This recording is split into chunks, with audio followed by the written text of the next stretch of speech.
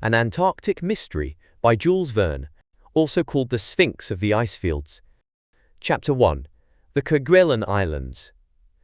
No doubt, the following narrative will be received with entire incredulity, but I think it well that the public should be put in possession of the facts narrated in An Antarctic Mystery. The public is free to believe them or not, at its good pleasure. No more appropriate scene for the wonderful and terrible adventures which I am about to relate could be imagined than the Desolation Islands, so called, in 1779 by Captain Cook. I lived there for several weeks, and I can affirm, on the evidence of my own eyes and my own experience, that the famous English explorer and navigator was happily inspired when he gave the islands that significant name. Geographical nomenclature, however, insists on the name of Kerguelen, which is generally adopted for the group which lies in 49 degrees and 45 minutes south latitude and 69 degrees and 6 minutes east longitude. This is just because in 1772, Baron Kerguelen, a Frenchman, was the first to discover those islands in the southern part of the Indian Ocean.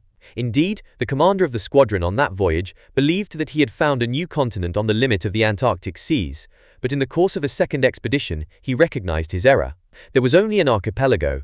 I may be believed when I assert that Desolation Islands is the only suitable name for this group of 300 isles or islets in the midst of the vast expanse of ocean which is constantly disturbed by austral storms. Nevertheless, the group is inhabited, and the number of Europeans and Americans who form the nucleus of the Kerguelen population at the date of the 2nd of August 1839 had been augmented for 2 months past by a unit in my person. Just then I was waiting for an opportunity of leaving the place, having completed the geological and mineralogical studies which had brought me to the group in general, and to Christmas Harbour in particular. Christmas Harbour belongs to the most important islet of the archipelago, one that is about half as large as Corsica. It is safe and easy and free of access. Your ship may ride securely at single anchor in its waters, while the bay remains free from ice. The Kerguelens possess hundreds of other fjords. Their coasts are notched and ragged, especially in the parts between the north and the southeast, where little islets abound. The soil, of volcanic origin, is composed of quartz, mixed with a bluish stone. In summer, it is covered with green mosses, grey lichens, various hardy plants, especially wild saxifrage. Only one edible plant grows there, a kind of cabbage, not found anywhere else, and very bitter of flavour. Great flocks of royal and other penguins people these islets, finding good lodging on their rocky and mossy surface. These stupid birds, in their yellow and white feathers, with their heads thrown back and their wings like the sleeves of a monastic habit, look at a distance, like monks in single file walking in procession along the beach. The islands afford refuge to numbers of sea calves, seals, and sea elephants. The taking of those amphibious animals, either on land or from the sea, is profitable, and may lead to a trade which will bring a large number of vessels into these waters. On the day already mentioned, I was accosted while strolling on the port by mine host of mine inn. "Unless I am much mistaken, time is beginning to seem very long to you, Mr. Jorling."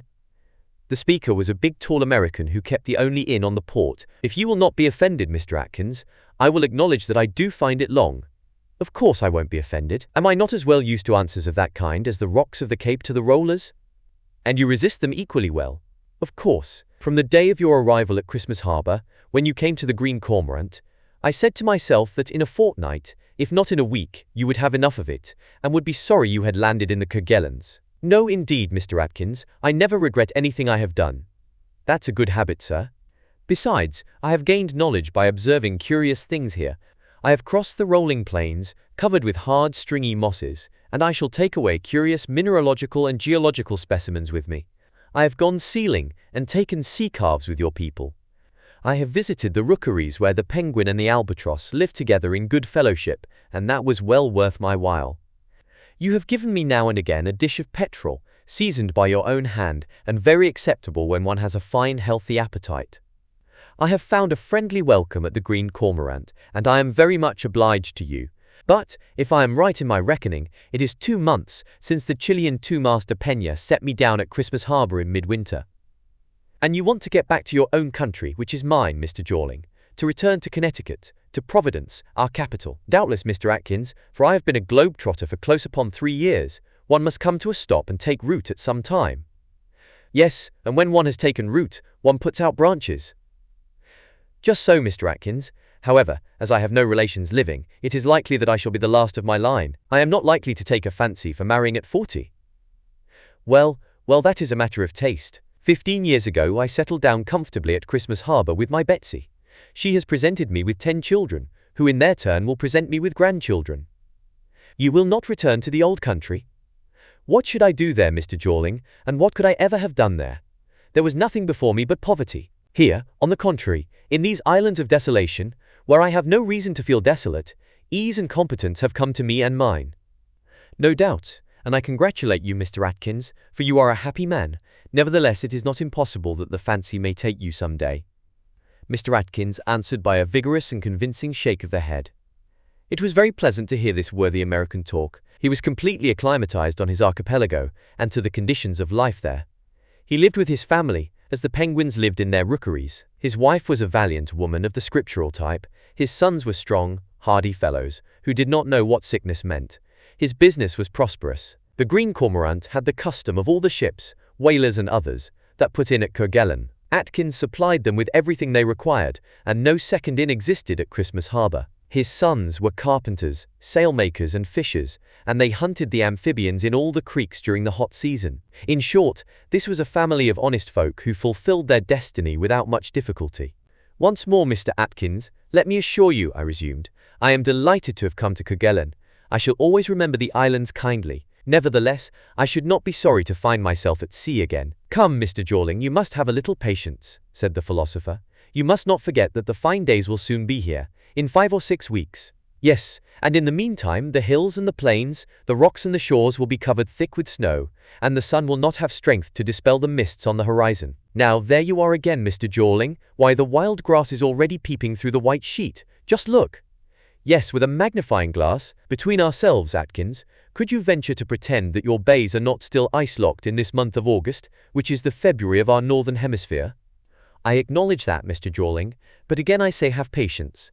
The winter has been mild this year. The ships will soon show up, in the east or in the west, for the fishing season is near. May heaven hear you, Atkins, and guide the Halbrane safely into port. Captain Len Guy. Ah, he's a good sailor, although he's English. There are good people everywhere, and he takes in his supplies at the Green Cormorant. You think the Halbrane will be signalled before a week, Mr. Jorling, or if not, it will be because there is no longer a Captain Len Guy. And if there is no longer a Captain Len Guy, it is because the Halbrane has sunk in full sail between the Kerguelens and the Cape of Good Hope. Thereupon Mr. Atkins walked away, with a scornful gesture, indicating that such an eventuality was out of all probability. My intention was to take my passage on board the Halbrane, so soon as she should come to her moorings in Christmas Harbour. After a rest of 6 or 7 days, she would set sail again for Tristan da Cunha, where she was to discharge her cargo of tin and copper. I meant to stay in the island for a few weeks of the fine season, and from thence set out for Connecticut. Nevertheless, I did not fail to take into due account the share that belongs to chance in human affairs, for it is wise, as Edgar Poe has said always, to reckon with the unforeseen, the unexpected, the inconceivable, which have a very large share in those affairs, and chance ought always to be a matter of strict calculation. Each day I walked about the port and its neighborhood. The sun was growing strong. The rocks were emerging by degrees from their winter clothing of snow. Moss of a wine-like color was springing up on the basalt cliffs. Strips of seaweed 50 yards long were floating on the sea, and on the plain the liella, which is of Andean origin, was pushing up its little points, and the only leguminous plant of the region, that gigantic cabbage already mentioned, valuable for its antiscorbutic properties, was making its appearance. I had not come across a single land mammal. Sea mammals swarm in these waters, not even of the batrachian or reptilian kinds. A few insects only, butterflies or others, and even these did not fly, for before they could use their wings, the atmospheric currents carried the tiny bodies away to the surface of the rolling waves. And the Halbrane, I used to say to Atkins each morning, the Halbrane, Mr. Jorling, he would reply with complacent assurance, will surely come into port today, or, if not today, tomorrow. In my rambles on the shore, I frequently routed a crowd of amphibians, sending them plunging into the newly released waters. The penguins, heavy and impassive creatures, did not disappear at my approach. They took no notice. But the black petrels, the puffins, black and white, the grebes and others, spread their wings at sight of me. One day I witnessed the departure of an albatross, saluted by the very best croaks of the penguins, no doubt as a friend whom they were to see no more. Those powerful birds can fly for 200 leagues without resting for a moment, and with such rapidity that they sweep through vast spaces in a few hours. The departing albatross sat motionless upon a high rock, at the end of the bay of Christmas Harbor, looking at the waves as they dashed violently against the beach. Suddenly the bird rose with a great sweep into the air, its claws folded beneath it, its head stretched out like the prow of a ship, uttering its shrill cry. A few moments later it was reduced to a black speck in the vast height and disappeared behind the misty curtain of the south. Chapter 2. The Schooner Halbrane. The Halbrane was a schooner of 300 tons, and a fast sailer. On board there was a captain, a mate or lieutenant, a boatswain, a cook, and 8 sailors, in all 12 men, a sufficient number to work the ship. Solidly built, copper-bottomed, very manageable, well suited for navigation between the 40th and 60th parallels of south latitude, the Halbrane was a credit to the shipyards of Birkenhead. All this I learned from Atkins, who adorned his narrative with praise and admiration of its theme. Captain Len Guy, of Liverpool, was 3/5 owner of the vessel, which he had commanded for nearly 6 years. He traded in the southern seas of Africa and America, going from one group of islands to another, and from continent to continent. His ship's company was but a dozen men, it is true, but she was used for the purposes of trade only. He would have required a more numerous crew, and all the implements, for taking seals and other amphibia. The Halbrane was not defenseless, however. On the contrary, she was heavily armed, and this was well, for those southern seas were not too safe. They were frequented at that period by pirates, and on approaching the isles the Halbrane was put into a condition to resist attack. Besides, the men always slept with one eye open. One morning, it was the 27th of August, I was roused out of my bed by the rough voice of the innkeeper and the tremendous thumps he gave my door. "Mr. Jawling, are you awake?" "Of course I am, Atkins. How should I be otherwise, with all that noise going on? What's up?" "A ship 6 miles out in the offing, to the northeast, steering for Christmas." "Will it be the Halbrane?" "We shall know that in a short time, Mr. Jawling. At any rate, it is the first boat of the year, and we must give it a welcome." I dressed hurriedly and joined Atkins on the quay, where I found him in the midst of a group engaged in eager discussion. Atkins was indisputably the most considerable and considered man in the archipelago, consequently he secured the best listeners. The matter in dispute was whether the schooner in sight was or was not the Halbrane. The majority maintained that she was not, but Atkins was positive she was, although on this occasion he had only 2 backers. The dispute was carried on with warmth, the host of the Green Cormorant defending his view, and the dissentients maintaining that the fast-approaching schooner was either English or American, until she was near enough to hoist her flag and the Union Jack went fluttering up into the sky. Shortly after the Halbrane lay at anchor in the middle of Christmas Harbor, the captain of the Halbrane, who received the demonstrative greeting of Atkins very coolly it seemed to me, was about 45, red-faced and solidly built like his schooner. His head was large, his hair was already turning grey, his black eyes shone like coals of fire under his thick eyebrows, and his strong white teeth were set like rocks in his powerful jaws. His chin was lengthened by a coarse red beard, and his arms and legs were strong and firm. Such was Captain Len Guy, and he impressed me with the notion that he was rather impassive than hard, a shut-up sort of person, whose secrets it would not be easy to get at. I was told the very same day that my impression was correct, by a person who was better informed than Atkins, although the latter pretended to great intimacy with the captain. The truth was that nobody had penetrated that reserved nature. I may as well say at once that the person to whom I have alluded was the boatswain of the Halbrane, a man named Hurligly, who came from the Isle of Wight. This person was about 44, short, stout, strong, and bow-legged. His arms stuck out from his body, his head was set like a ball on a bull neck, his chest was broad enough to hold 2 pairs of lungs, and he seemed to want a double supply, for he was always puffing, blowing, and talking. He had droll, roguish eyes, with a network of wrinkles under them. A noteworthy detail was an earring, one only, which hung from the lobe of his left ear. What a contrast to the captain of the schooner, and how did 2 such dissimilar beings contrive to get on together? They had contrived it somehow, for they had been at sea in each other's company for 15 years, first in the brig Power, which had been replaced by the schooner Halbrane, 6 years before the beginning of this story. Atkins had told Hurligly on his arrival that I would take passage on the Halbrane if Captain Len Guy consented to my doing so, and the boatswain presented himself on the following morning, without any notice or introduction. He already knew my name, and he accosted me as follows. "Mr. Jawling, I salute you." "I salute you in my turn, my friend. What do you want?" "To offer you my services." "On what account?" "On account of your intention to embark on the Halbrane." "Who are you?" "I am Hurligly, the boatswain of the Halbrane, and besides, I am the faithful companion of Captain Len Guy, who will listen to me willingly, although he has the reputation of not listening to anybody. Well, my friend, let us talk if you are not required on board just now. I have 2 hours before me, Mr. Jawling. Besides, there's very little to be done today, if you are free as I am. He waved his hand towards the port. Cannot we talk very well here? I observed. Talk, Mr. Jawling, talk standing up, and our throats dry, when it is so easy to sit down in a corner of the Green Cormorant, in front of 2 glasses of whiskey. I don't drink. Well then, I'll drink for both of us. Oh, don't imagine you are dealing with a sot. No, never more than is good for me, but always as much. I followed the man to the tavern, and while Atkins was busy on the deck of the ship, discussing the prices of his purchases and sales, we took our places in the eating room of his inn. And first I said to Hurliguerly, it was on Atkins that I reckoned to introduce me to Captain Len Guy, for he knows him very intimately, if I am not mistaken. Pooh! Atkins is a good sort, and the captain has an esteem for him, but he can't do what I can. Let me act for you, Mr. Jawling. Is it so difficult a matter to arrange, boatswain, and is there not a cabin on board the Halbrane? The smallest would do for me, and I will pay. All right, Mr. Jawling, there is a cabin which has never been used, and since you don't mind putting your hand in your pocket if required, however, between ourselves, it will take somebody sharper than you think, and who isn't good old Atkins, to induce Captain Len Guy to take a passenger. Yes, indeed, it will take all the smartness of the good fellow who now drinks to your health, regretting that you don't return the compliment. What a wink it was that accompanied this sentiment! And then the man took a short, black pipe out of the pocket of his jacket and smoked like a steamer in full blast. Mr. Hurliguerly, said I. Mr. Jawling, why does your captain object to taking me on his ship? Because he does not intend to take anybody on board his ship. He never has taken a passenger.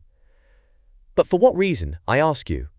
Oh, because he wants to go where he likes, to turn about if he pleases, and go the other way, without accounting for his motives to anybody. He never leaves these southern seas, Mr. Jawling. We have been going these many years between Australia on the east and America on the west, from Hobart Town to the Kerguelens, to Tristan da Cunha, to the Falklands, only taking time anywhere to sell our cargo, and sometimes dipping down into the Antarctic Sea. Under these circumstances, you understand, a passenger might be troublesome, and besides, who would care to embark on the Halbrane? She does not like to flout the breezes, and goes wherever the wind drives her.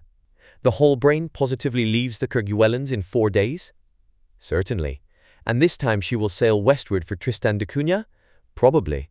Well then, that probability will be enough for me, and since you offer me your services, get Captain Len Guy to accept me as a passenger. It's as good as done. All right, Hurliguerly, and you shall have no reason to repent of it. Mr. Jawling, replied this singular mariner, shaking his head as though he had just come out of the sea, I have never repented of anything, and I know well that I shall not repent of doing you a service. Now, if you will allow me, I shall take leave of you, without waiting for Atkins to return, and get on board. With this, Hurliguerly swallowed his last glass of whiskey at a gulp. I thought the glass would have gone down with the liquor, bestowed a patronizing smile on me, and departed. An hour later, I met the innkeeper on the port, and told him what had occurred. Ah, that Hurliguerly, said he. Always the old story. If you were to believe him, Captain Len Guy wouldn't blow his nose without consulting him. He's a queer fellow, Mr. Jawling.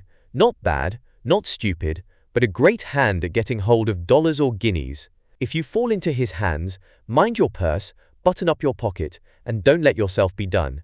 Thanks for your advice, Atkins. Tell me, you have been talking with Captain Len Guy. Have you spoken about me? Not yet, Mr. Jawling. There's plenty of time. The Halbrane has only just arrived and… Yes, I know, but you understand that I want to be certain as soon as possible. There's nothing to fear. The matter will be all right.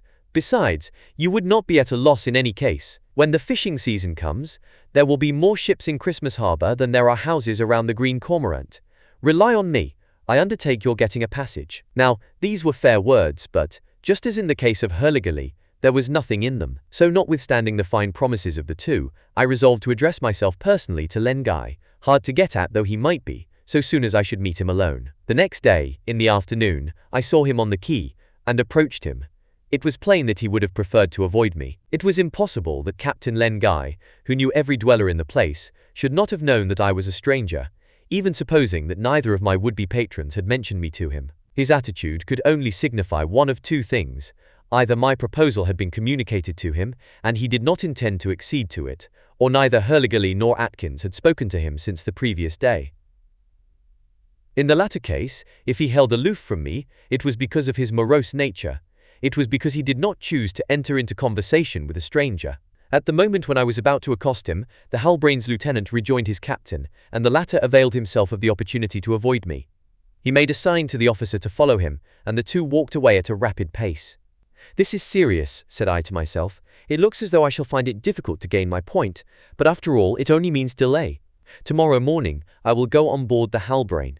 Whether he likes it or whether he doesn't, this Lengai will have to hear what I've got to say, and to give me an answer, yes or no. Besides, the captain of the Halbrane might come at dinner time to the Green Cormorant, where the ship's people usually took their meals when ashore. So I waited, and did not go to dinner until late.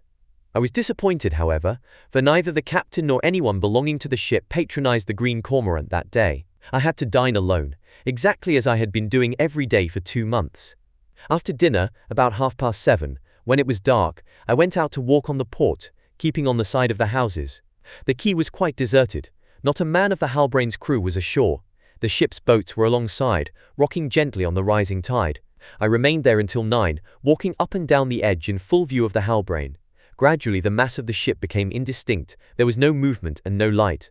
I returned to the inn, where I found Atkins smoking his pipe near the door. "Atkins," said I, "it seems that Captain Lengai does not care to come to your inn very often." "He sometimes comes on Sunday, and this is Saturday, Mr. Jorling. You have not spoken to him?" "Yes, I have." Atkins was visibly embarrassed. "You have informed him that a person of your acquaintance wished to take passage on the Halbrane?" "Yes." "What was his answer?" "Not what either you or I would have wished, Mr. Jorling."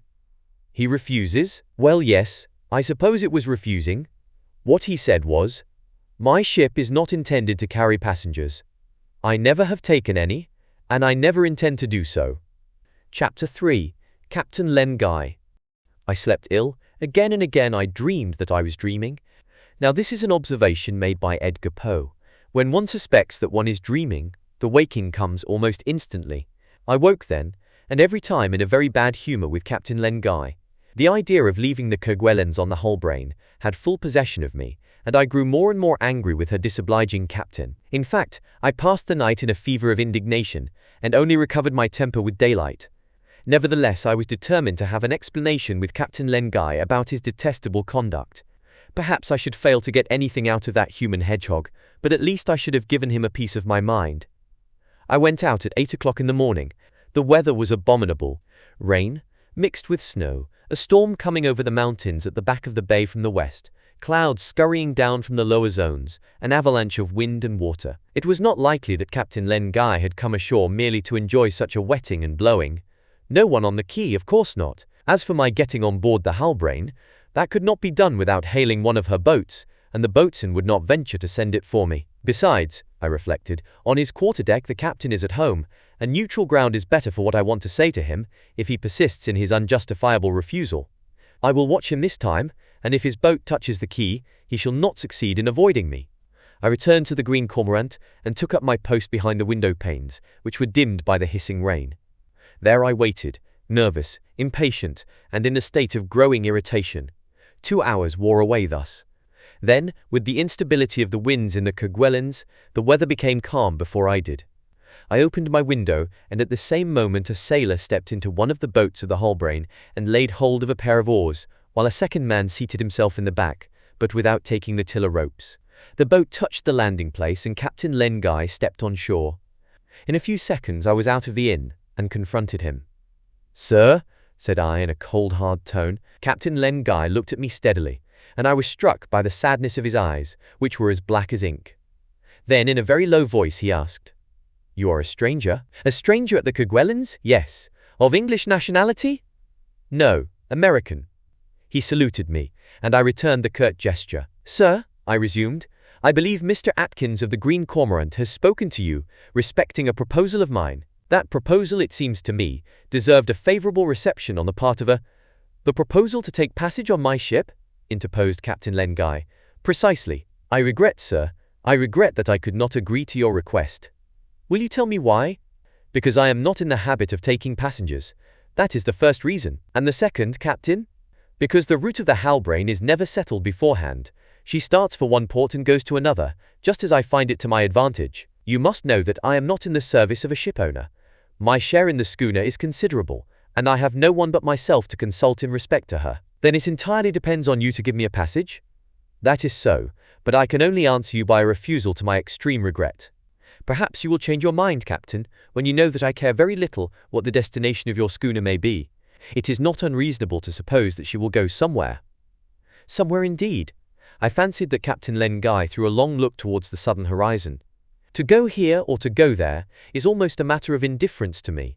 What I desired above all was to get away from Kerguelen at the first opportunity that should offer. Captain Len Guy made me no answer. He remained in silent thought, but did not endeavor to slip away from me. "You are doing me the honor to listen to me?" I asked him sharply. "Yes, sir. I will then add that, if I am not mistaken, and if the route of your ship has not been altered, it was your intention to leave Christmas Harbour for Tristan da Cunha.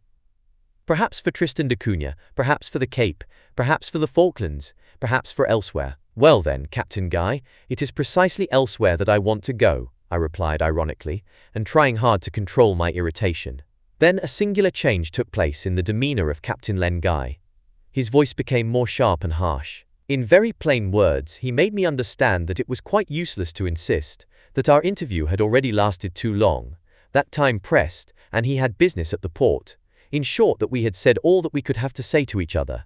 I had put out my arm to detain him.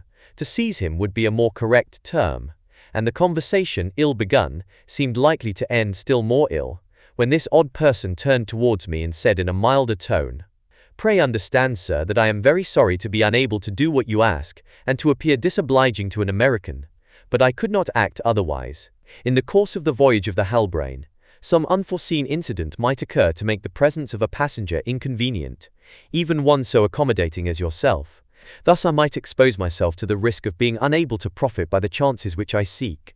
I have told you, Captain, and I repeat it, that although my intention is to return to America and to Connecticut, I don't care whether I get there in 3 months or in 6 or by what route, it's all the same to me, and even were your schooner to take me to the Antarctic seas."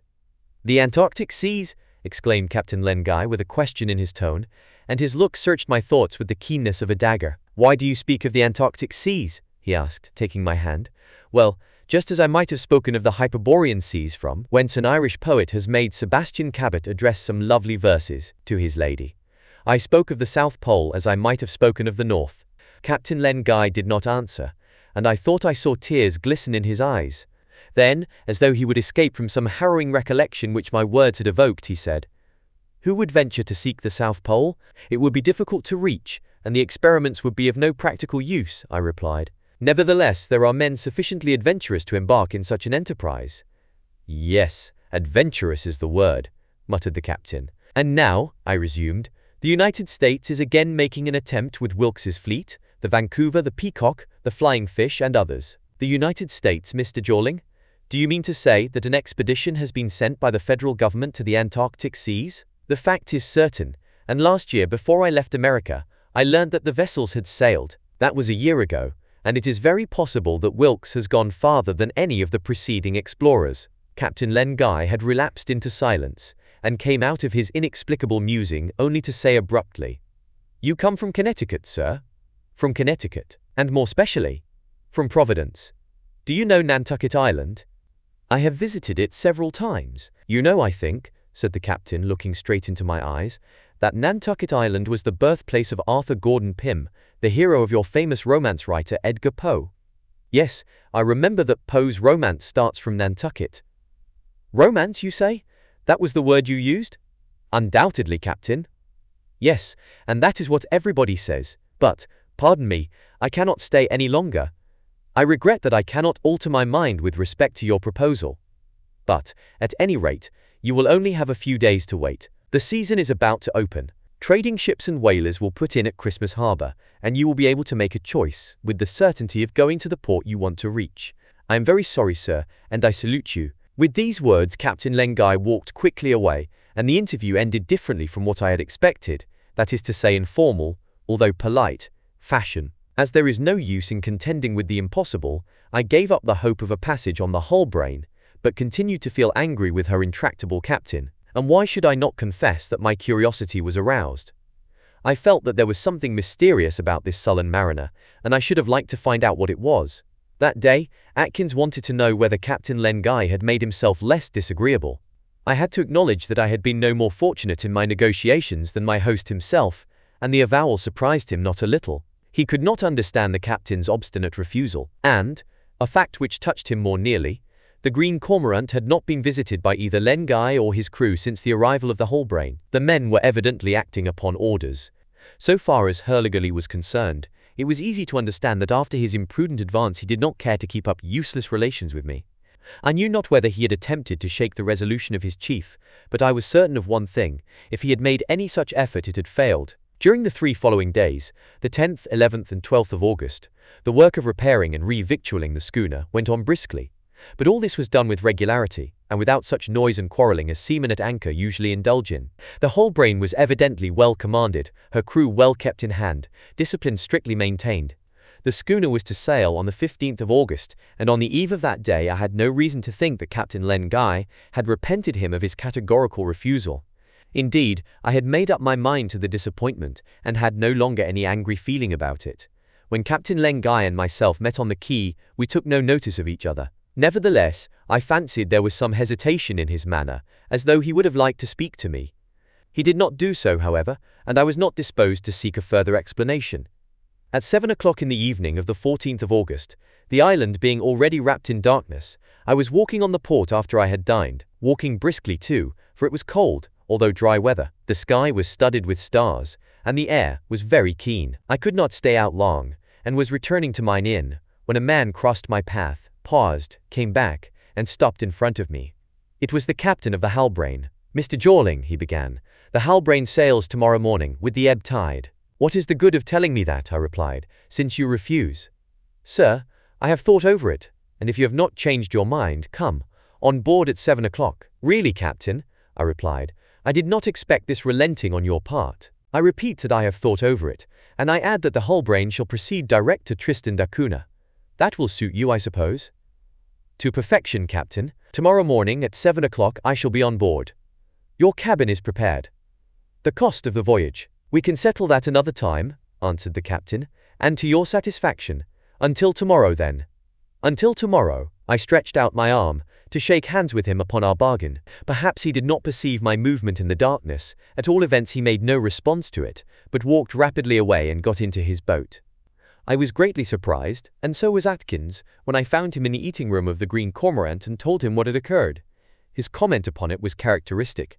"This queer captain," he said, "is as full of whims as a spoilt child. It is to be hoped he will not change his mind again at the last moment."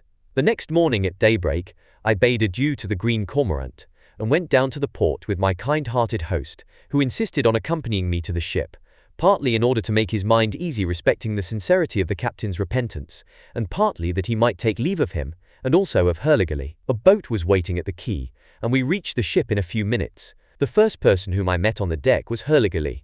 He gave me a look of triumph, which said as plainly as speech, "Ha! You see now, our hard-to-manage captain has given in at last, and to whom do you owe this, but to the good boatswain who did his best for you, and did not boast overmuch of his influence?" Was this the truth? I had strong reasons for doubting it. After all, what did it matter? Captain Len Guy came on deck immediately after my arrival. This was not surprising, except for the fact that he did not appear to remark my presence. Atkins then approached the captain and said in a pleasant tone, "We shall meet next year." "If it please God, Atkins." They shook hands. Then the boatswain took a hearty leave of the innkeeper, and was rowed back to the quay. Before dark, the white summits of Table Mount and Havergal, which rise, the former to 2, the other to 3,000 feet above the level of the sea, had disappeared from our view. Chapter 4. From the Kerguelen Isles to Prince Edward Island. Never did a voyage begin more prosperously, or a passenger start in better spirits. The interior of the Halbrane corresponded with its exterior. Nothing could exceed the perfect order, the Dutch cleanliness of the vessel. The captain's cabin, and that of the lieutenant, one on the port, the other on the starboard side, were fitted up with a narrow berth, a cupboard anything but capacious, an armchair, a fixed table, a lamp hung from the ceiling, various nautical instruments, a barometer, a thermometer, a chronometer, and a sextant in its oaken box. One of the 2 other cabins was prepared to receive me. It was 8 feet in length, 5 in breadth. I was accustomed to the exigencies of sea life, and could do with its narrow proportions, also with its furniture, a table, a cupboard, a cane-bottomed armchair, a washing stand on an iron pedestal, and a berth to which a less accommodating passenger would doubtless have objected. The passage would be a short one, however, so I took possession of that cabin, which I was to occupy for only 4, or at the worst 5 weeks, with entire content. The 8 men who composed the crew were named respectively Martin Holt, sailing master, Hardy, Rogers, Drapp, Francis, Gratian, Berg and Stern, sailors all between 25 and 35 years old, all Englishmen, well trained and remarkably well disciplined by a hand of iron. Let me set it down here at the beginning. The exceptionally able man whom they all obeyed at a word, a gesture, was not the captain of the Halbrane. That man was the second officer, James West, who was then 32 years of age. James West was born on the sea, and had passed his childhood on board a lighter belonging to his father, and on which the whole family lived. All his life he had breathed the salt air of the English Channel, the Atlantic, or the Pacific. He never went ashore, except for the needs of his service, whether of the state or of trade. If he had to leave one ship for another, he merely shifted his canvas bag to the latter, from which he stirred no more. When he was not sailing in reality, he was sailing in imagination. After having been ship's boy, novice, sailor, he became quartermaster, master, and finally lieutenant of the Halbrane, and he had already served for 10 years as second in command under Captain Len Guy. James West was not even ambitious of a higher rise. He did not want to make a fortune. He did not concern himself with the buying or selling of cargoes, but everything connected with that admirable instrument, a sailing ship, James West understood to perfection. The personal appearance of the lieutenant was as follows: middle height, slightly built, all nerves and muscles, strong limbs as agile as those of a gymnast, the true sailor's look, but of very unusual far-sightedness and surprising penetration, sunburnt face, hair thick and short, beardless cheeks and chin, regular features, the whole expression denoting energy, courage and physical strength at their utmost tension. James West spoke but rarely, only when he was questioned.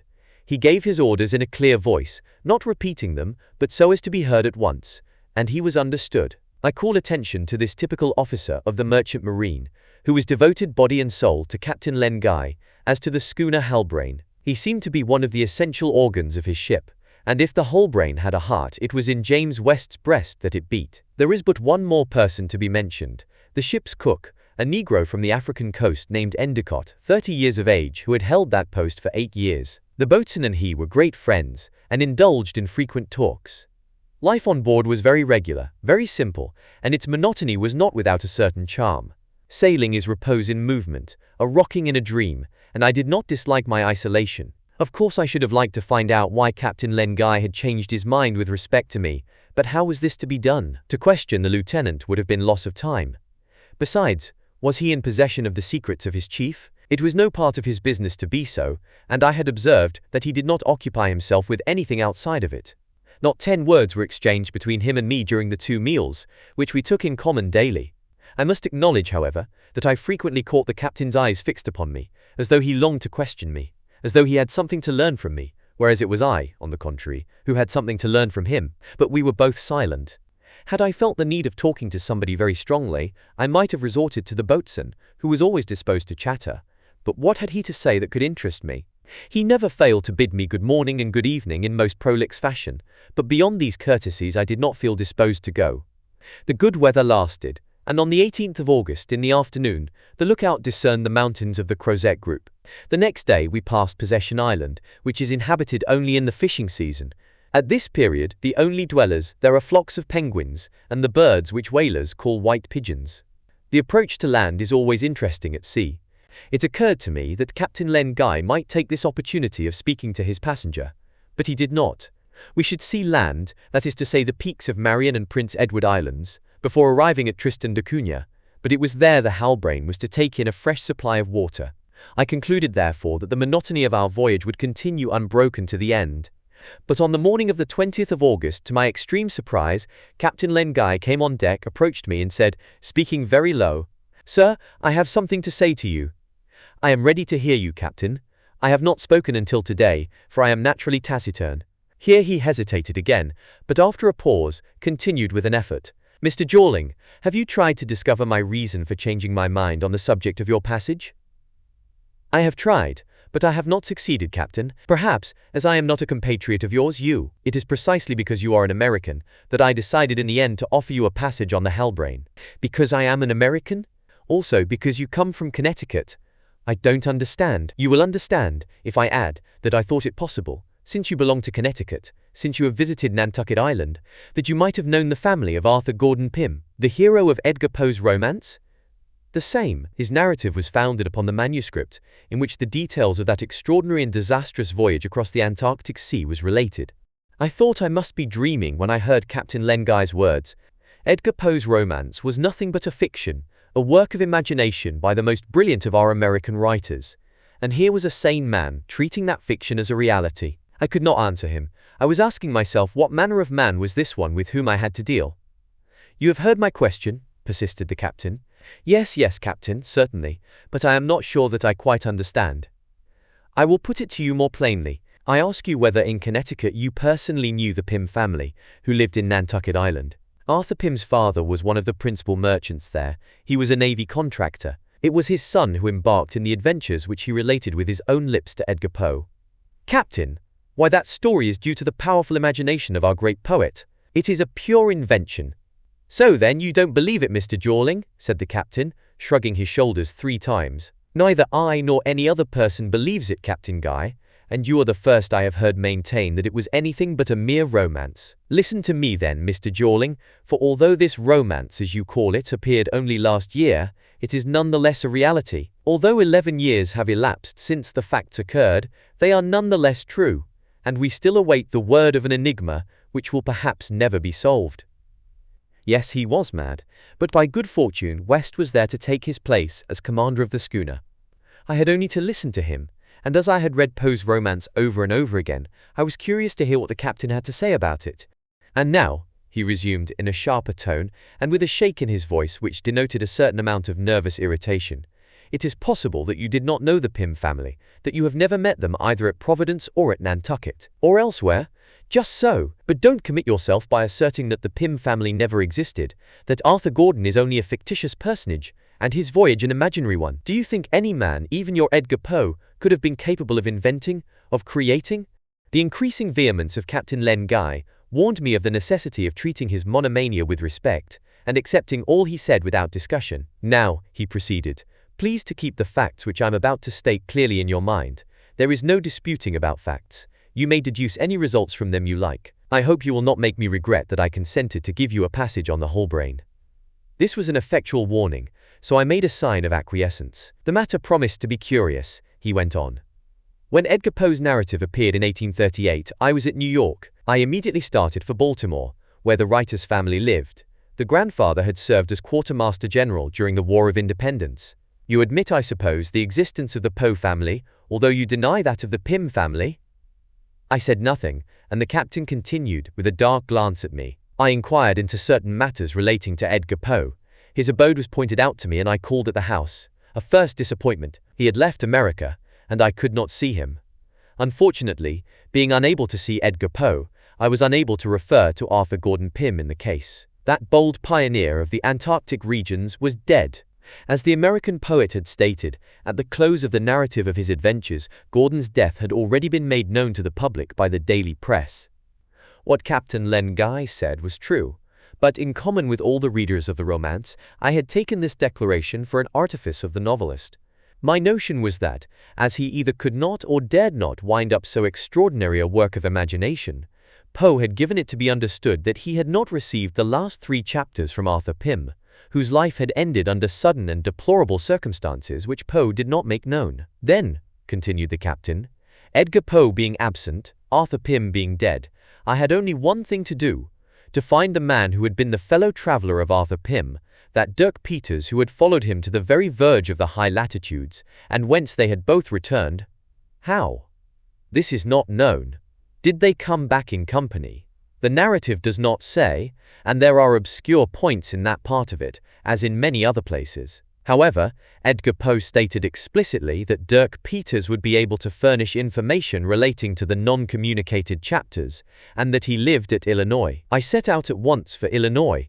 I arrived at Springfield.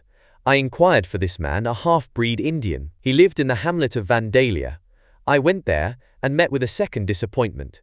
He was not there, or rather Mr. Jorling, he was no longer there. Some years before this, Dirk Peters had left Illinois, and even the United States, to go nobody knows where. But I have talked, at Vandalia, with people who had known him, with whom he lived, to whom he related his adventures, but did not explain the final issue.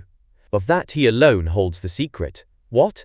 This Dirk Peters had really existed? He still lived? I was on the point of letting myself be carried away by the statements of the captain of the Halbrane. Yes, another moment, and in my turn I should have made a fool of myself. This poor mad fellow imagined that he had gone to Illinois and seen people at Vandalia who had known Dirk Peters, and that the latter had disappeared. No wonder, since he had never existed, save in the brain of the novelist.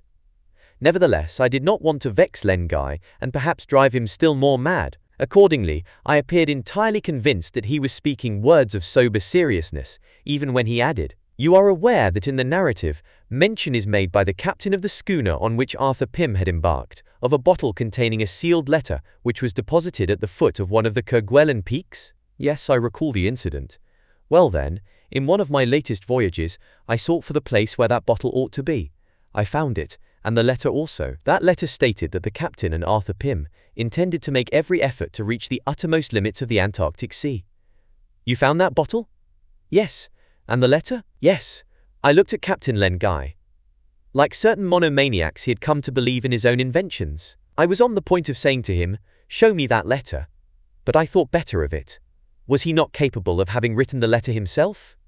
And then I answered, "It is much to be regretted, Captain, that you were unable to come across Dirk Peters at Vandalia. He would at least have informed you under what conditions he and Arthur Pym returned from so far. Recollect now, in the last chapter but one they are both there. Their boat is in front of the thick curtain of white mist. It dashes into the gulf of the cataract, just at the moment when a veiled human form rises. Then there is nothing more, nothing but two blank lines. Decidedly, sir, it is much to be regretted that I could not lay my hand on Dirk Peters. It would have been interesting to learn what was the outcome of these adventures. But, to my mind, it would have been still more interesting to have ascertained the fate of the others." "The others?" I exclaimed almost involuntarily. "Of whom do you speak?" "Of the captain and crew of the English schooner, which picked up Arthur Pym and Dirk Peters after the frightful shipwreck of the Grampus, and brought them across the polar sea to Tsalal Island." "Captain," said I, just as though I entertained no doubt of the authenticity of Edgar Poe's romance, "is it not the case that all these men perished, some in the attack on the schooner, the others by the infernal device of the natives of Tsalal?" "Who can tell?" replied the captain, in a voice hoarse from emotion. "Who can say but that some of the unfortunate creatures survived and contrived to escape from the natives?" "In any case," I replied, "it would be difficult to admit that those who had survived could still be living." "And why?" "Because the facts we are discussing are 11 years old." "Sir," replied the captain, "since Arthur Pym and Dirk Peters were able to advance beyond Tsalal Island farther than the 83rd parallel, since they found means of living in the midst of those Antarctic lands, why should not their companions, if they were not all killed by the natives, if they were so fortunate as to reach the neighboring islands sighted during the voyage, why should not those unfortunate countrymen of mine have contrived to live there? Why should they not still be there, awaiting their deliverance?" "Your pity leads you astray, Captain," I replied. "It would be impossible." "Impossible, sir, and if a fact, on indisputable evidence, appealed to the whole civilized world. If a material proof of the existence of these unhappy men, imprisoned at the ends of the earth, were furnished, who would venture to meet those who would fain go to their aid with the cry of 'impossible'? Was it a sentiment of humanity, exaggerated to the point of madness, that had roused the interest of this strange man in those shipwrecked folk who never had suffered shipwreck, for the good reason that they never had existed?" Captain Len Guy approached me anew, laid his hand on my shoulder and whispered in my ear, "No, sir, no, the last word has not been said concerning the crew of the Jane." Then he promptly withdrew. The Jane was, in Edgar Poe's romance, the name of the ship which had rescued Arthur Pym and Dirk Peters from the wreck of the Grampus, and Captain Len Guy had now uttered it for the first time. It occurred to me then that Guy was the name of the captain of the Jane, an English ship, but what of that? The captain of the Jane never lived, but in the imagination of the novelist, he and the skipper of the Halbrane have nothing in common except a name which is frequently to be found in England. But on thinking of the similarity, it struck me that the poor captain's brain had been turned by this very thing. He had conceived the notion that he was of kin to the unfortunate captain of the Jane, and this had brought him to his present state. This was the source of his passionate pity for the fate of the imaginary shipwrecked mariners. It would have been interesting to discover whether James West was aware of the state of the case, whether his chief had ever talked to him of the follies he had revealed to me. But this was a delicate question, since it involved the mental condition of Captain Len Guy. And besides, any kind of conversation with the lieutenant was difficult. On the whole, I thought it safer to restrain my curiosity. In a few days the schooner would reach Tristan da Cunha, and I should part with her and her captain for good and all. Never, however, could I lose the recollection that I had actually met and sailed with a man who took the fictions of Edgar Poe's romance for sober fact. Never could I have looked for such an experience. On the 22nd of August, the outline of Prince Edward's Island was sighted, south latitude 46 degrees 55 Son and 37 degrees 46 east longitude. We were in sight of the island for 12 hours, and then it was lost in the evening mists. On the following day, the Halbrane headed in the direction of the northwest, towards the most northern parallel of the southern hemisphere, which she had to attain in the course of that voyage. Chapter 5. Edgar Poe's Romance. In this chapter, I have to give a brief summary of Edgar Poe's romance, which was published at Richmond under the title of The Adventures of Arthur Gordon Pym. We shall see whether there was any room for doubt that the adventures of this hero of romance were imaginary, but indeed, among the multitude of Poe's readers, was there ever one, with the sole exception of Len Guy, who believed them to be real? The story is told by the principal personage. Arthur Pym states in the preface that on his return from his voyage to the Antarctic seas he met, among the Virginian gentlemen who took an interest in geographical discoveries, Edgar Poe, who was then editor of the Southern Literary Messenger at Richmond, and that he authorized the latter to publish the first part of his adventures in that journal under the cloak of fiction. That portion having been favorably received, a volume containing the complete narrative was issued with the signature of Edgar Poe. Arthur Gordon Pym was born at Nantucket, where he attended the Bedford School until he was 16 years old. Having left that school for Mr. Ronalds, he formed a friendship with one Augustus Barnard, the son of a ship's captain. This youth, who was 18, had already accompanied his father on a whaling expedition in the southern seas, and his yarns concerning that maritime adventure fired the imagination of Arthur Pym. Thus it was that the association of these youths gave rise to Pym's irresistible vocation to adventurous voyaging, and to the instinct that especially attracted him towards the high zones of the Antarctic region. The first exploit of Augustus Barnard and Arthur Pym was an excursion on board a little sloop, the Ariel, a two-decked boat which belonged to the Pyms. One evening the two youths, both being very tipsy, embarked secretly, in cold October weather, and boldly set sail in a strong breeze from the southwest. The Ariel, aided by the ebb tide, had already lost sight of land when a violent storm arose. The imprudent young fellows were still intoxicated. No one was at the helm, not a reef was in the sail, the masts were carried away by the furious gusts, and the wreck was driven before the wind. Then came a great ship, which passed over the Ariel, as the Ariel would have passed over a floating feather. Arthur Pym gives the fullest details of the rescue of his companion and himself after this collision, under conditions of extreme difficulty. At length, thanks to the second officer of the Penguin from New London, which arrived on the scene of the catastrophe, the comrades were picked up, with life all but extinct, and taken back to Nantucket. This adventure, to which I cannot deny an appearance of veracity, was an ingenious preparation for the chapters that were to follow, and indeed, up to the day on which Pym penetrates into the polar circle, the narrative might conceivably be regarded as authentic. But beyond the polar circle, above the austral icebergs, it is quite another thing. And if the author's work be not one of pure imagination, I am well of any other nationality than my own. Let us get on. Their first adventure had not cooled the two youths, and 8 months after the affair of the Ariel, June 1827, the brig Grampus was fitted out by the House of Lloyd and Vredenburgh for whaling in the southern seas. This brig was an old, ill-repaired craft, and Mr. Barnard, the father of Augustus, was its skipper. His son, who was to accompany him on the voyage, strongly urged Arthur to go with him, and the latter would have asked nothing better, but he knew that his family, and especially his mother, would never consent to let him go. This obstacle, however, could not stop a youth not much given to submit to the wishes of his parents. His head was full of the entreaties and persuasion of his companion, and he determined to embark secretly on the Grampus, for Mr. Barnard would not have authorized him to defy the prohibition of his family. He announced that he had been invited to pass a few days with a friend at New Bedford, took leave of his parents, and left his home. 48 hours before the brig was to sail, he slipped on board unperceived, and got into a hiding place which had been prepared for him unknown alike to Mr. Barnard and the crew. The cabin occupied by Augustus communicated by a trapdoor with the hold of the Grampus, which was crowded with barrels, bales, and the innumerable components of a cargo.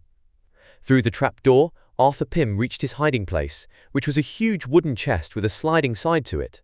This chest contained a mattress, blankets, a jar of water, ship's biscuit, smoked sausage, a roast quarter of mutton, a few bottles of cordials and liqueurs, and also writing materials. Arthur Pym, supplied with a lantern, candles, and tinder, remained 3 days and nights in his retreat. Augustus Barnard had not been able to visit him until just before the Grampus set sail. An hour later, Arthur Pym began to feel the rolling and pitching of the brig. He was very uncomfortable in the chest, so he got out of it, and in the dark, while holding on by a rope which was stretched across the hold to the trap of his friend's cabin, he was violently seasick in the midst of the chaos. Then he crept back into his chest, ate, and fell asleep. Several days elapsed without the reappearance of Augustus Barnard. Either he had not been able to get down into the hold again, or he had not ventured to do so, fearing to betray the presence of Arthur Pym, and thinking the moment for confessing everything to his father had not yet come. Arthur Pym, meanwhile, was beginning to suffer from the hot and vitiated atmosphere of the hold. Terrible nightmares troubled his sleep. He was conscious of raving, and in vain sought some place amid the mass of cargo, where he might breathe a little more easily. In one of these fits of delirium he imagined that he was gripped in the claws of an African lion, and in a paroxysm of terror he was about to betray himself by screaming, when he lost consciousness. The fact is, that he was not dreaming at all. It was not a lion that Arthur Pym felt crouching upon his chest. It was his own dog, Tiger, a young Newfoundland. The animal had been smuggled on board by Augustus Barnard, unperceived by anybody. This, at least, is an unlikely occurrence. At the moment of Arthur's coming out of his swoon, the faithful Tiger was licking his face and hands with lavish affection. Now the prisoner had a companion. Unfortunately, the said companion had drunk the contents of the water jar while Arthur was unconscious, and when Arthur Pym felt thirsty, he discovered that there was not a drop to drink. His lantern had gone out during his prolonged faint. He could not find the candles in the tinderbox, and he then resolved to rejoin Augustus Barnard at all hazards. He came out of the chest, and although faint from inanition and trembling with weakness, he felt his way in the direction of the trapdoor by means of the rope. But while he was approaching, one of the bales of cargo, shifted by the rolling of the ship, fell down and blocked up the passage. With immense but quite useless exertion, he contrived to get over this obstacle, but when he reached the trapdoor under Augustus Barnard's cabin, he failed to raise it, and on slipping the blade of his knife through one of the joints, he found that a heavy mass of iron was placed upon the trap, as though it were intended to condemn him beyond hope. He had to renounce his attempt and drag himself back towards the chest, on which he fell, exhausted, while Tiger covered him with caresses. The master and the dog were desperately thirsty, and when Arthur stretched out his hand, he found Tiger lying on his back, with his paws up and his hair on end. He then felt Tiger all over, and his hand encountered a string passed round the dog's body. A strip of paper was fastened to the string under his left shoulder. Arthur Pym had reached the last stage of weakness. Intelligence was almost extinct. However, after several fruitless attempts to procure a light, he succeeded in rubbing the paper with a little phosphorus. The details given in Edgar Poe's narrative are curiously minute at this point. And then, by the glimmer that lasted less than a second, he discerned just 7 words at the end of a sentence. Terrifying words these were. Blood remain hidden, life depends on it. What did these words mean? Let us consider the situation of Arthur Pym, at the bottom of the ship's hold, between the boards of a chest, without light, without water, with only ardent liquor to quench his thirst, and this warning to remain hidden, preceded by the word blood, that supreme word, king of words, so full of mystery, of suffering, of terror. Had there been strife on board the Grampus? Had the brig been attacked by pirates? Had the crew mutinied? How long had this state of things lasted? It might be thought that the marvelous poet had exhausted the resources of his imagination in the terror of such a situation, but it was not so. There is more to come. Arthur Pym lay stretched upon his mattress, incapable of thought, in a sort of lethargy. Suddenly he became aware of a singular sound, a kind of continuous whistling breathing. It was Tiger, panting, Tiger with eyes that glared in the midst of the darkness, Tiger with gnashing teeth. Tiger gone mad. Another moment, and the dog had sprung upon Arthur Pym, who, wound up to the highest pitch of horror, recovered sufficient strength to ward off his fangs, and wrapping around him a blanket which Tiger had torn with his white teeth, he slipped out of the chest, and shut the sliding side upon the snapping and struggling brute. Arthur Pym contrived to slip through the stowage of the hold, but his head swam, and, falling against a bale, he let his knife drop from his hand. Just as he felt himself breathing his last sigh, he heard his name pronounced, and a bottle of water was held to his lips. He swallowed the whole of its contents, and experienced the most exquisite of pleasures. A few minutes later, Augustus Barnard, seated with his comrade in a corner of the hold, told him all that had occurred on board the brig. Up to this point, I repeat, the story is admissible, but we have not yet come to the events which surpass all probability by their marvelousness. The crew of the Grampus numbered 36 men, including the Barnard's father and son. After the brig had put to sea on the 20th of June, Augustus Barnard had made several attempts to rejoin Arthur Pym in his hiding place, but in vain. On the third day, a mutiny broke out on board, headed by the ship's cook, a Negro like our Endicott, but he, let me say at once, would never have thought of heading a mutiny. Numerous incidents are related in the romance. The massacre of most of the sailors who remained faithful to Captain Barnard, then the turning adrift of the captain and 4 of those men in a small whaler's boat when the ship was abreast of the Bermudas. These unfortunate persons were never heard of again. Augustus Barnard would not have been spared, but for the intervention of the sailing master of the Grampus. This sailing master was a half-breed named Dirk Peters, and was the person whom Captain Len Guy had gone to look for in Illinois. The Grampus then took a southeast course under the command of the mate, who intended to pursue the occupation of piracy in the southern seas. These events having taken place, Augustus Barnard would again have joined Arthur Pym, but he had been shut up in the forecastle in irons, and told by the ship's cook that he would not be allowed to come out until the brig should be no longer a brig. Nevertheless, a few days afterwards, Augustus contrived to get rid of his fetters, to cut through the thin partition between him and the hold, and followed by Tiger, he tried to reach his friend's hiding place. He could not succeed, but the dog had scented Arthur Pym, and this suggested to Augustus the idea of fastening a note to Tiger's neck bearing the words, "I scrawl this with blood, remain hidden, your life depends on it." This note, as we have already learned, Arthur Pym had received. Just as he had arrived at the last extremity of distress, his friend reached him. Augustus added that discord reigned among the mutineers. Some wanted to take the Grampus towards the Cape Verde Islands. Others, and Dirk Peters was of this number, were bent on sailing to the Pacific Isles. Tiger was not mad. He was only suffering from terrible thirst, and soon recovered when it was relieved. The cargo of the Grampus was so badly stowed away that Arthur Pym was in constant danger from the shifting of the bales, and Augustus, at all risks, helped him to remove to a corner of the 'tween decks. The half-breed continued to be very friendly with the son of Captain Barnard, so that the latter began to consider whether the sailing master might not be counted on in an attempt to regain possession of the ship. They were just 30 days out from Nantucket when, on the 4th of July, an angry dispute arose among the mutineers about a little brig signalled in the offing, which some of them wanted to take, and others would have allowed to escape. In this quarrel, a sailor belonging to the cook's party, to which Dirk Peters had attached himself, was mortally injured. There were now only 13 men on board, counting Arthur Pym. Under these circumstances a terrible storm arose, and the Grampus was mercilessly knocked about. This storm raged until the 9th of July, and on that day, Dirk Peters having manifested an intention of getting rid of the mate, Augustus Barnard readily assured him of his assistance, without however revealing the fact of Arthur Pym's presence on board. Next day, one of the cook's adherents, a man named Rogers, died in convulsions, and, beyond all doubt, of poison. Only 4 of the cook's party then remained. Of these Dirk Peters was one. The mate had 5, and would probably end by carrying the day over the cook's party. There was not an hour to lose. The half-breed having informed Augustus Barnard that the moment for action had arrived, the latter told him the truth about Arthur Pym. While the two were in consultation upon the means to be employed for regaining possession of the ship, a tempest was raging, and presently a gust of irresistible force struck the Grampus and flung her upon her side, so that on righting herself she shipped a tremendous sea, and there was considerable confusion on board. This offered a favourable opportunity for beginning the struggle, although the mutineers had made peace among themselves. The latter numbered 9 men, while the half-breed's party consisted only of himself, Augustus Barnard and Arthur Pym.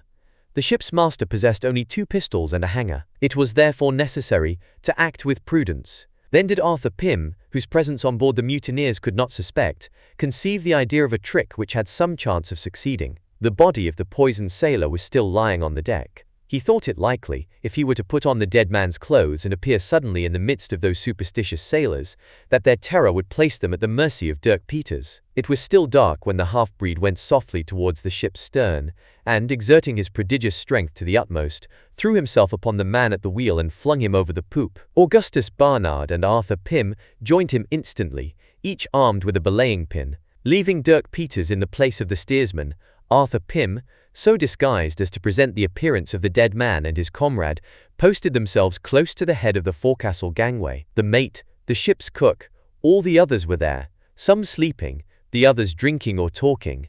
Guns and pistols were within reach of their hands. The tempest raged furiously. It was impossible to stand on the deck. At that moment, the mate gave the order for Augustus Barnard and Dirk Peters to be brought to the forecastle. This order was transmitted to the man at the helm, no other than Dirk Peters, who went down, accompanied by Augustus Barnard, and almost simultaneously Arthur Pym made his appearance. The effect of the apparition was prodigious. The mate, terrified on beholding the resuscitated sailor, sprang up, beat the air with his hands and fell down dead. Then Dirk Peters rushed upon the others, seconded by Augustus Barnard, Arthur Pym, and the dog Tiger. In a few moments, all were strangled or knocked on the head, save Richard Parker the sailor, whose life was spared. And now, while the tempest was in full force, only 4 men were left to work the brig, which was laboring terribly with 7 feet of water in her hold. They had to cut down the mainmast and when morning came, the mizzen. That day was truly awful. The night was more awful still. If Dirk Peters and his companions had not lashed themselves securely to the remains of the rigging, they must have been carried away by a tremendous sea, which drove in the hatches of the Grampus. Then follows in the romance a minute record of the series of incidents ensuing upon this situation, from the 14th of July to the 7th of August. The fishing for victuals in the submerged hold, the coming of a mysterious brig laden with corpses, which poisoned the atmosphere and passed on like a huge coffin, the sport of a wind of death, the torments of hunger and thirst, the impossibility of reaching the provision store, the drawing of lots by straws. The shortest gave Richard Parker to be sacrificed for the life of the other 3, the death of that unhappy man, who was killed by Dirk Peters and devoured. Lastly, the finding in the hold of a jar of olives and a small turtle. Owing to the displacement of her cargo, the Grampus rolled and pitched more and more. The frightful heat caused the torture of thirst to reach the extreme limit of human endurance, and on the 1st of August, Augustus Barnard died. On the 3rd, the brig foundered in the night, and Arthur Pym and the half-breed, crouching upon the upturned keel, were reduced to feed upon the barnacles with which the bottom was covered, in the midst of a crowd of waiting, watching sharks. Finally, after the shipwrecked mariners of the Grampus had drifted no less than 25 degrees towards the south, they were picked up by the schooner Jane of Liverpool, Captain William Guy. Evidently, reason is not outraged by an admission of the reality of these facts, although the situations are strained to the utmost limits of possibility. But that does not surprise us, for the writer is the American magician-poet Edgar Poe. But from this moment onwards we shall see that no semblance of reality exists in the succession of incidents. Arthur Pym and Dirk Peters were well treated on board the English schooner Jane. In a fortnight, having recovered from the effects of their sufferings, they remembered them no more. With alternations of fine and bad weather, the Jane sighted Prince Edward's Island on the 13th of October, then the Crozet Islands, and afterwards the Kerguelens, which I had left 11 days ago. 3 weeks were employed in chasing sea calves. These furnished the Jane with a goodly cargo. It was during this time that the captain of the Jane buried the bottle, in which his namesake of the Halbrane claimed to have found a letter, containing William Guy's announcement of his intention to visit the Austral seas. On the 12th of November, the schooner left the Kerguelens, and after a brief stay at Tristan da Cunha, she sailed to reconnoiter the auroras in 35 degrees 15' of south latitude and 37 degrees 38' of west longitude. But these islands were not to be found, and she did not find them. On the 12th of December, the Jane headed towards the Antarctic pole. On the 26th, the first icebergs came in sight beyond the 73rd degree. From the 1st to the 14th of January 1828, the movements were difficult. The polar circle was passed in the midst of ice floes, the iceberg's point was doubled, and the ship sailed on the surface of an open sea. The famous open sea where the temperature is 47 degrees Fahrenheit, and the water is 34 degrees. Edgar Poe, everyone will allow, gives free rein to his fancy at this point. No navigator had ever reached latitudes so high. Not even James Weddell of the British Navy, who did not get beyond the 74th parallel in 1822. But the achievement of the Jane, although difficult of belief, is trifling in comparison with the succeeding incidents which Arthur Pym, or rather Edgar Poe, relates with simple earnestness. In fact, he entertained no doubt of reaching the pole itself. In the first place, not a single iceberg is to be seen on this fantastic sea. Innumerable flocks of birds skim its surface. Among them is a pelican which is shot. On a floating piece of ice is a bear of the Arctic species, and of gigantic size. At last, land is signalled. It is an island of a league in circumference, to which the name of Bennet Islet was given, in honour of the captain's partner in the ownership of the Jane. Naturally, in proportion as the schooner sailed southwards, the variation of the compass became less, while the temperature became milder, with a sky always clear and a uniform northerly breeze. Needless to add that in that latitude, and in the month of January, there was no darkness. The Jane pursued her adventurous course, until, on the 18th of January, land was sighted in latitude 83 degrees and 20 minutes, and longitude 43 degrees and 5 minutes. This proved to be an island belonging to a numerous group scattered about in a westerly direction.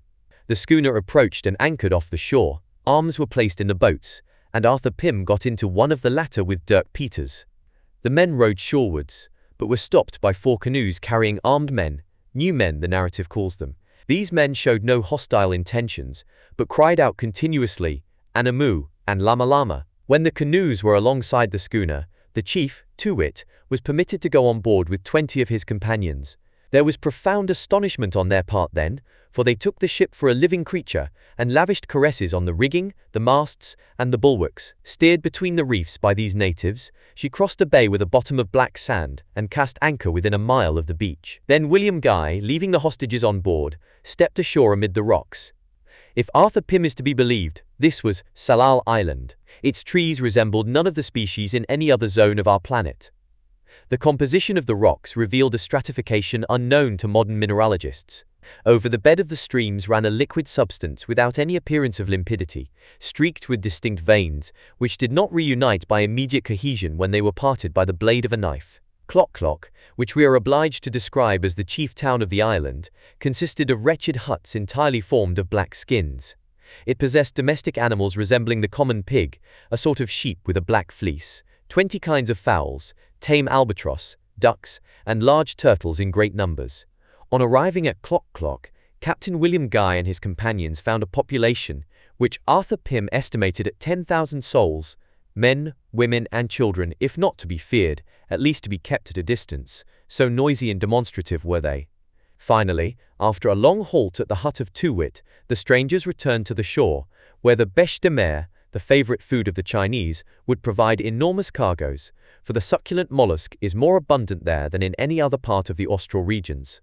Captain William Guy immediately endeavored to come to an understanding with Too-wit on this matter, requesting him to authorize the construction of sheds in which some of the men of the Jane might prepare the bêche de mer, while the schooner should hold on her course towards the pole. Too-wit accepted this proposal willingly, and made a bargain by which the natives were to give their labor in the gathering in of the precious mollusk. At the end of a month, the sheds being finished, 3 men were told off to remain at Tsalal. The natives had not given the strangers cause to entertain the slightest suspicion of them. Before leaving the place, Captain William Guy wished to return once more to the village of Klock, having, from prudent motives, left 6 men on board, the guns charged, the bulwark nettings in their place, the anchor hanging at the forepeak, in a word, all in readiness to oppose an approach of the natives. Too-wit, escorted by 100 warriors, came out to meet the visitors. Captain William Guy and his men, although the place was propitious to an ambuscade, walked in close order, each pressing upon the other. On the right, a little in advance, were Arthur Pym, Dirk Peters, and a sailor named Allen. Having reached a spot where a fissure traversed the hillside, Arthur Pym turned into it in order to gather some hazel nuts, which hung in clusters upon stunted bushes. Having done this, he was returning to the path, when he perceived that Allen and the half-breed had accompanied him. They were all 3 approaching the mouth of the fissure, when they were thrown down by a sudden and violent shock. At the same moment the crumbling masses of the hill slid down upon them, and they instantly concluded that they were doomed to be buried alive. Alive, all 3? No! Allen had been so deeply covered by the sliding soil that he was already smothered, but Arthur Pym and Dirk Peters contrived to drag themselves on their knees, and opening a way with their bowie knives, to a projecting mass of harder clay, which had resisted the movement from above, and from thence they climbed to a natural platform at the extremity of a wooded ravine. Above them they could see the blue sky roof, and from their position were enabled to survey the surrounding country. An artificial landslip, cunningly contrived by the natives, had taken place. Captain William Guy and his 28 companions had disappeared. They were crushed beneath more than 1,000,000 tons of earth and stones. The plain was swarming with natives who had come, no doubt, from the neighboring islets, attracted by the prospect of pillaging the Jane. 70 boats were being paddled towards the ship. The 6 men on board fired on them, but their aim was uncertain in the first volley. A second, in which mitraille and grooved bullets were used, produced terrible effect. Nevertheless, the Jane being boarded by the swarming islanders, her defenders were massacred, and she was set on fire. Finally, a terrific explosion took place. The fire had reached the powder store, killing 1,000 natives and mutilating as many more, while the others fled, uttering the cry of "Tekelili, Tekelili." During the following week, Arthur Pym and Dirk Peters, living on nuts and bitterns flesh, escaped discovery by the natives, who did not suspect their presence. They found themselves at the bottom of a sort of dark abyss including several plains, but without issue, hollowed out from the hillside, and of great extent. The two men could not live in the midst of these successive abysses, and after several attempts they let themselves slide on one of the slopes of the hill. Instantly, 6 savages rushed upon them, but thanks to their pistols, and the extraordinary strength of the half-breed, 4 of the assailants were killed. The 5th was dragged away by the fugitives, who reached a boat which had been pulled up on the beach and was laden with 3 huge turtles. A score of natives pursued and vainly tried to stop them. The former were driven off, and the boat was launched successfully and steered for the south. Arthur Pym was then navigating beyond the 84th degree of south latitude. It was the beginning of March, that is to say, the Antarctic winter was approaching. 5 or 6 islands, which it was prudent to avoid, were visible towards the west. Arthur Pym's opinion was that the temperature would become more mild by degrees as they approached the pole. They tied together 2 white shirts which they had been wearing, and hoisted them to do duty as a sail. At sight of these shirts the native, who answered to the name of Nunu, was terrified. For 8 days this strange voyage continued, favored by a mild wind from the north, in permanent daylight, on a sea without a fragment of ice. Indeed, owing to the high and even temperature of the water, no ice had been seen since the parallel of Bennet Island. Then it was that Arthur Pym and Dirk Peters entered upon a region of novelty and wonder. Above the horizon line rose a broad bar of light grey vapor, striped with long luminous rays, such as are projected by the polar aurora. A very strong current came to the aid of the breeze. The boat sailed rapidly upon a liquid surface of milky aspect, exceedingly hot, and apparently agitated from beneath. A fine, white ash dust began to fall, and this increased the terror of Nunu, whose lips trembled over his 2 rows of black ivory. On the 9th of March, this rain of ashes fell in redoubled volume, and the temperature of the water rose so high that the hand could no longer bear it. The immense curtain of vapor, spread over the distant perimeter of the southern horizon, resembled a boundless cataract, falling noiselessly from the height of some huge rampart lost in the height of the heavens. 12 days later, it was darkness that hung over these waters, darkness furrowed by luminous streaks, darting from the milky depths of the Antarctic Ocean, while the incessant shower of ash dust fell and melted in its waters. The boat approached the cataract with an impetuous velocity whose cause is not explained in the narrative of Arthur Pym. In the midst of this frightful darkness, a flock of gigantic birds, of livid white plumage, swept by, uttering their eternal tekelili, and then the savage, in the supreme throes of terror, gave up the ghost. Suddenly, in a mad whirl of speed, the boat rushed into the grasp of the cataract, where a vast gulf seemed ready to swallow it up. But before the mouth of this gulf there stood a veiled human figure, of greater size than any inhabitant of this earth, and the color of the man's skin was the perfect whiteness of snow. Such is the strange romance conceived by the more than human genius of the greatest poet of the New World. Chapter 6. An Ocean Waif. The navigation of the Halbrane went on prosperously with the help of the sea and the wind. In 15 days, if this state of things lasted, she might reach Tristan da Cunha. Captain Len Guy left the working of the ship to James West, and well might he do so. There was nothing to fear with such a seaman as he. "Our lieutenant has not his match afloat," said Hurliguerly to me one day. "He ought to be in command of a flagship." "Indeed," I replied, "he seems to be a true son of the sea." And then, our Halbrane, what a craft! Congratulate yourself, Mr. Jawling, and congratulate yourself also that I succeeded in bringing the captain to change his mind about you. If it was you who obtained that result, boatswain, I thank you heartily. And so you ought, for he was plaguily against it, was our captain, in spite of all old man Atkins could say. But I managed to make him hear reason. I shan't forget it, boatswain, I shan't forget it, since, thanks to your intervention, instead of moping at Kerguelen, I hope shortly to get within sight of Tristan da Cunha. In a few days, Mr. Jawling. Only think, sir, according to what I hear tell, they are making ships in England and America with machines in their insides, and wheels which they use as a duck uses its paddles. All right, we shall know what's the good of them when they come into use. My notion is, however, that those ships will never be able to fight with a fine frigate sailing with a fresh breeze. It was the 3rd of September. If nothing occurred to delay us, our schooner would be in sight of port in 3 days. The chief island of the group is visible on clear days at a great distance. That day, between 10 and 11 o'clock in the morning, I was walking backwards and forwards on the deck, on the windward side. We were sliding smoothly over the surface of an undulating sea. The hull brain resembled an enormous bird, one of the gigantic albatross kind described by Arthur Pym, which had spread its sail-like wings and was carrying a whole ship's crew towards space. James West was looking out through his glasses to starboard at an object floating 2 or 3 miles away, and several sailors, hanging over the side, were also curiously observing it. I went forward and looked attentively at the object. It was an irregularly formed mass about 12 yards in length, and in the middle of it there appeared a shining lump. "That is no whale," said Martin Holt, the sailing master. "It would have blown once or twice since we have been looking at it." "Certainly," assented Hardy. "Perhaps it is the carcass of some deserted ship." "May the devil send it to the bottom," cried Roger. "It would be a bad job to come up against it in the dark.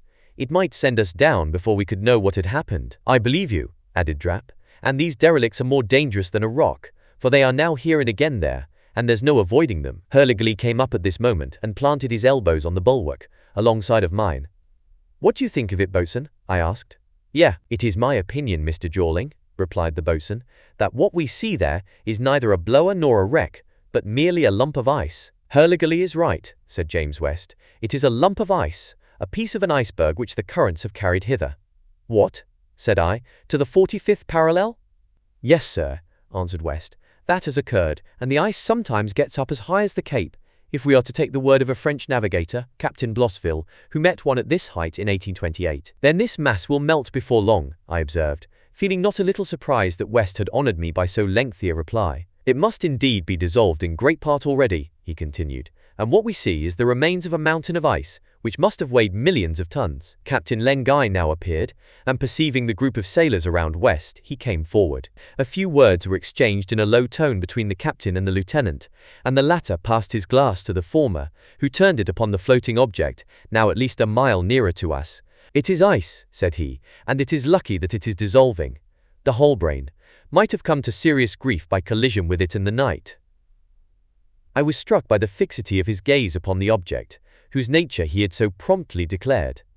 He continued to contemplate it for several minutes, and I guessed what was passing in the mind of the man under the obsession of a fixed idea. This fragment of ice, torn from the southern icebergs, came from those waters wherein his thoughts continually ranged. He wanted to see it more near, perhaps at close quarters. It might be to take away some bits of it. At an order from West, the schooner was directed towards the floating mass. Presently we were within 2 cables' length, and I could examine it. The mound in the center was melting rapidly.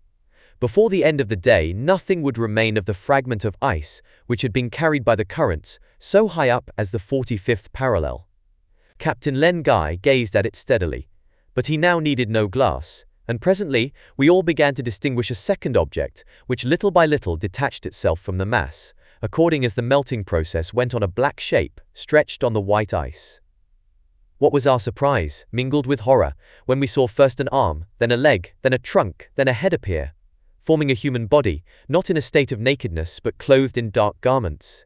For a moment I even thought that the limbs moved, that the hands were stretched towards us. The crew uttered a simultaneous cry. No, this body was not moving, but it was slowly slipping off the icy surface. I looked at Captain Len Guy. His face was as livid as that of the corpse that had drifted down from the far latitudes of the austral zone. What could be done was done to recover the body of the unfortunate man, and who can tell whether a faint breath of life did not animate it even then? In any case, his pockets might perhaps contain some document that would enable his identity to be established. Then, accompanied by a last prayer, those human remains should be committed to the depths of the ocean, the cemetery of sailors who die at sea. A boat was let down. I followed it with my eyes, as it neared the side of the ice fragment eaten by the waves.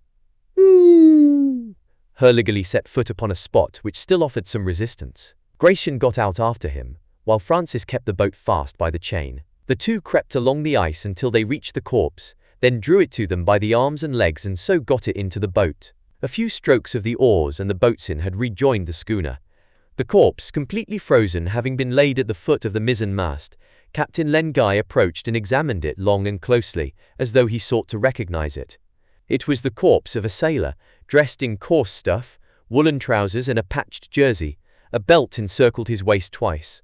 His death had evidently occurred some months previously, probably very soon after the unfortunate man had been carried away by the drift. He was about 40, with slightly grizzled hair, a mere skeleton covered with skin. He must have suffered agonies of hunger. Captain Len Guy lifted up the hair, which had been preserved by the cold, raised the head, gazed upon the scaled eyelids, and finally said with a sort of sob, "Patterson, Patterson." "Patterson?" I exclaimed. The name, common as it was, touched some chord in my memory. When had I heard it uttered? Had I read it anywhere? At this moment, James West, on a hint from the boatswain, searched the pockets of the dead man and took out of them a knife, some string, an empty tobacco box, and lastly a leather pocketbook furnished with a metallic pencil. "Give me that," said the captain. Some of the leaves were covered with writing, almost entirely effaced by the damp. He found, however, some words on the last page which were still legible, and my emotion may be imagined when I heard him read aloud in a trembling voice, "The Jane, Tsalal Island, by 83, there, 11 years. Captain, 5 sailors surviving. Hasten to bring them aid." And under these lines was a name, a signature, the name of Patterson. Then I remembered. Patterson was the second officer of the Jane, the mate of that schooner which had picked up Arthur Pym and Dirk Peters on the wreck of the Grampus, the Jane having reached Tsalal Island.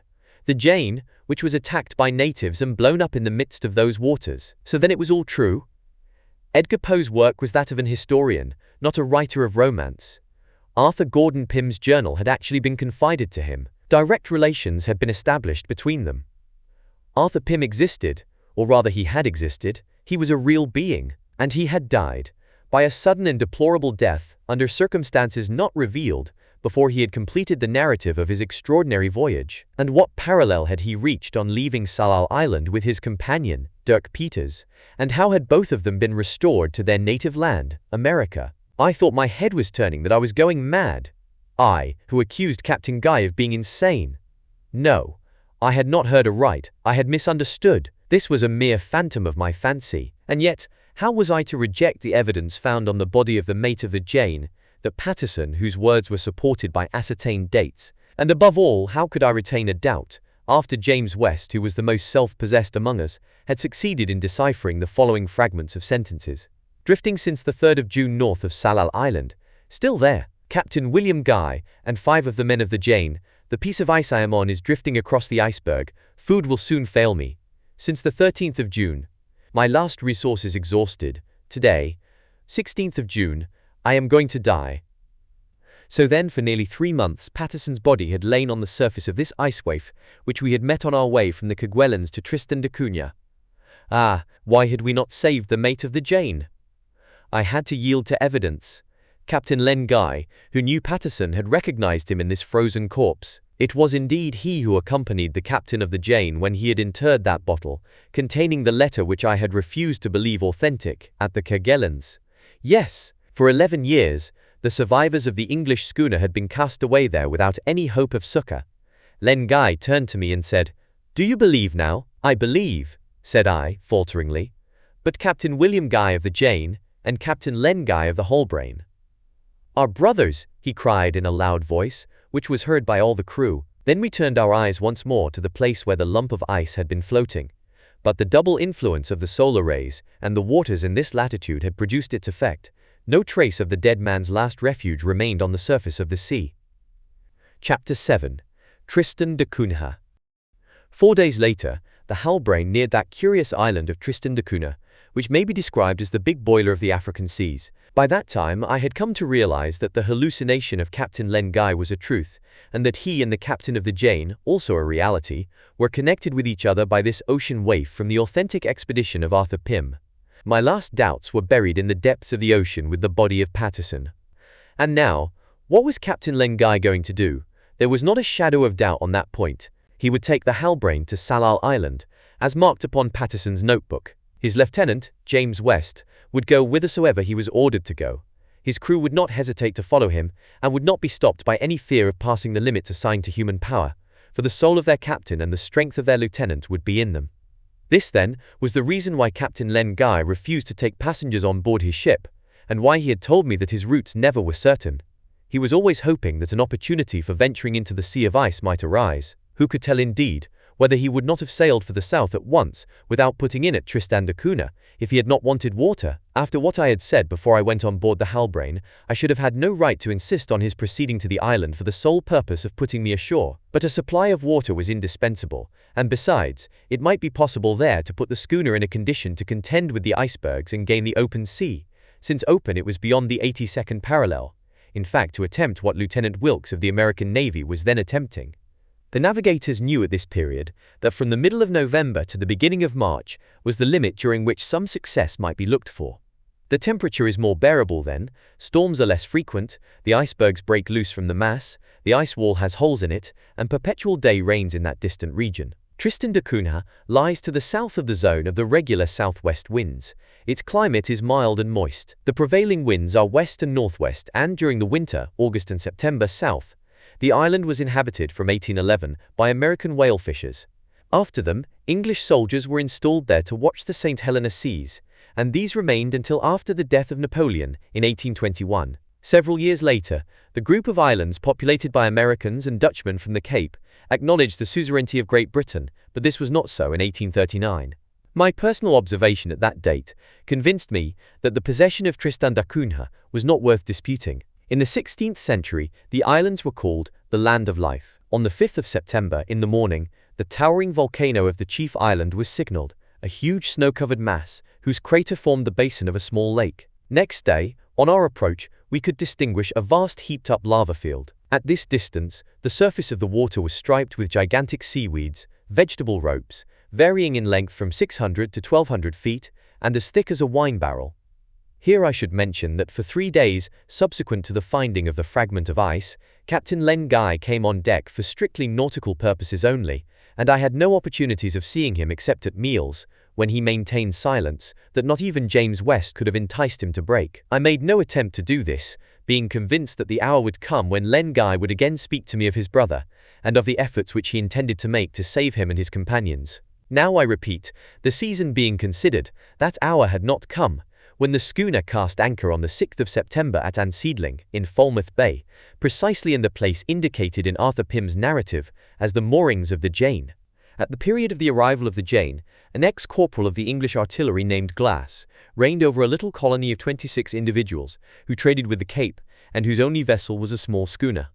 At our arrival, this Glass had more than 50 subjects and was, as Arthur Pym remarked, quite independent of the British government. Relations with the ex-corporals were established on the arrival of the Halbrane, and he proved very friendly and obliging. West, to whom the captain left the business of refilling the water tanks and taking in supplies of fresh meat and vegetables, had every reason to be satisfied with Glass, who no doubt expected to be paid, and was paid, handsomely. The day after our arrival, I met ex-corporal Glass, a vigorous, well-preserved man whose 60 years had not impaired his intelligent vivacity. Independently of his trade with the Cape and the Falklands, he did an important business in sealskins and the oil of marine animals, and his affairs were prosperous. As he appeared very willing to talk, I entered briskly into conversation with this self-appointed governor of a contented little colony by asking him, "Do many ships put into Tristan da Cunha?" "As many as we require," he replied, rubbing his hands together behind his back, according to his invariable custom. "In the fine season?" "Yes, in the fine season, if indeed we can be said to have any other in these latitudes." "I congratulate you, Mr. Glass, but it is to be regretted that Tristan da Cunha has not a single port. If you possessed a landing stage now—" "For what purpose, sir, when nature has provided us with such a bay as this, where there is shelter from gales, and it is easy to lie snug right up against the rocks? No, Tristan has no port, and Tristan can do without one." Why should I have contradicted this good man? He was proud of his island, just as the Prince of Monaco is justly proud of his tiny principality.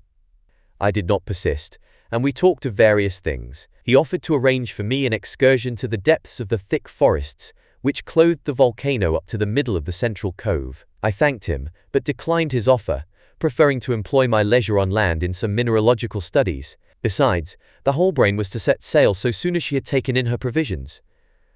"Your captain is in a remarkable hurry," said Governor Glass. "You think so? He is in such haste that his lieutenant does not even talk of buying skins or oil from me. We require only fresh victuals and fresh water, Mr. Glass." Very well, replied the governor, who was rather annoyed. What the Halbrane will not take, other vessels will. Then he resumed, and where is your schooner bound for on leaving us? For the Falklands, no doubt, where she can be repaired. You, sir, are only a passenger, I suppose? As you say, Mr. Glass, and I had even intended to remain at Tristan da Cunha for some weeks. But I have had to relinquish that project. I am sorry to hear it, sir. We should have been happy to offer you hospitality while awaiting the arrival of another ship. Such hospitality would have been most valuable to me, I replied, but unfortunately I cannot avail myself of it. In fact, I had finally resolved not to quit the schooner, but to embark for America from the Falkland Isles without much delay. I felt sure that Captain Len Guy would not refuse to take me to the islands. I informed Mr. Glass of my intention, and he remarked, still in a tone of annoyance, as for your captain, I have not even seen the color of his hair. I don't think he has any intention of coming ashore. Is he ill? Not to my knowledge, but it does not concern you, since he has sent his lieutenant to represent him. Oh, he's a cheerful person. One may extract 2 words from him occasionally. Fortunately, it is easier to get coin out of his pockets than speech out of his lips. That's the important thing, Mr. Glass. You are right, Sir Mr. Jolling of Connecticut, I believe? I assented. So, I know your name, while I have yet to learn that of the captain of the Halbrane. His name is Guy, Len Guy. An Englishman? Yes, an Englishman. He might have taken the trouble to pay a visit to a countryman of his, Mr. Jolling. But stay, I had some dealings formerly with a captain of that name. Guy. William Guy? I asked quickly. Precisely, William Guy. Who commanded the Jane? The Jane? Yes, the same man. An English schooner which put in at Tristan da Cunha 11 years ago? 11 years, Mr. Jolling. I had been settled in the island where Captain Geoffrey, of the Berwick of London, found me in the year 1824, for full 7 years. I perfectly recall this William Guy, as if he were before me. He was a fine, open-hearted fellow, and I sold him a cargo of seal skins. He had the air of a gentleman, rather proud, but good-natured. And the Jane? I can see her now at her moorings in the same place as the Halbrane. She was a handsome vessel of 180 tons, very slender forwards. She belonged to the port of Liverpool. Yes, that is true. All that is true. And is the Jane still afloat, Mr. Jolling? No, Mr. Glass. Was she lost?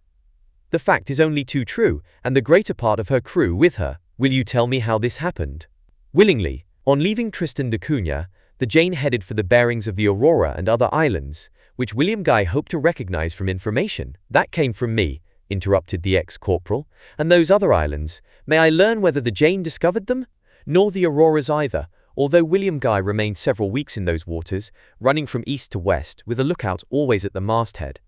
He must have lost his bearings, Mr. Jolling, for if several whalers, who were well deserving of credit, are to be believed, these islands do exist, and it was even proposed to give them my name. That would have been but just, I replied politely. It will be very vexatious if they are not discovered some day, added the governor, in a tone which indicated that he was not devoid of vanity. It was then, I resumed, that Captain Guy resolved to carry out a project he had long cherished, and in which he was encouraged by a certain passenger who was on board the Jane. Arthur Gordon Pym, exclaimed Glass, and his companion, one Dirk Peters. The 2 had been picked up at sea by the schooner. You knew them, Mr. Glass? I asked eagerly. Knew them, Mr. Jolling? I should think I did indeed. That Arthur Pym was a strange person, always wanting to rush into adventures, a real rash American, quite capable of starting off to the moon. Has he gone there at last? No, not quite, Mr. Glass, but during her voyage, the schooner, it seems, did clear the polar circle and pass the ice wall. She got farther than any ship had ever done before. What a wonderful feat! Yes, unfortunately the Jane did not return. Arthur Pym and William Guy escaped the doom of the Jane and the most of her crew. They even got back to America, how I do not know. Afterwards Arthur Pym died, but under what circumstances I am ignorant. As for the half-breed, after having retired to Illinois he went off one day without a word to anyone, and no trace of him has been found. And William Guy? Asked Mr. Glass. I related the finding of the body of Patterson, the mate of the Jane, and I added that everything led to the belief that the captain of the Jane and 5 of his companions were still living on an island in the austral regions, at less than 6 degrees from the pole. Ah, Mr. Jolling, cried Glass, if some day William Guy and his sailors might be saved, they seem to me to be such fine fellows. That is just what the Halbrane is certainly going to attempt, so soon as she is ready, for her captain, Len Guy, is William Guy's own brother. Is it possible? Well, although I do not know Captain Len Guy, I venture to assert that the brothers do not resemble each other, at least in their behavior to the governor of Tristan da Cunha. It was plain that the governor was profoundly mortified, but no doubt he consoled himself by the prospect of selling his goods at 25% above their value. One thing was certain.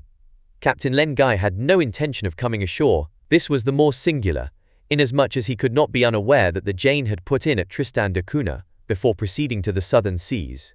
Surely he might be expected to put himself in communication with the last European who had shaken hands with his brother. Nevertheless, Captain Len Guy remained persistently on board his ship, without even going on deck, and looking through the glass skylight of his cabin, I saw him perpetually stooping over the table, which was covered with open books and outspread charts. No doubt the charts were those of the austral latitudes, and the books were narratives of the precursors of the Jane in those mysterious regions of the south. On the table lay also a volume which had been read and reread 100 times.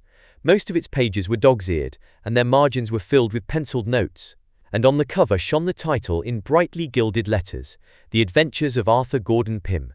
Chapter 8. Bound for the Falklands. On the 8th of September, in the evening, I had taken leave of His Excellency the Governor-General of the Archipelago of Tristan da Cunha, for such is the official title bestowed upon himself by that excellent fellow Glass, ex-corporal of artillery in the British Army. On the following day, before dawn, the Halbrane sailed. After we had rounded Herald Point, the few houses of Ansi Lung disappeared behind the extremity of Falmouth Bay. A fine breeze from the east carried us along gaily. During the morning we left behind us in succession Elephant Bay, Hardy Rock, West Point, Cotton Bay, and Daly's Promontory. But it took the entire day to lose sight of the volcano of Tristan da Cunha, which is 8,000 feet high. Its snow-clad bulk was at last veiled by the shades of evening. During that week, our voyage proceeded under the most favorable conditions. If these were maintained, the end of the month of September ought to bring us within sight of the first peaks of the Falkland Group. And so, very sensibly towards the south, the schooner having descended from the 38th parallel to the 55th degree of latitude. The most daring, or perhaps I ought to say, the most lucky of those discoverers who had preceded the Halbrane, under the command of Captain Len Guy, in the Antarctic seas, had not gone beyond Kemp, the 66th parallel, Ballary, the 67th, Biscoe, the 68th, Bellinghausen and Morel, the 70th, Cook, the 71st, Weddell, the 74th. And it was beyond the 83rd, nearly 550 miles farther, that we must go to the succor of the survivors of the Jane. I confess that for a practical man of unimaginative temperament, I felt strangely excited. A nervous restlessness had taken possession of me. I was haunted by the figures of Arthur Pym and his companions, lost in Antarctic ice deserts. I began to feel a desire to take part in the proposed undertaking of Captain Len Guy. I thought about it incessantly. As a fact, there was nothing to recall me to America. It is true that whether I should get the consent of the commander of the Halbrane remained to be seen. But after all, why should he refuse to keep me as a passenger? Would it not be a very human satisfaction to him to give me material proof that he was in the right, by taking me to the very scene of a catastrophe that I had regarded as fictitious, showing me the remains of the Jane at Salal, and landing me on that self-same island which I had declared to be a myth? Nevertheless, I resolved to wait, before I came to any definite determination, until an opportunity of speaking to the captain should arise. After an interval of unfavorable weather, during which the Halbrane made but slow progress, on the 4th of October in the morning, the aspect of the sky and the sea underwent a marked change. The wind became calm, the waves abated, and the next day the breeze veered to the northwest. This was very favorable to us, and in 10 days, with a continuance of such fortunate conditions, we might hope to reach the Falklands. It was on the 11th that the opportunity of an explanation with Captain Len Guy was presented to me, and by himself, for he came out of his cabin, advanced to the side of the ship where I was seated, and took his place at my side. Evidently he wished to talk to me, and of what, if not the subject which entirely absorbed him? He began by saying, "I have not yet had the pleasure of a chat with you, Mr. Jorling, since our departure from Tristan da Cunha." "To my regret, Captain," I replied, but with reserve, for I wanted him to make the running. "I beg you to excuse me," he resumed. "I have so many things to occupy me and make me anxious. A plan of campaign to organize, in which nothing must be unforeseen or unprovided for. I beg you not to be displeased with me. I am not, I assure you." "That is all right, Mr. Jorling, and now that I know you, that I am able to appreciate you, I congratulate myself upon having you for a passenger until our arrival at the Falklands." I am very grateful, Captain, for what you have done for me, and I feel encouraged to. The moment seemed propitious to my making my proposal, when Captain Len Guy interrupted me. Well, Mr. Jorling, he asked, are you now convinced of the reality of the voyage of the Jane, or do you still regard Edgar Poe's book as a work of pure imagination? I do not so regard it, Captain. You no longer doubt that Arthur Pym and Dirk Peters have really existed, or that my brother William Guy and 5 of his companions are living? I should be the most incredulous of men, Captain, to doubt either fact, and my earnest desire is that the favour of heaven may attend you, and secure the safety of the shipwrecked mariners of the Jane. I will do all in my power, Mr. Jorling, and by the blessing of God I shall succeed. I hope so, Captain. Indeed, I am certain it will be so, and if you consent. Is it not the case that you talked of this matter with one Glass, an English ex-corporal, who sets up to be governor of Tristan da Cunha? Inquired the captain, without allowing me to finish my sentence. That is so, I replied, and what I learned from Glass has contributed not a little to change my doubts into certainty. Ah, he has satisfied you? Yes, he perfectly remembers to have seen the Jane 11 years ago, when she had put in at Tristan da Cunha. The Jane? And my brother? He told me that he had personal dealings with Captain William Guy. And he traded with the Jane? Yes, as he has just been trading with the Halbrane. She was moored in this bay, in the same place as your schooner. And Arthur Pym? Dirk Peters? He was with them frequently. Did he ask what had become of them? Oh yes, and I informed him of the death of Arthur Pym, whom he regarded as a foolhardy adventurer, capable of any daring folly. Say a madman, and a dangerous madman, Mr. Jorling. Was it not he who led my unfortunate brother into that fatal enterprise? There is indeed reason to believe so from his narrative. And never to forget it, added the captain in a tone of agitation. This man Glass, I resumed, also knew Patterson, the mate of the Jane. He was a fine, brave, faithful fellow, Mr. Jorling, and devoted, body and soul, to my brother, as West is to you, Captain. Does Glass know where the shipwrecked men from the Jane are now? I told him, Captain, and also all that you have resolved to do to save them. I did not think proper to add that Glass had been much surprised at Captain Guy's abstaining from visiting him, as, in his absurd vanity, he held the commander of the Halbrane bound to do, nor that he did not consider the governor of Tristan da Cunha bound to take the initiative. I wish to ask you, Mr. Jorling, whether you think everything in Arthur Pym's journal, which has been published by Edgar Poe, is exactly true. I think there is some need for doubt, I answered, the singular character of the hero of those adventures being taken into consideration, at least concerning the phenomena of the island of Salal. And we know that Arthur Pym was mistaken in asserting that Captain William Guy and several of his companions perished in the landslip of the hill at Clock. Ah, but he does not assert this, Mr. Jorling. He says only that, when he and Dirk Peters had reached the opening through which they could discern the surrounding country, the seat of the artificial earthquake was revealed to them. Now, as the whole face of the hill was rushing into the ravine, the fate of my brother and 29 of his men could not be doubtful to his mind. He was, most naturally, led to believe that Dirk Peters and himself were the only white men remaining alive on the island. He said nothing but this, nothing more. These were only suppositions very reasonable, are they not? I admit that fully, Captain.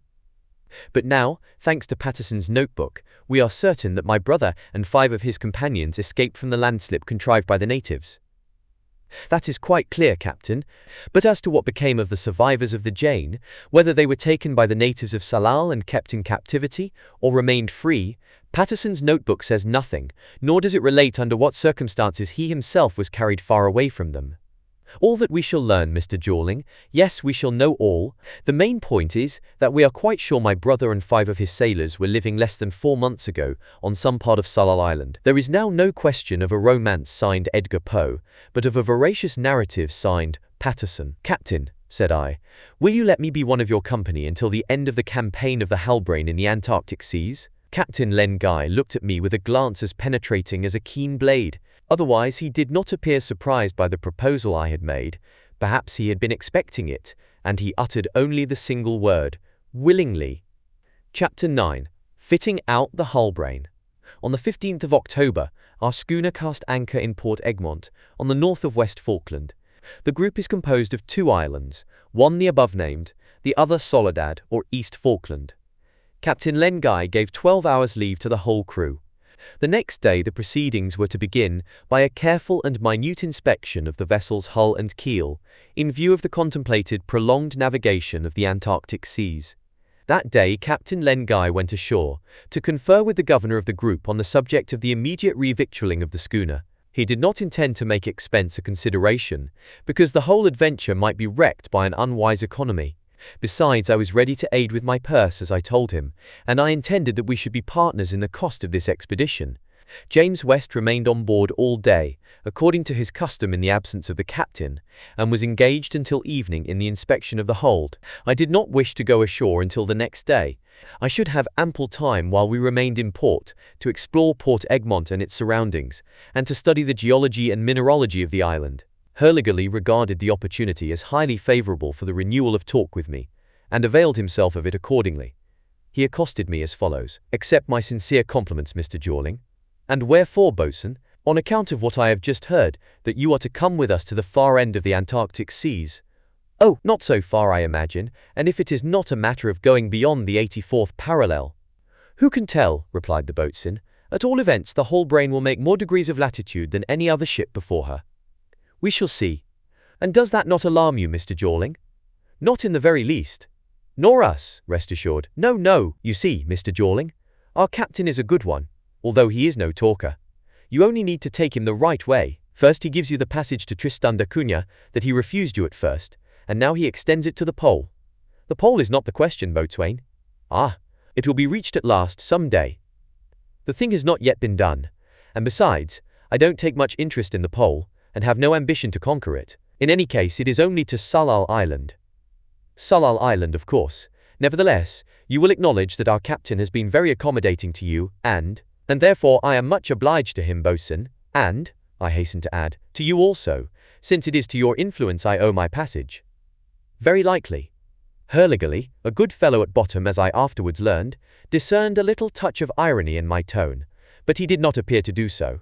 He was resolved to persevere in his patronage of me, and indeed his conversation could not be otherwise than profitable to me, for he was thoroughly acquainted with the Falkland Islands. The result was that on the following day I went ashore adequately prepared to begin my perquisitions. At that period the Falklands were not utilized as they have been since.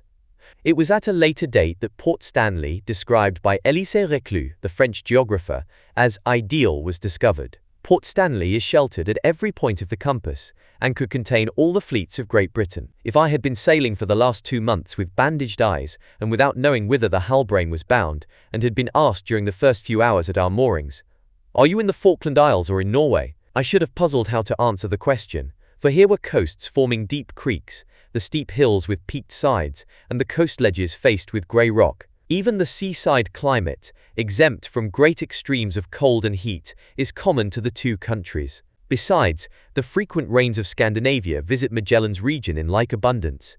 Both have dense fogs, and in spring and autumn, winds so fierce that the very vegetables in the fields are frequently rooted up. A few walks inland would, however, have sufficed to make me recognize that I was still separated by the equator from the waters of northern Europe. What had I found to observe in the neighborhood of Port Egmont after my explorations of the first few days? Nothing but the signs of a sickly vegetation, nowhere arborescent. Here and there a few shrubs grew, in place of the flourishing firs of the Norwegian mountains, and the surface of a spongy soil which sinks and rises under the foot is carpeted with mosses, fungi, and lichens. No, this was not the enticing country where the echoes of the sagas resound. This was not the poetic realm of Woden and the Valkyries. On the deep waters of the Falkland Strait, which separates the two principal isles, great masses of extraordinary aquatic vegetation floated, and the bays of the archipelago, where whales were already becoming scarce, were frequented by other marine mammals of enormous size: seals, 25 feet long by 20 in circumference, and great numbers of sea elephants, wolves, and lions, of proportions no less gigantic. The uproar made by these animals, by the females and their young especially, surpasses description.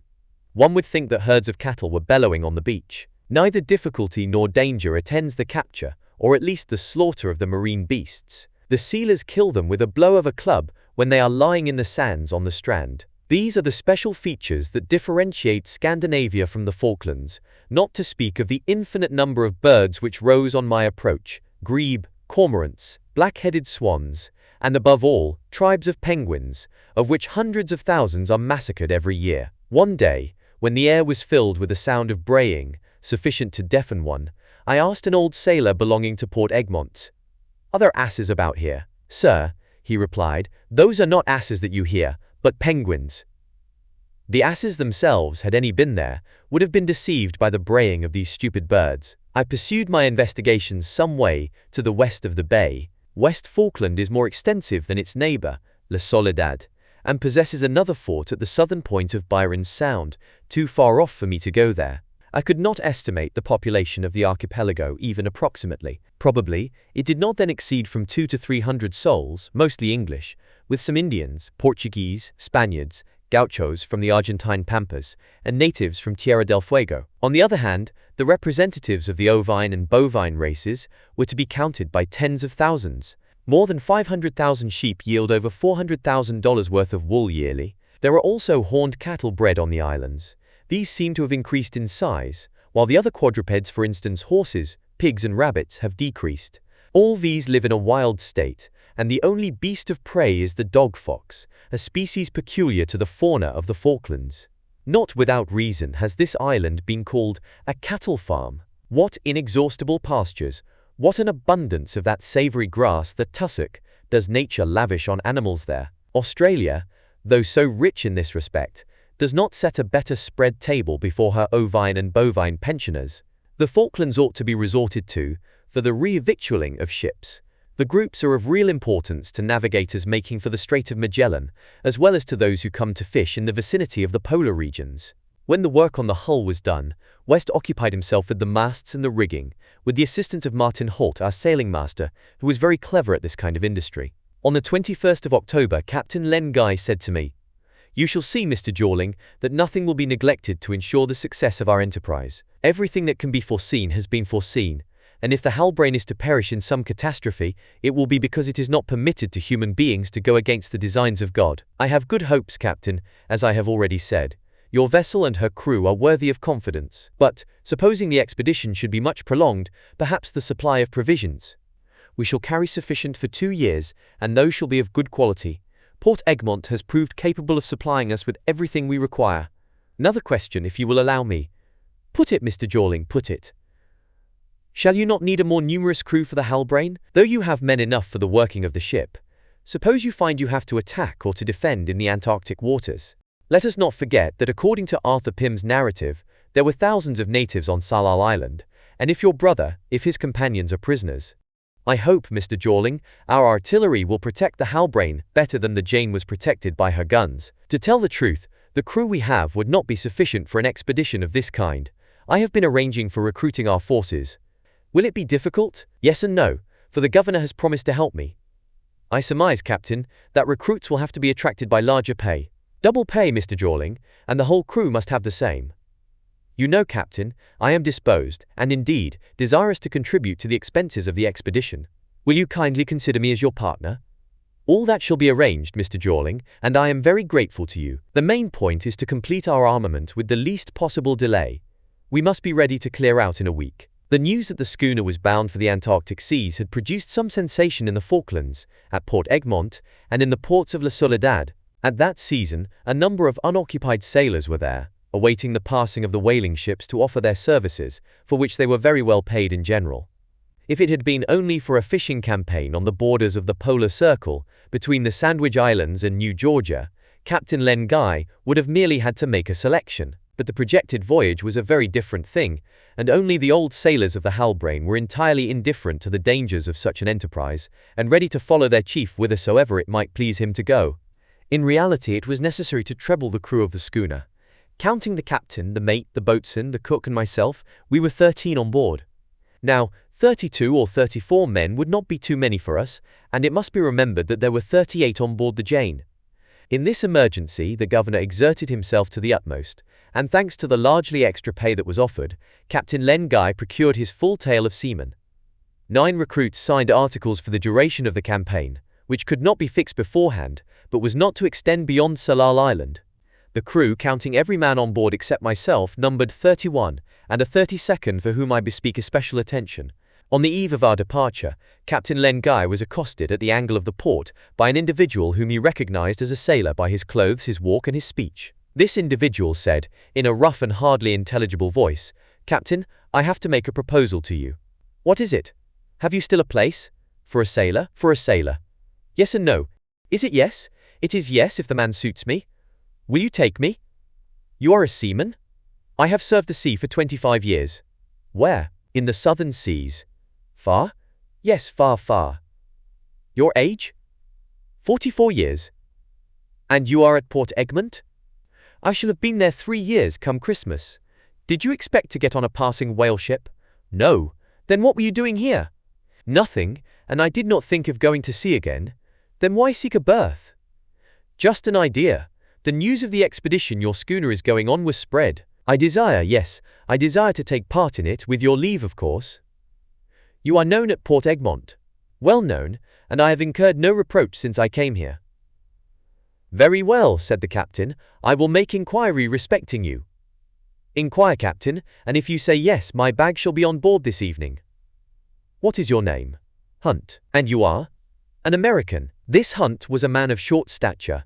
His weather-beaten face was brick red, his skin of a yellowish brown like an Indian's, his body clumsy, his head very large, his legs were bowed, his whole frame denoted exceptional strength, especially the arms, which terminated in huge hands. His grizzled hair resembled a kind of fur. A particular and anything but prepossessing character was imparted to the physiognomy of this individual by the extraordinary keenness of his small eyes, his almost lipless mouth which stretched from ear to ear, and his long teeth which were dazzlingly white, their enamel being intact, for he had never been attacked by scurvy, the common scourge of seamen in high latitudes.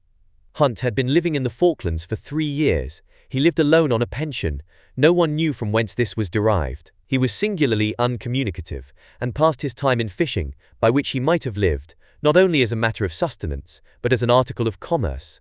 The information gained by Captain Len Guy was necessarily incomplete, as it was confined to Hunt's conduct during his residence at Port Egmont. The man did not fight, he did not drink, and he had given many proofs of his Herculean strength. Concerning his past, nothing was known, but undoubtedly, he had been a sailor. He had said more to Len Guy than he had ever said to anybody, but he kept silence respecting the family to which he belonged, and the place of his birth. This was of no importance. That he should prove to be a good sailor was all we had to think about. Hunt obtained a favorable reply, and came on board that same evening. On the 27th, in the morning, in the presence of the authorities of the archipelago, the Halbrane's anchor was lifted, the last good wishes and the final adieus were exchanged, and the schooner took the sea. The same evening, Capes Dolphin and Pembroke disappeared in the mists of the horizon. Thus began the astonishing adventure undertaken by these brave men, who were driven by a sentiment of humanity towards the most terrible regions of the Antarctic realm. Chapter 10. The Outset of the Enterprise. Here was I, then, launched into an adventure which seemed likely to surpass all my former experiences. Who would have believed such a thing of me? But I was under a spell which drew me towards the unknown, that unknown of the polar world whose secrets so many daring pioneers had in vain essayed to penetrate. And this time who could tell but that the Sphinx of the Antarctic regions would speak for the first time to human ears? The new crew had firstly to apply themselves to learning their several duties, and the old, all-fine fellows aided them in the task. Although Captain Len Guy had not had much choice, he seemed to have been in luck. These sailors, of various nationalities, displayed zeal and goodwill. They were aware, also, that the mate was a man whom it would not do to vex, for Hurligerly had given them to understand that west would break any man's head who did not go straight. His chief allowed him full latitude in this respect. A latitude, he added, which is obtained by taking the altitude of the eye with a shut fist. I recognized my friend the boatswain in the manner of this warning to all whom it might concern. The new hands took the admonition seriously, and there was no occasion to punish any of them. As for Hunt, while he observed the docility of a true sailor in all his duties, he always kept himself apart, speaking to none, and even slept on the deck, in a corner, rather than occupy a bunk in the forecastle with the others. Captain Len Guy's intention was to take the Sandwich Isles for his point of departure towards the south, after having made acquaintance with New Georgia, distant 800 miles from the Falklands. Thus the schooner would be in longitude on the route of the Jane.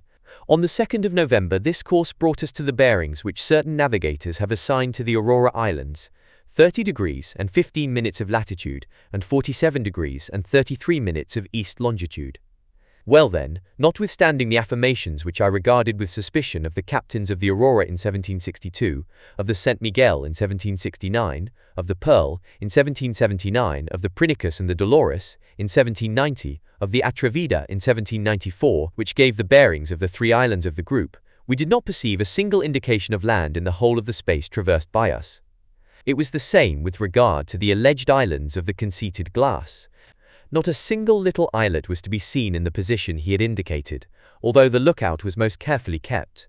It is to be feared that His Excellency the Governor of Tristan da Cunha will never see his name figuring in geographical nomenclature. It was now the 6th of November. Our passage promised to be shorter than that of the Jane. We had no need to hurry, however. Our schooner would arrive before the gates of the iceberg wall would be open. For 3 days, the weather caused the working of the ship to be unusually laborious, and the new crew behaved very well. Thereupon the boatswain congratulated them. Hurliguerly bore witness that Hunt, for all his awkward and clumsy build, was in himself worth 3 men. "A famous recruit," said he. "Yes, indeed," I replied, "and gained just at the last moment." "Very true, Mr. Jawling, but what a face and head he has, that Hunt." "I have often met Americans like him in the regions of the far west," I answered, "and I should not be surprised if this man had Indian blood in his veins." "Do you ever talk with Hunt?" "Very seldom, Mr. Jawling. He keeps himself to himself and away from everybody. And yet it is not for want of mouth. I never saw anything like his. And his hands. Have you seen his hands? Be on your guard, Mr. Jawling, if ever he wants to shake hands with you." "Fortunately, boatswain, Hunt does not seem to be quarrelsome. He appears to be a quiet man who does not abuse his strength." "No, except when he is setting a halyard. Then I am always afraid the pulley will come down, and the yard with it." Hunt certainly was a strange being, and I could not resist observing him with curiosity, especially as it struck me that he regarded me at times with a curious intentness. On the 10th of November, at about 2 in the afternoon, the lookout shouted, "Land ahead, starboard!" An observation had just given 55 degrees and 7 minutes latitude, and 41 degrees and 13 minutes longitude. This land could only be the Isle de Saint-Pierre. Its British names are South Georgia, New Georgia, and King George's Island, and it belongs to the circumpolar regions. It was discovered by the Frenchman, Barbe, in 1675 before Cook, but although he came in second, the celebrated navigator gave it the series of names which it still bears. The schooner took the direction of this island, whose snow-clad heights, formidable masses of ancient rock, rise to an immense altitude through the yellow fogs of the surrounding space. New Georgia, situated within 500 leagues of Magellan Straits, belongs to the administrative domain of the Falklands. The British administration is not represented there by anyone. The island is not inhabited, although it is habitable, at least in the summer season. On the following day, while the men were gone in search of water, I walked about in the vicinity of the bay. The place was an utter desert, for the period at which sealing is pursued there had not arrived. New Georgia, being exposed to the direct action of the Antarctic polar current, is freely frequented by marine mammals. I saw several droves of these creatures on the rocks, the strand, and within the rock grottos of the coast. Whole smalas of penguins, standing motionless in interminable rows, brayed their protest against the invasion of an intruder. I allude to myself. Innumerable larks flew over the surface of the waters and the sands. Their song awoke my memory of lands more favored by nature. It is fortunate that these birds do not want branches to perch on, for there does not exist a tree in New Georgia. Here and there I found a few phanerogams, some pale-colored mosses, and especially tussock grass in such abundance that numerous herds of cattle might be fed upon the island. On the 12th of November the Hull-Brain sailed once more, and having doubled Charlotte Point at the extremity of Royal Bay, she headed in the direction of the Sandwich Islands, 400 miles from thence. So far we had not encountered floating ice. The reason was that the summer sun had not detached any, either from the icebergs or the southern lands.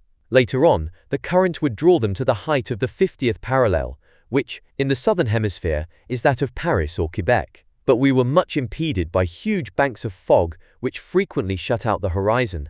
Nevertheless, as these waters presented no danger, and there was nothing to fear from ice packs or drifting icebergs, the Hull-Brain was able to pursue her route towards the Sandwich Islands comfortably enough. Great flocks of clangorous birds breasting the wind and hardly moving their wings passed us in the midst of the fogs. Petrels, divers, halcyons and albatross bound landwards as though to show us the way. Owing, no doubt, to these mists, we were unable to discern Traversey Island. Captain Len Guy, however, thought some vague streaks of intermittent light, which were perceived in the night, between the 14th and 15th, probably proceeded from a volcano which might be that of Traversey, as the crater frequently emits flames. On the 17th of November, the schooner reached the archipelago to which Cook gave the name of Southern Thule in the first instance, as it was the most southern land that had been discovered at that period. He afterwards baptized it Sandwich Isles.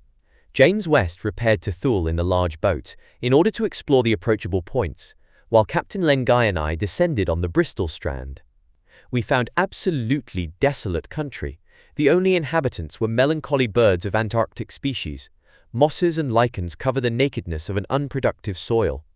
Behind the beach, a few firs rise to a considerable height on the bare hillsides, from whence great masses occasionally come crashing down with a thundering sound. Awful solitude reigns everywhere. There was nothing to attest the passage of any human being, or the presence of any shipwrecked persons on Bristol Island. West's exploration at Thule produced a precisely similar result. A few shots fired from our schooner had no effect but to drive away the crowd of petrels and divers, and to startle the rows of stupid penguins on the beach. While Captain Len Guy and I were walking, I said to him, "You know, of course, what Cook's opinion on the subject of the Sandwich Group was when he discovered it. At first he believed he had set foot upon a continent. According to him, the mountains of ice carried out of the Antarctic Sea by the drift were detached from that continent. He recognized afterwards that the Sandwiches only formed an archipelago, but nevertheless, his belief that a polar continent farther south exists remained firm and unchanged." "I know that is so, Mr. Jorling," replied the captain, "but if such a continent exists, we must conclude that there is a great gap in its coast, and that Weddell and my brother each got in by that gap at 6 years' interval. That our great navigator had not the luck to discover this passage is easy to explain. He stopped at the 71st parallel, but others found it after Captain Cook, and others will find it again."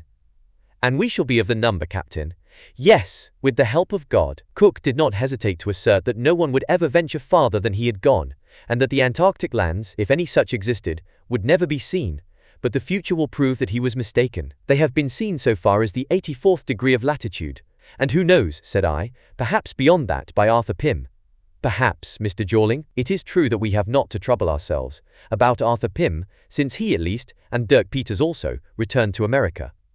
"But supposing he did not return?" "I consider that we have not to face that eventuality," replied Captain Len Guy. Chapter 11. From the Sandwich Islands to the Polar Circle. The Halbrane, singularly favored by the weather, sighted the New South Orkneys group in 6 days after she had sailed from the Sandwich Islands. This archipelago was discovered by Palmer, an American, and Bothwell, an Englishman, jointly in 1821–22. Crossed by the 61st parallel, it is comprehended between the 44th and the 47th meridian. On approaching, we were enabled to observe contorted masses and steep cliffs on the north side, which became less rugged as they neared the coast, at whose edge lay enormous ice floes, heaped together in formidable confusion. These, before 2 months should have expired, would be drifted towards the temperate waters.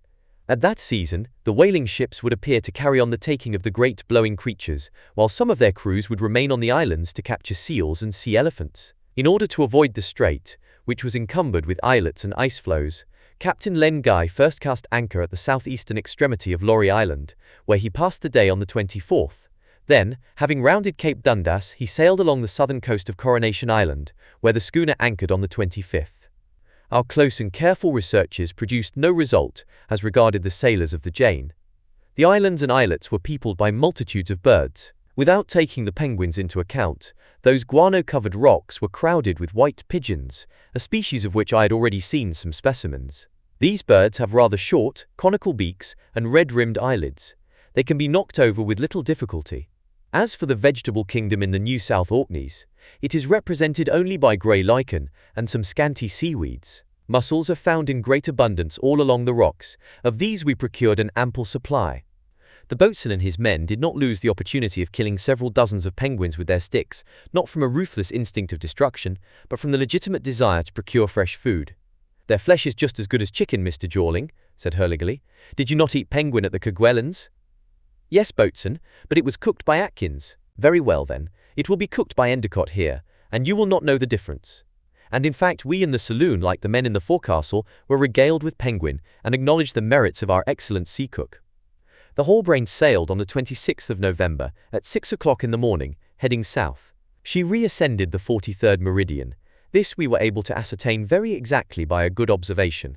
This route it was that Weddell and then William Guy had followed, and provided the schooner did not deflect either to the east or the west, she must inevitably come to Salal Island. The difficulties of navigation had to be taken into account, of course.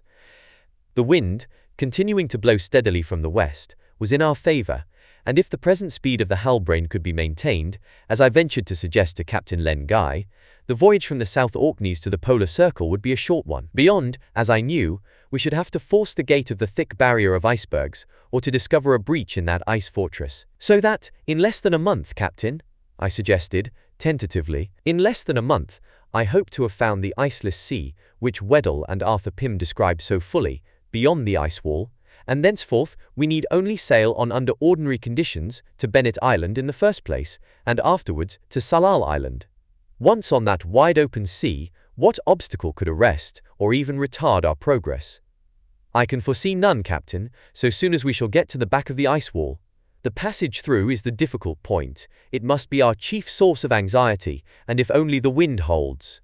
It will hold, Mr. Jeorling. All the navigators of the austral seas have been able to ascertain, as I myself have done, the permanence of this wind. That is true, and I rejoice in the assurance, Captain. Besides, I acknowledge, without shrinking from the admission, that I am beginning to be superstitious. And why not, Mr. Jeorling?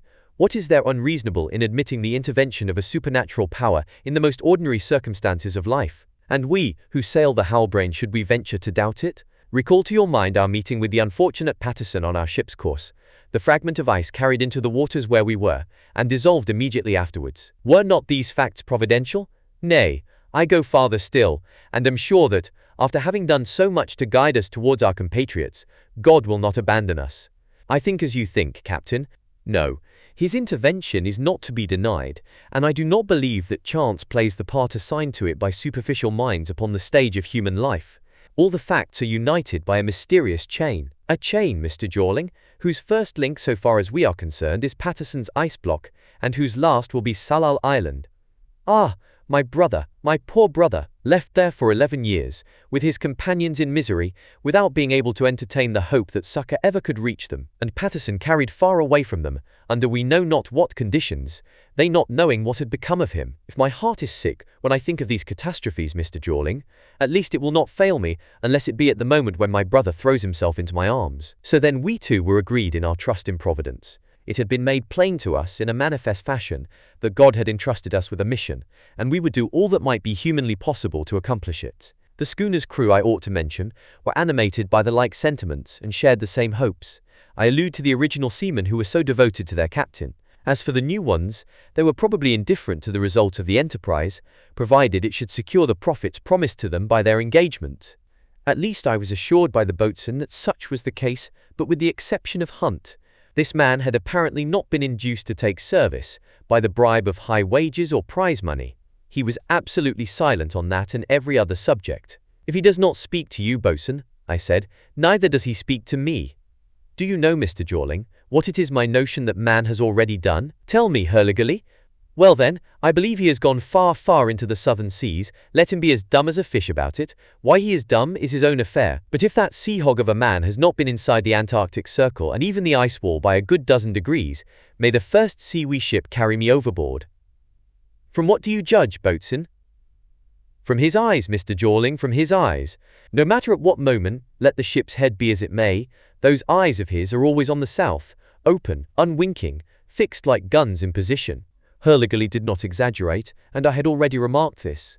To employ an expression of Edgar Poe's, Hunt had eyes like a falcon's. When he is not on the watch, resumed the boatswain, that savage leans all the time with his elbows on the side, as motionless as he is mute. His right place would be at the end of our bow, where he would do for a figurehead to the Halbrane, and a very ugly one at that. And then when he is at the helm, Mr. Jeorling, just observe him. His enormous hands clutch the handles as though they were fastened to the wheel. He gazes at the binnacle as though the magnet of the compass were drawing his eyes. I pride myself on being a good steersman, but as for being the equal of Hunt, I'm not. With him, not for an instant does the needle vary from the sailing line, however rough a lurch she may give. I am sure that if the binnacle lamp were to go out in the night, Hunt would not require to relight it. The fire in his eyes would light up the dial and keep him right. For several days our navigation went on in unbroken monotony, without a single incident, and under favourable conditions. The spring season was advancing, and whales began to make their appearance in large numbers. In these waters a week would suffice for ships of heavy tonnage to fill their casks with the precious oil. Thus the new men of the crew, and especially the Americans, did not conceal their regret for the captain's indifference in the presence of so many animals worth their weight in gold, and more abundant than they had ever seen whales at that period of the year. The leading malcontent was Hearn, a sealing master, to whom his companions were ready to listen. He had found it easy to get the upper hand of the other sailors by his rough manner and the surly audacity that was expressed by his whole personality. Hearn was an American, and 45 years of age. He was an active, vigorous man, and I could see him in my mind's eye, standing up on his double-bowed whaling boat, brandishing the harpoon, darting it into the flank of a whale, and paying out the rope. He must have been fine to see.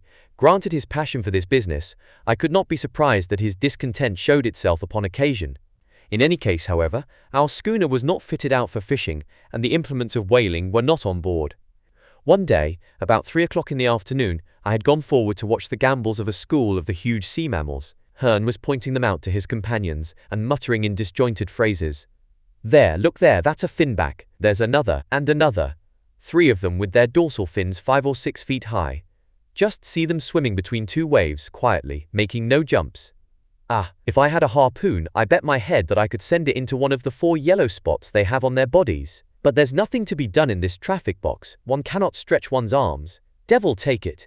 In these seas it is fishing we ought to be at, not." Then, stopping short, he swore a few oaths and cried out, "And that other whale?" "The one with a hump like a dromedary?" asked a sailor. "Yes, it is a humpback," replied Hearn. "Do you make out its wrinkled belly, and also its long dorsal fin? They're not easy to take, those humpbacks, for they go down into great depths, and devour long reaches of your lines. Truly we deserve that he should give us a switch of his tail on our side, since we don't send a harpoon into his." "Look out! Look out!" shouted the boatswain. This was not to warn us that we were in danger of receiving the formidable stroke of the humpback's tail which the sealing master had wished us. No, an enormous blower had come alongside the schooner, and almost on the instant a spout of ill-smelling water was ejected from its blowhole with a noise like a distant roar of artillery. The whole foredeck to the main hatch was inundated. "That's well done," growled Hearn, shrugging his shoulders, while his companions shook themselves and cursed the humpback. Besides these 2 kinds of cetacea, we had observed several right whales, and these are the most usually met with in the southern seas. They have no fins, and their blubber is very thick. The taking of these fat monsters of the deep is not attended with much danger. The right whales are vigorously pursued in the southern seas, where the little shellfish called whale's food abound. The whales subsist entirely upon these small crustaceans. Presently, one of these right whales, measuring 60 feet in length, that is to say the animal was the equivalent of 100 barrels of oil, was seen floating within 3 cables' lengths of the schooner. "Yes, that's a right whale," exclaimed Hearn. "You might tell it by its thick short spout. See, that one on the port side, like a column of smoke, that's the spout of a right whale. And all this is passing before our very noses, a dead loss. Why, it's like emptying money bags into the sea, not to fill one's barrels when one can. A nice sort of captain indeed, to let all this merchandise be lost, and do such wrong to his crew." "Hearn," said an imperious voice, "go up to the maintop. You will be more at your ease there to reckon the whales." "But, sir—" "No reply, or I'll keep you up there until tomorrow. Come, be off at once." And as he would have got the worst of an attempt at resistance, the sealing master obeyed in silence. The season must have been abnormally advanced, for although we continued to see a vast number of testaceans, we did not catch sight of a single whaling ship in all this fishing ground. I hasten to state that, although we were not to be tempted by whales, no other fishing was forbidden on board the Halbrane, and our daily bill of fare profited by the boatswain's trawling lines, to the extreme satisfaction of stomachs weary of salt meat. Our lines brought us goby, salmon, cod, mackerel, conger, mullet and parrotfish. The birds which we saw, and which came from every point of the horizon, were those I have already mentioned, petrels, divers, halcyons and pigeons in countless flocks. I also saw, but beyond aim, a giant petrel. Its dimensions were truly astonishing. This was one of those called quebrantanesos by the Spaniards. This bird of the Magellanian waters is very remarkable. Its curved and slender wings have a span of from 13 to 14 feet, equal to that of the wings of the great albatross. Nor is the latter wanting among these powerful winged creatures. We saw the dusky-plumed albatross of the cold latitudes, sweeping towards the glacial zone. On the 30th of November, After observation taken at noon, it was found that we had reached 66 degrees, 23 minutes and 3 seconds of latitude. The whole brain had then crossed the polar circle, which circumscribes the area of the Antarctic zone. Chapter 12. Between the polar circle and the ice wall. Since the whole brain has passed beyond the imaginary curve drawn at 23.5 degrees from the pole, it seems as though she had entered a new region, that region of desolation and silence, as Edgar Poe says, that magic person of splendor and glory in which the Eleanora's singer longed to be shut up to all eternity, that immense ocean of light ineffable. It is my belief, to return to less fanciful hypotheses, that the Antarctic region, with a superficies of more than 5 millions of square miles, has remained what our spheroid was during the glacial period.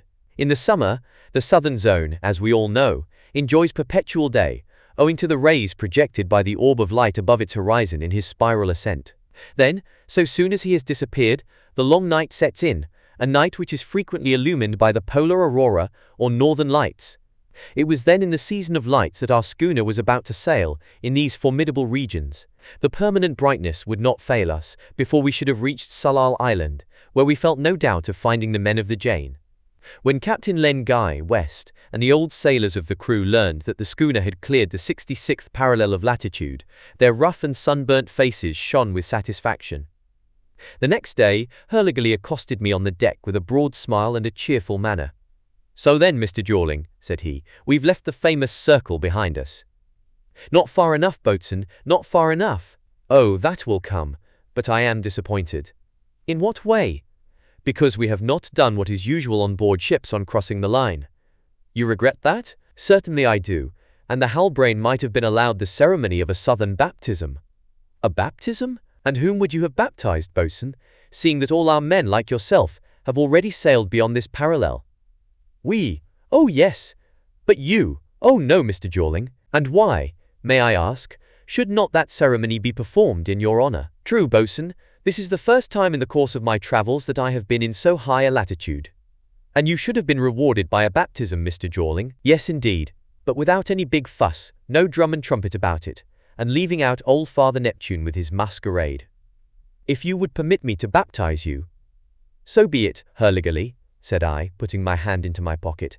"Baptize as you please. Here is something to drink my health with, at the nearest tavern." "Then that will be Bennet Islet or Tsalal Island, provided there are any taverns in those savage islands, and any Atkinses to keep them." "Tell me, boatswain, I always get back to Hunt. Does he seem so much pleased to have passed the polar circle as the Halbrane's old sailors are?" "Who knows? There's nothing to be got out of him one way or another. But, as I have said before, if he has not already made acquaintance with the ice barrier—" "What makes you think so?" "Everything and nothing, Mr. Jeorling. One feels these things, one doesn't think them.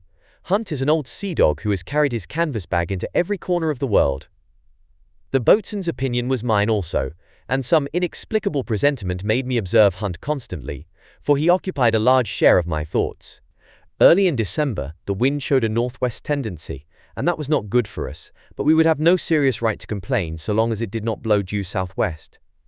In the latter case, the schooner would have been thrown out of her course, or at least she would have had a struggle to keep in it, and it was better for us, in short, not to stray from the meridian which we had followed since our departure from the New South Orkneys. Captain Len Guy was made anxious by this alteration in the wind, and besides, the speed of the Halbrane was manifestly lessened, for the breeze began to soften on the 4th, and in the middle of the night it died away. In the morning the sails hung motionless and shriveled along the masts. Although not a breath reached us, and the surface of the ocean was unruffled, the schooner was rocked from side to side by the long oscillations of the swell coming from the west.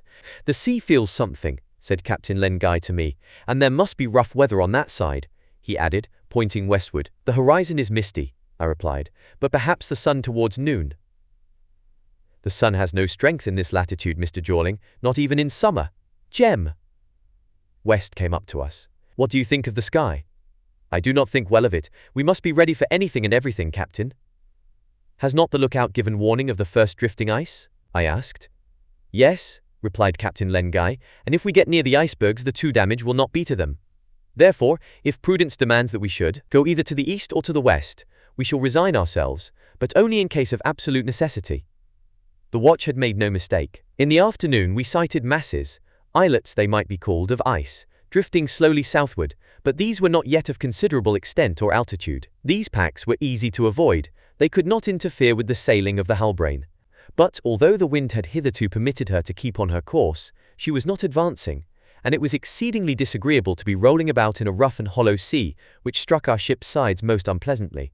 About 2 o'clock it was blowing a hurricane from all the points of the compass.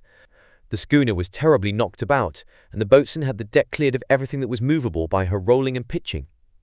Fortunately, the cargo could not be displaced, the stowage having been effected with perfect forecast of nautical eventualities. We had not to dread the fate of the Grampus, which was lost, owing to negligence in her lading. It will be remembered that the brig turned bottom upwards, and that Arthur Pym and Dirk Peters remained for several days crouching on its keel. Besides, the schooner's pumps did not give a drop of water. The ship was perfectly sound in every part, owing to the efficient repairs that had been done during our stay at the Falklands.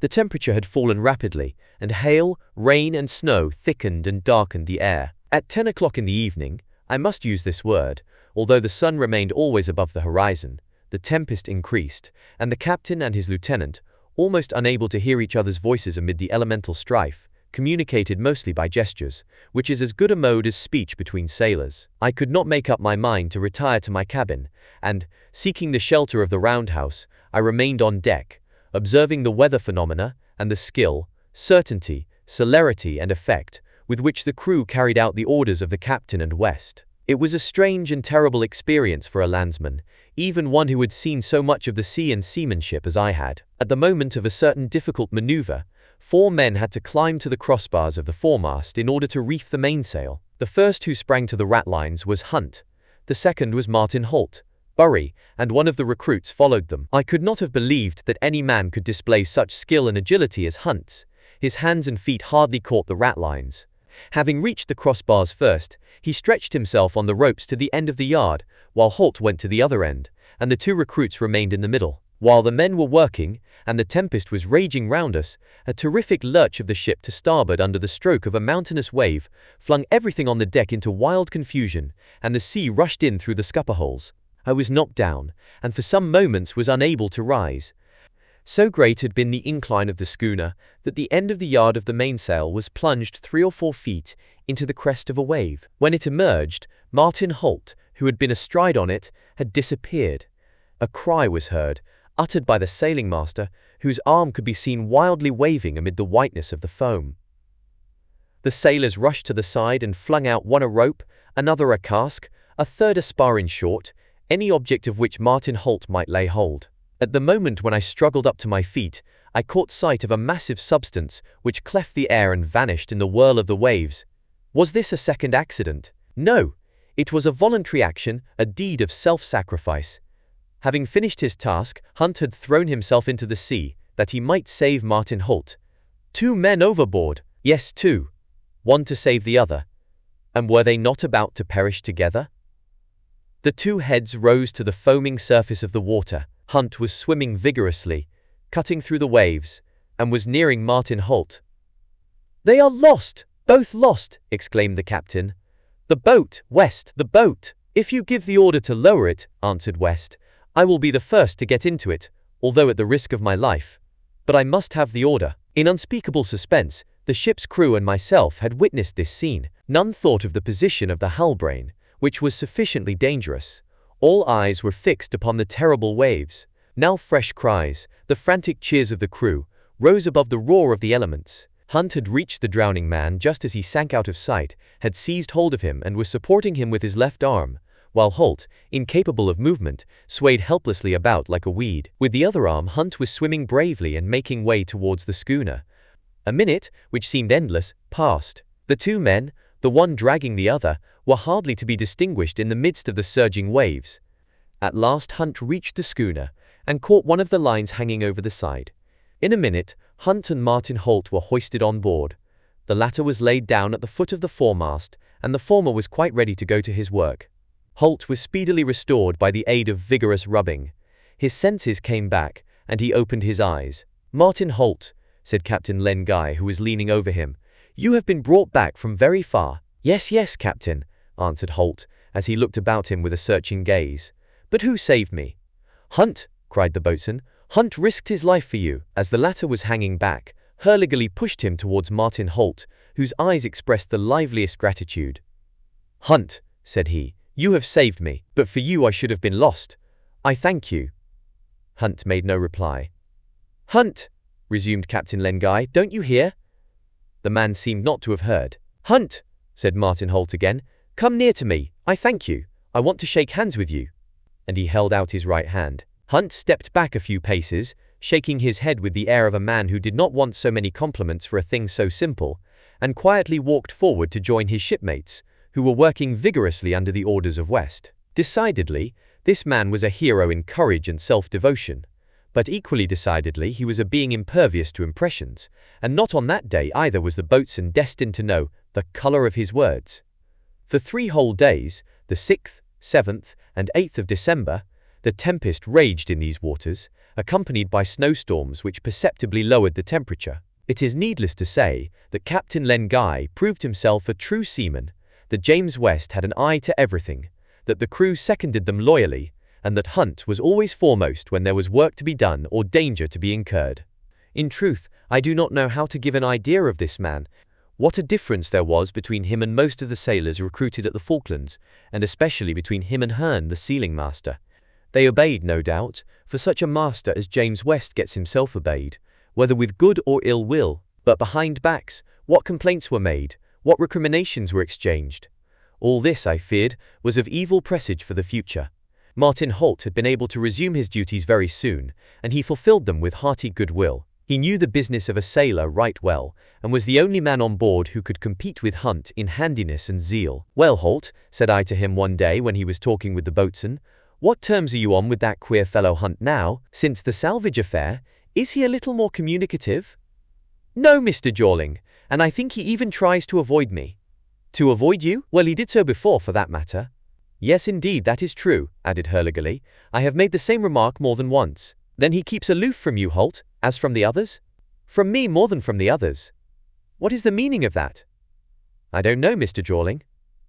I was surprised at what the two men had said, but a little observation convinced me that Hunt actually did avoid every occasion of coming in contact with Martin Holt. Did he not think that he had a right to Holt's gratitude, although the latter owed his life to him? This man's conduct was certainly very strange. In the early morning of the 9th, the wind showed a tendency to change in the direction of the east, which would mean more manageable weather for us. And in fact, although the sea still remained rough, at about 2 in the morning, it became feasible to put on more sail without risk, and thus the Halbrane regained the course from which she had been driven by the prolonged tempest. In that portion of the Antarctic Sea, the ice packs were more numerous, and there was reason to believe that the tempest, by hastening the smash-up, had broken the barrier of the iceberg wall towards the east. Chapter 13. Along the front of the icebergs. Although the seas beyond the polar circle were wildly tumultuous, it is but just to acknowledge that our navigation had been accomplished so far under exceptional conditions. And what good luck it would be if the Halbrane, in this first fortnight of December, were to find the Weddell route open. There. I am talking of the Weddell route as though it were a macadamized road, well kept, with milestones and, "This way to the South Pole," on a signpost. The numerous wandering masses of ice gave our men no trouble, they were easily avoided. It seemed likely that no real difficulties would arise until the schooner should have to try to make a passage for herself through the icebergs.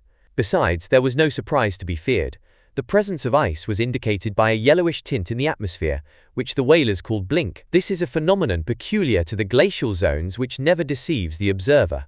For 5 successive days the Halbrane sailed without sustaining any damage, without having, even for a moment, had to fear a collision. It is true that in proportion, as she advanced towards the south, the number of ice packs increased, and the channels became narrower. On the 14th, an observation gave us 72 degrees and 37 minutes for latitude, our longitude remaining the same, between the 42nd and the 43rd meridian. This was already a point beyond the Antarctic Circle that few navigators had been able to reach. We were only 2 degrees lower than Weddell. The navigation of the schooner naturally became a more delicate matter in the midst of those dim wan masses, soiled with the excreta of birds. Many of them had a leprous look, compared with their already considerable volume. How small our little ship, over whose masts some of the icebergs already towered, must have appeared. Captain Lengai admirably combined boldness and prudence in his command of his ship. He never passed to leeward of an iceberg if the distance did not guarantee the success of any maneuver whatsoever that might suddenly become necessary. He was familiar with all the contingencies of ice navigation, and was not afraid to venture into the midst of these flotillas of drifts and packs. That day he said to me, "Mr. Jorling, this is not the first time that I have tried to penetrate into the polar sea, and without success. Well, if I made the attempt to do this when I had nothing but presumption as to the fate of the Jane to go upon, what shall I not do now that presumption is changed into certainty?" "I understand that, Captain, and of course your experience of navigation in these waters must increase our chances of success." "Undoubtedly. Nevertheless, all that lies beyond the fixed icebergs is still the unknown for me, as it is for other navigators." "The unknown?" "No, not absolutely, Captain, since we possess the important reports of Weddell, and I must add of Arthur Pym also." "Yes, I know. They have spoken of the open sea. Do you not believe that such a sea exists?"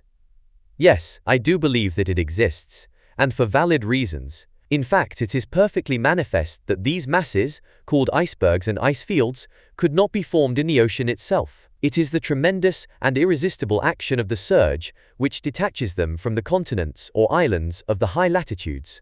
Then the currents carry them into less cold waters, where their edges are worn by the waves, while the temperature disintegrates their bases and their sides, which are subjected to thermometric influences." "That seems very plain," I replied. "Then these masses have come from the icebergs. They clash with them in drifting, sometimes break into the main body, and clear their passage through." Again, we must not judge the southern by the northern zone. The conditions are not identical. Cook has recorded that he never met the equivalent of the Antarctic ice mountains in the Greenland seas, even at a higher latitude. "What is the reason?" I asked. "No doubt that the influence of the south winds is predominant in the northern regions. Now those winds do not reach the northern regions until they have been heated in their passage over America, Asia, and Europe, and they contribute to raise the temperature of the atmosphere. The nearest land, ending in the points of the Cape of Good Hope, Patagonia and Tasmania, does not modify the atmospheric currents." "That is an important observation, Captain, and it justifies your opinion with regard to an open sea." "Yes, open at least for 10 degrees behind the icebergs. Let us then only get through that obstacle, and our greatest difficulty will have been conquered." "You were right in saying that the existence of that open sea has been formally recognized by Weddell." "And by Arthur Pym, Captain." "And by Arthur Pym." From the 15th of December, the difficulties of navigation increased with the number of the drifting masses. The wind, however, continued to be uniformly favorable, showing no tendency to veer to the south. The breeze freshened now and then, and we had to take in sail. When this occurred, we saw the sea foaming along the sides of the ice packs, covering them with spray like the rocks on the coast of a floating island, but without hindering their onward march. Our crew could not fail to be impressed by the sight of the schooner making her way through these moving masses. The new men among them, at least, for the old hands had seen such maneuvers before, but they soon became accustomed to it, and took it all for granted. It was necessary to organize the lookout ahead with the greatest care. West had a cask fixed at the head of the foremast, what is called a crow's nest, and from thence an unremitting watch was kept. The 16th was a day of excessive fatigue to the men. The packs and drifts were so close that only very narrow and winding passageway between them was to be found, so that the working of the ship was more than commonly laborious. Under these circumstances, none of the men grumbled, but Hunt distinguished himself by his activity. Indeed, he was admitted by Captain Lengai and the crew to be an incomparable seaman. But there was something mysterious about him that excited the curiosity of them all. At this state, the Hull-Brain could not be very far from the icebergs. If she held on in her course in that direction, she would certainly reach them before long, and would then have only to seek for a passage. Hitherto, however, the lookout had not been able to make out between the icebergs an unbroken crest of ice beyond the ice fields. Constant and minute precautions were indispensable all day on the 16th, for the helm, which was loosened by merciless blows and bumps, was in danger of being unshipped. The sea mammals had not forsaken these seas. Whales were seen in great numbers, and it was a fairy-like spectacle when several of them spouted simultaneously. With finbacks and humpbacks, porpoises of colossal size appeared, and these Hearn harpooned cleverly when they came within range. The flesh of these creatures was much relished on board, after Endicott had cooked it in his best manner. As for the usual Antarctic birds, petrels, pigeons, and cormorants, they passed in screaming flocks, and legions of penguins, ranged along the edges of the ice fields, watched the evolutions of the schooner. These penguins are the real inhabitants of these dismal solitudes, and nature could not have created a type more suited to the desolation of the glacial zone. On the morning of the 17th, the man in the crow's nest at last signaled the icebergs. 5 or 6 miles to the south, a long dentated crest upreared itself, plainly standing out against the fairly clear sky, and all along it drifted thousands of ice packs. This motionless barrier stretched before us from the northwest to the southeast, and by merely sailing along it the schooner would still gain some degrees southwards. When the Halbrane was within 3 miles of the icebergs, she lay to in the middle of a wide basin, which allowed her complete freedom of movement. A boat was lowered, and Captain Lengai got into it, with the boatswain, 4 sailors at the oars, and 1 at the helm. The boat was pulled in the direction of the enormous rampart. Vain search was made for a channel through which the schooner could have slipped, and after 3 hours of this fatiguing reconnoitering, the men returned to the ship. Then came a squall of rain and snow, which caused the temperature to fall to 36 degrees, and shut out the view of the ice rampart from us. During the next 24 hours, the schooner lay within 4 miles of the icebergs. To bring her nearer would have been to get among winding channels from which it might not have been possible to extricate her. Not that Captain Lengai did not long to do this, in his fear of passing some opening unperceived. "If I had a consort," he said, "I would sail closer along the icebergs, and it is a great advantage to be two, when one is on such an enterprise as this, but the Halbrane is alone, and if she were to fail us..." Even though we approached no nearer to the icebergs than prudence permitted, our ship was exposed to great risk, and West was constantly obliged to change his trim in order to avoid the shock of an icefield. Fortunately, the wind blew from east to north, northeast without variation, and it did not freshen. Had a tempest arisen, I know not what would have become of the schooner. Yes, though, I do know too well, she would have been lost and all on board of her. In such a case, the Halbrane could not have escaped. We must have been flung on the base of the barrier. After a long examination, Captain Lengai had to renounce the hope of finding a passage through the terrible wall of ice. It remained only to endeavor to reach the southeast point of it. At any rate, by following that course we lost nothing in latitude. And, in fact, on the 18th, the observation taken made the 73rd parallel the position of the Halbrane. I must repeat, however, that navigation in the Antarctic seas will probably never be accomplished under more felicitous circumstances. The precocity of the summer season, the permanence of the north wind, the temperature 49 degrees at the lowest, all this was the best of good fortune. I need not add that we enjoyed perpetual light, and the whole 24 hours round the sun's rays reached us from every point of the horizon. 2 or 3 times the captain approached within 2 miles of the icebergs. It was impossible, but that the vast mass must have been subjected to climatic influences. Ruptures must surely have taken place at some points. But his search had no result, and we had to fall back into the current from west-east. I must observe at this point that during all our search we never descried land or the appearance of land out at sea, as indicated on the charts of preceding navigators. These maps are incomplete, no doubt, but sufficiently exact in their main lines. I am aware that ships have often passed over the indicated bearings of land. This, however, was not admissible in the case of Salal. If the Jane had been able to reach the islands, it was because that portion of the Antarctic Sea was free, and in so early a year we need not fear any obstacle in that direction.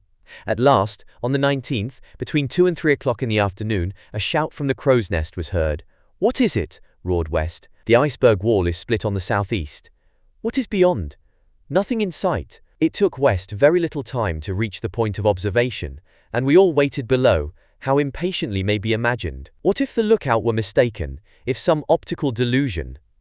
But West, at all events, would make no mistake. After 10 interminable minutes his clear voice reached us on the deck. "Open sea!" he cried. Unanimous cheers made answer. The schooner's head was put to the southeast, hugging the wind as much as possible. 2 hours later we had doubled the extremity of the ice barrier, and there lay before our eyes a sparkling sea, entirely open. The French word is banquise, which means the vast stretch of icebergs farther south than the barrière or ice wall. Chapter 14. A Voice in a Dream. Entirely free from ice? No, it would have been premature to affirm this as a fact. A few icebergs were visible in the distance, while some drifts and packs were still going east. Nevertheless, the breakup had been very thorough on that side, and the sea was in reality open, since a ship could sail freely. "God has come to our aid," said Captain Lengai. "May he be pleased to guide us to the end."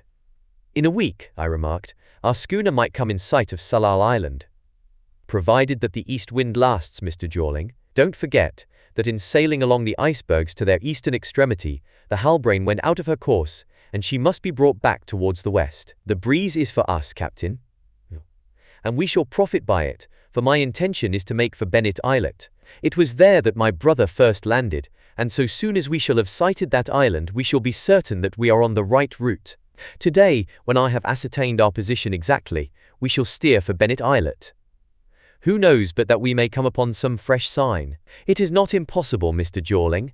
I need not say that recourse was had to the surest guide within our reach, that voracious narrative of Arthur Gordon Pym, which I read and reread with intense attention, fascinated as I was by the idea that I might be permitted to behold with my own eyes those strange phenomena of nature in the Antarctic world, which I, in common with all Edgar Poe's readers, had hitherto regarded as creations of the most imaginative writer who ever gave voice by his pen to the fantasies of a unique brain. No doubt a great part of the wonders of Arthur Gordon Pym's narrative would prove pure fiction, but if even a little of the marvelous story were found to be true, how great a privilege would be mine.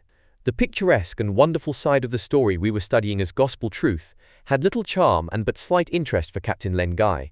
He was indifferent to everything in Pym's narrative that did not relate directly to the castaways of Tsalal Island. His mind was solely and constantly set upon their rescue.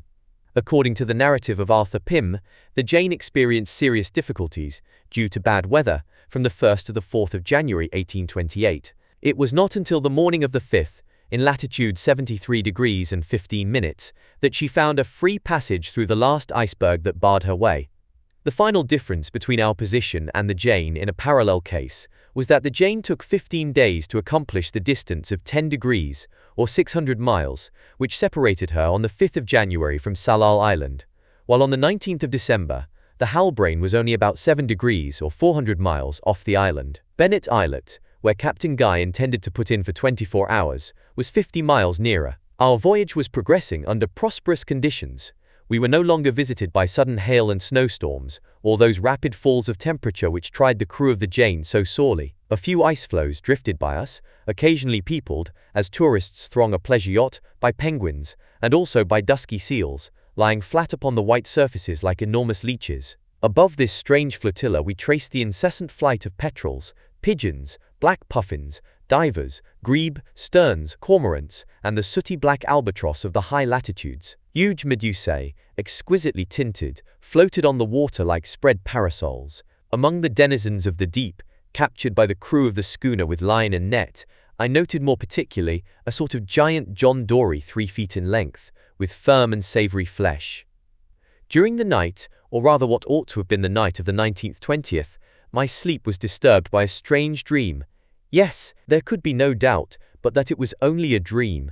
Nevertheless, I think it well to record it here, because it is an additional testimony to the haunting influence under which my brain was beginning to labor. I was sleeping at 2 hours after midnight, and was awakened by a plaintive and continuous murmuring sound. I imagined I opened my eyes. My cabin was in profound darkness. The murmur began again. I listened, and it seemed to me that a voice which I did not know, whispered these words, "Pym, Pym, poor Pym." Evidently this could only be a delusion, unless indeed someone had got into my cabin. The door was not locked. "Pym," the voice repeated. "Poor Pym must never be forgotten." This time the words were spoken close to my ear. What was the meaning of the injunction, and why was it addressed to me? And besides, had not Pym, after his return to America, met with a sudden and deplorable death, the circumstances or the details being unknown? I began to doubt whether I was in my right mind, and shook myself into complete wakefulness, recognizing that I had been disturbed by an extremely vivid dream due to some cerebral cause. I turned out of my berth, and pushing back the shutter, looked out of my cabin. No one aft on the deck, except Hunt, who was at the helm. I had nothing to do but to lie down again, and this I did. It seemed to me that the name of Arthur Pym was repeated in my hearing several times. Nevertheless, I fell asleep, and did not wake until morning, when I retained only a vague impression of this occurrence which soon faded away. No other incident at that period of our voyage calls for notice. Nothing particular occurred on board our schooner. The breeze from the north, which had forsaken us, did not recur, and only the current carried the Halbrane towards the south. This caused a delay unbearable to our impatience. At last, on the 21st, the usual observation gave 82 degrees and 50 minutes of latitude, and 42 degrees and 20 minutes of west longitude.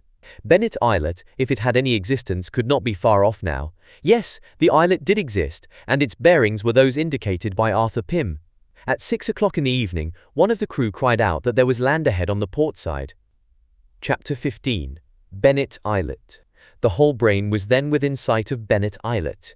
The crew urgently needed rest, so the disembarkation was deferred until the following day, and I went back to my cabin. The night passed without disturbance, and when day came not a craft of any kind was visible on the waters, not a native on the beach. There were no huts upon the coast, no smoke arose in the distance to indicate that Bennet Islet was inhabited.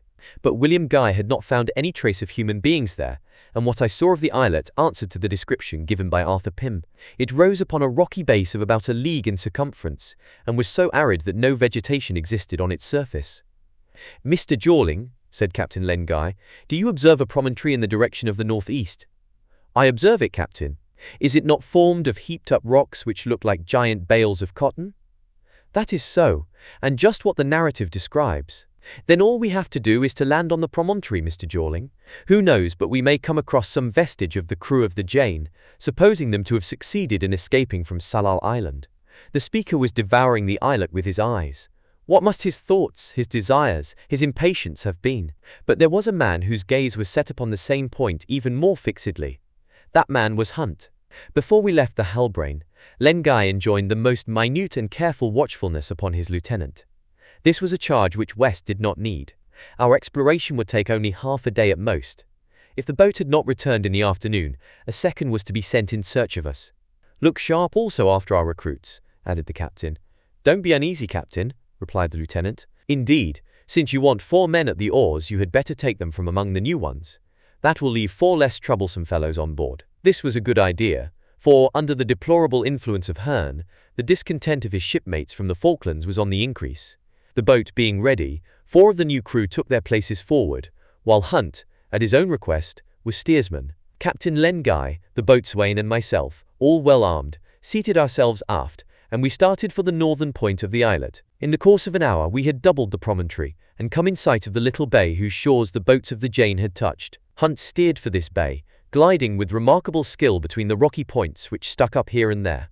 One would have thought he knew his way among them. We disembarked on a stony coast. The stones were covered with sparse lichen. The tide was already ebbing, leaving uncovered the sandy bottom of a sort of beach strewn with black blocks, resembling big nailheads. 2 men were left in charge of the boat while we landed amid the rocks, and accompanied by the other 2, Captain Len Guy, the boatswain, Hunt and I proceeded towards the centre, where we found some rising ground, from whence we could see the whole extent of the islet. But there was nothing to be seen on any side, absolutely nothing. On coming down from the slight eminence, Hunt went on in front, as it had been agreed that he was to be our guide. We followed him therefore, as he led us towards the southern extremity of the islet. Having reached the point, Hunt looked carefully on all sides of him, then stooped and showed us a piece of half-rotten wood lying among the scattered stones. "I remember," I exclaimed. "Arthur Pym speaks of a piece of wood with traces of carving on it which appeared to have belonged to the bow of a ship. Among the carving my brother fancied he could trace the design of a tortoise," added Captain Len Guy. "Just so," I replied, "but Arthur Pym pronounced that resemblance doubtful. No matter, the piece of wood is still in the same place that is indicated in the narrative, so we may conclude that since the Jane cast anchor here, no other crew has ever set foot upon Bennet Islet. It follows that we should only lose time in looking out for any tokens of another landing. We shall know nothing until we reach Tsalal Island." "Yes, Tsalal Island," replied the captain. We then retraced our steps in the direction of the bay. In various places we observed fragments of coral reef, and biche de mer was so abundant that our schooner might have taken a full cargo of it. Hunt walked on in silence with downcast eyes, until, as we were close upon the beach to the east, he, being about 10 paces ahead, stopped abruptly, and summoned us to him by a hurried gesture. In an instant we were by his side. Hunt had evinced no surprise on the subject of the piece of wood first found, but his attitude changed when he knelt down in front of a worm-eaten plank lying on the sand. He felt it all over with his huge hands, as though he were seeking some tracery on its rough surface whose signification might be intelligible to him. The black paint was hidden under the thick dirt that had accumulated upon it. The plank had probably formed part of a ship's stern, as the boatswain requested us to observe. "Yes, yes," repeated Captain Len Guy, "it made part of a stern."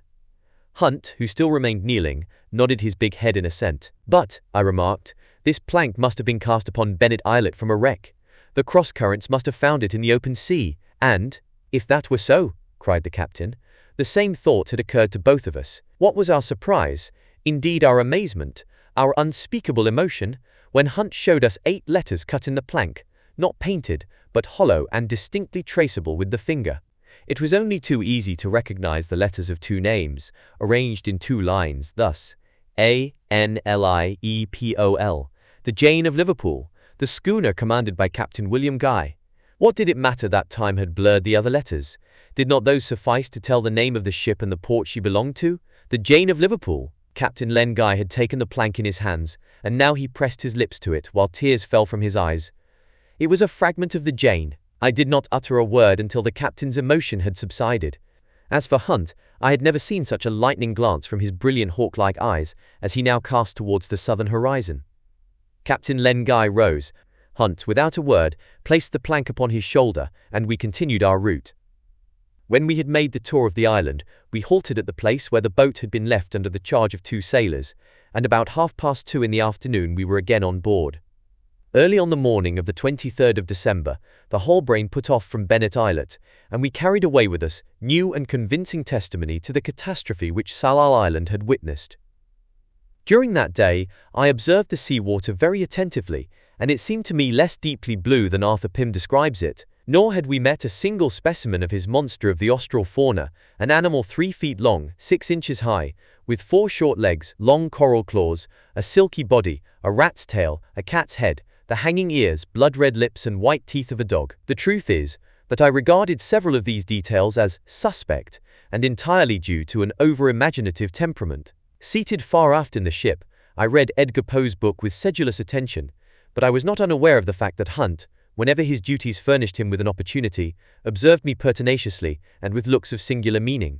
And in fact, I was reperusing the end of chapter 17, in which Arthur Pym acknowledged his responsibility for the sad and tragic events which were the results of his advice. It was, in fact, he who overpersuaded Captain William Guy, urging him to profit by so tempting an opportunity of solving the great problem relating to the Antarctic continent. And, besides, while accepting that responsibility, did he not congratulate himself on having been the instrument of a great discovery, and having aided in some degree to reveal to science one of the most marvelous secrets which had ever claimed its attention? At 6 o'clock the sun disappeared behind a thick curtain of mist. After midnight the breeze freshened, and the Halbrane's progress marked a dozen additional miles. On the morrow, the good ship was less than the third of a degree, that is to say less than 20 miles from Tsalal Island.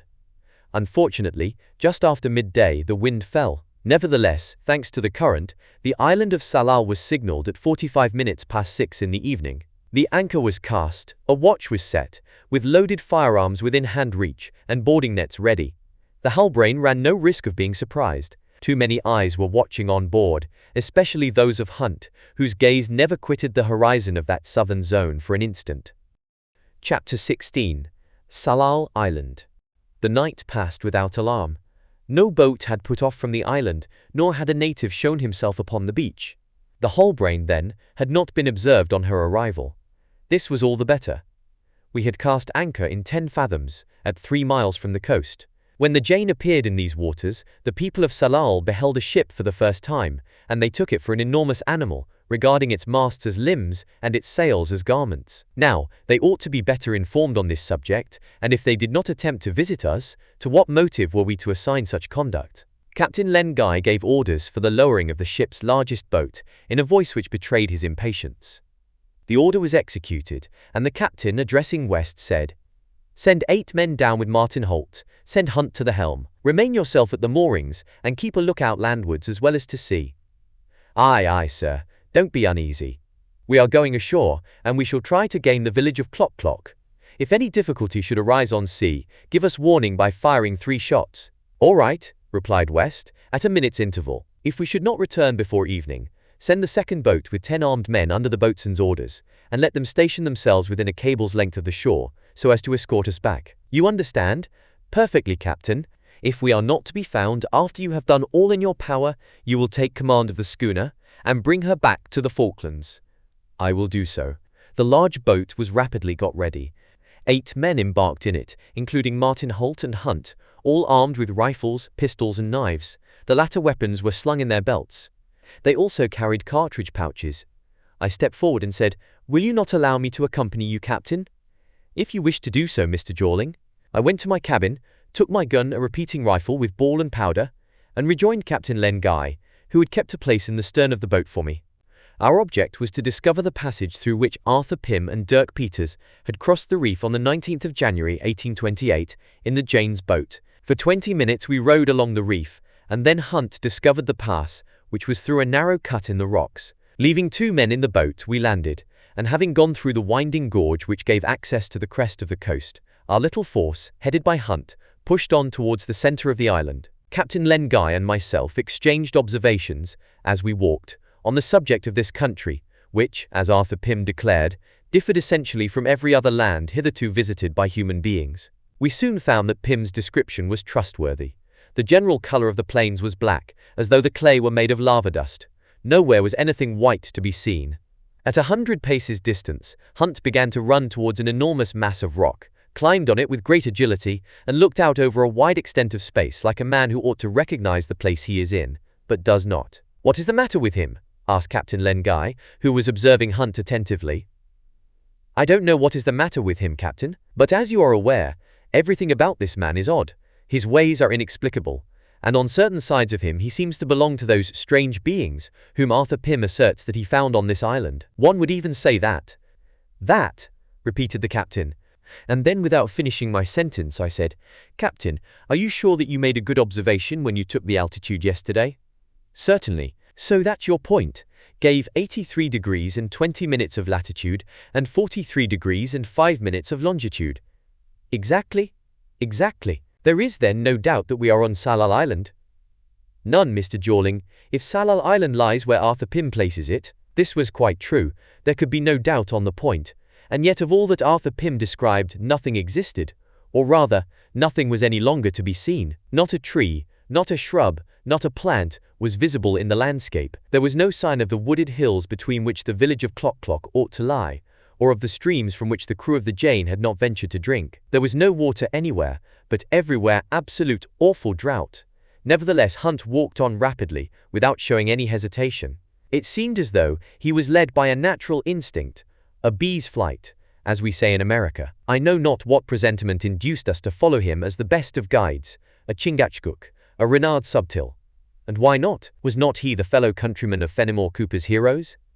But I must repeat that we had not before our eyes that fabulous land which Arthur Pym described. The soil we were treading had been ravaged, wrecked, torn by convulsion. It was black, a cindery black, as though it had been vomited from the earth under the action of Plutonian forces.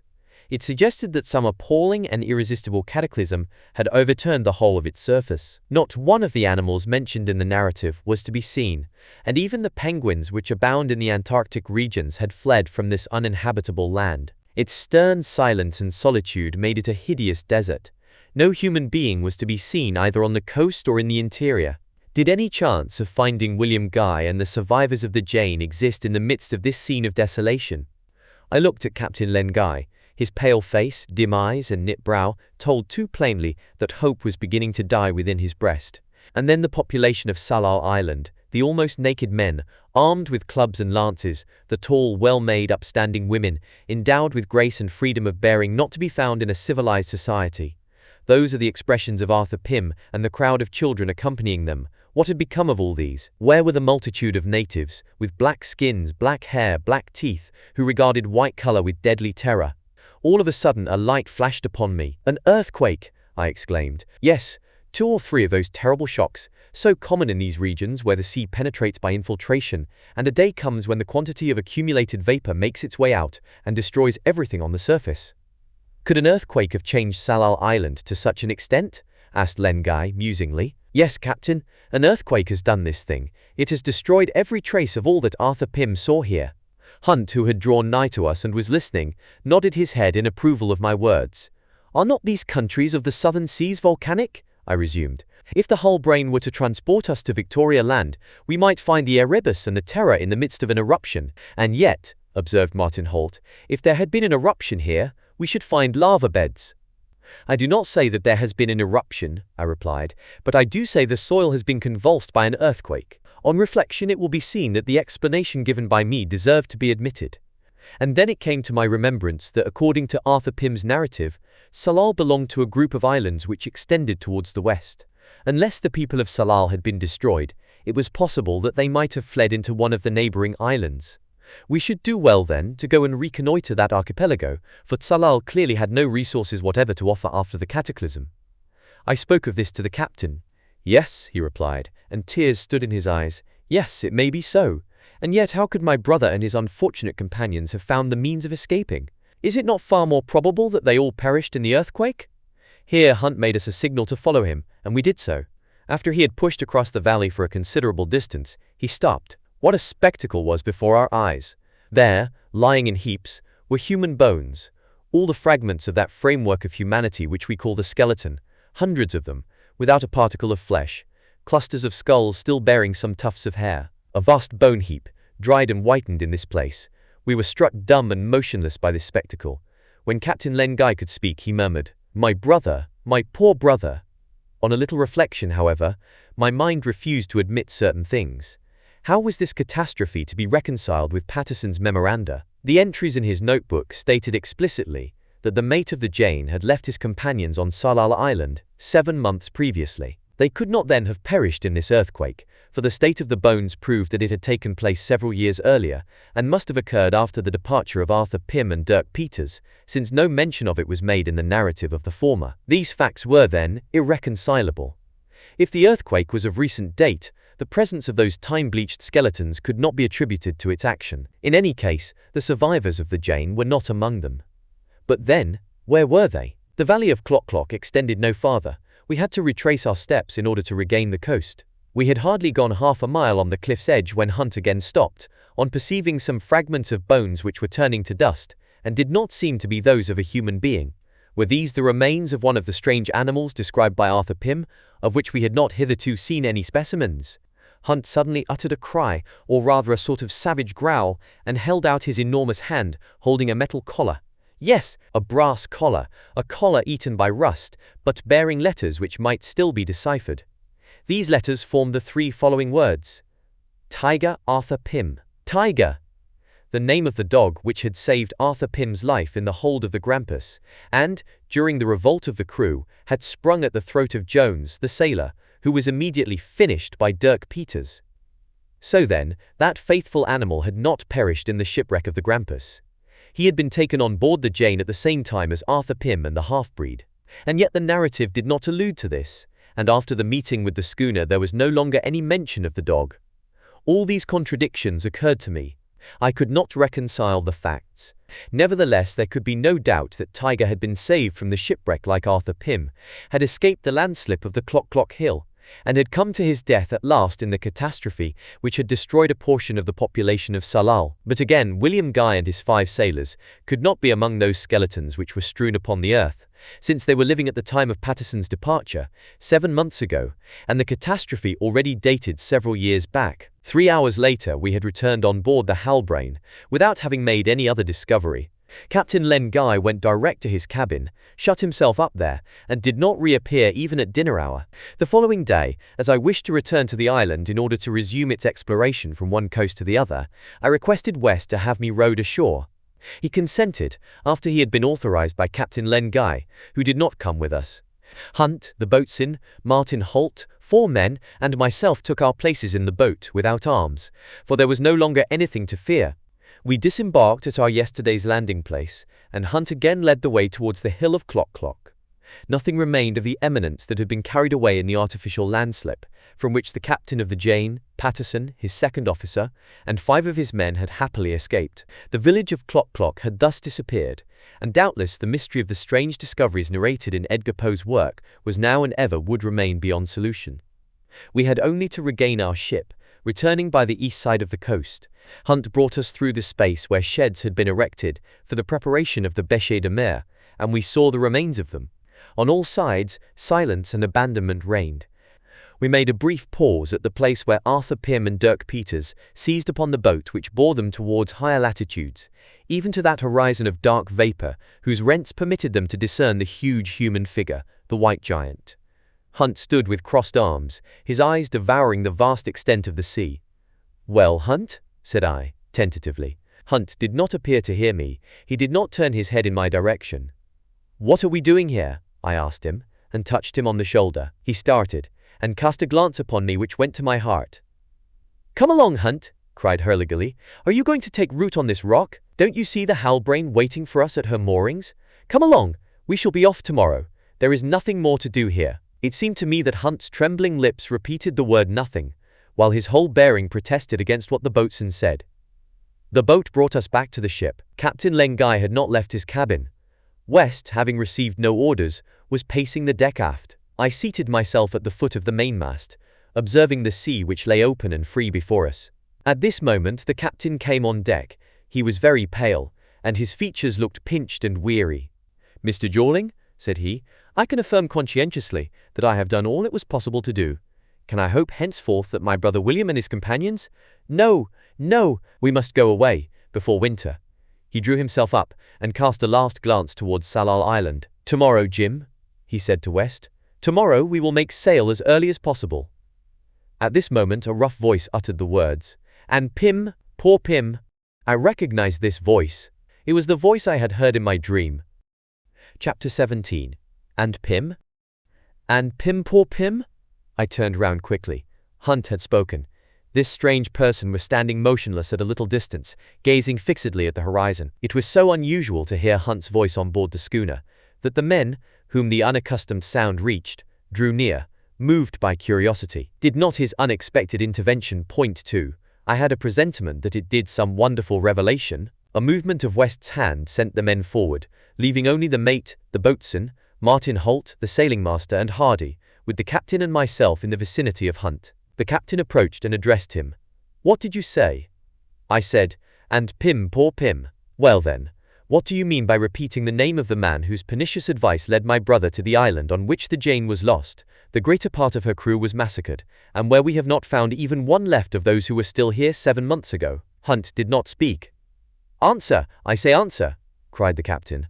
Hunt hesitated, not because he did not know what to say, but from a certain difficulty in expressing his ideas. The latter were quite clear, but his speech was confused, his words were unconnected. He had a certain language of his own which sometimes was picturesque, and his pronunciation was strongly marked by the hoarse accent of the Indians of the far west.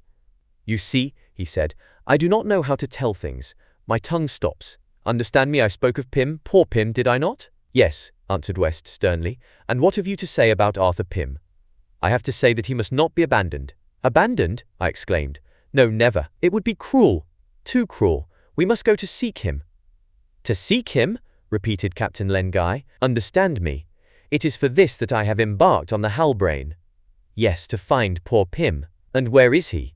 I asked. "If not deep in a grave, in the cemetery of his natal city?" "No, he is in the place where he remained, alone, all alone," continued Hunt, pointing towards the south. "And since then the sun has risen on that horizon 7 times. It was evident that Hunt intended to designate the Antarctic regions, but what did he mean by this? "Do you not know that Arthur Pym is dead?" said the captain. "Dead?" replied Hunt, emphasizing the word with an expressive gesture. "No, listen to me. I know things. Understand me, he is not dead." "Come now, Hunt," said I, "remember what you do know.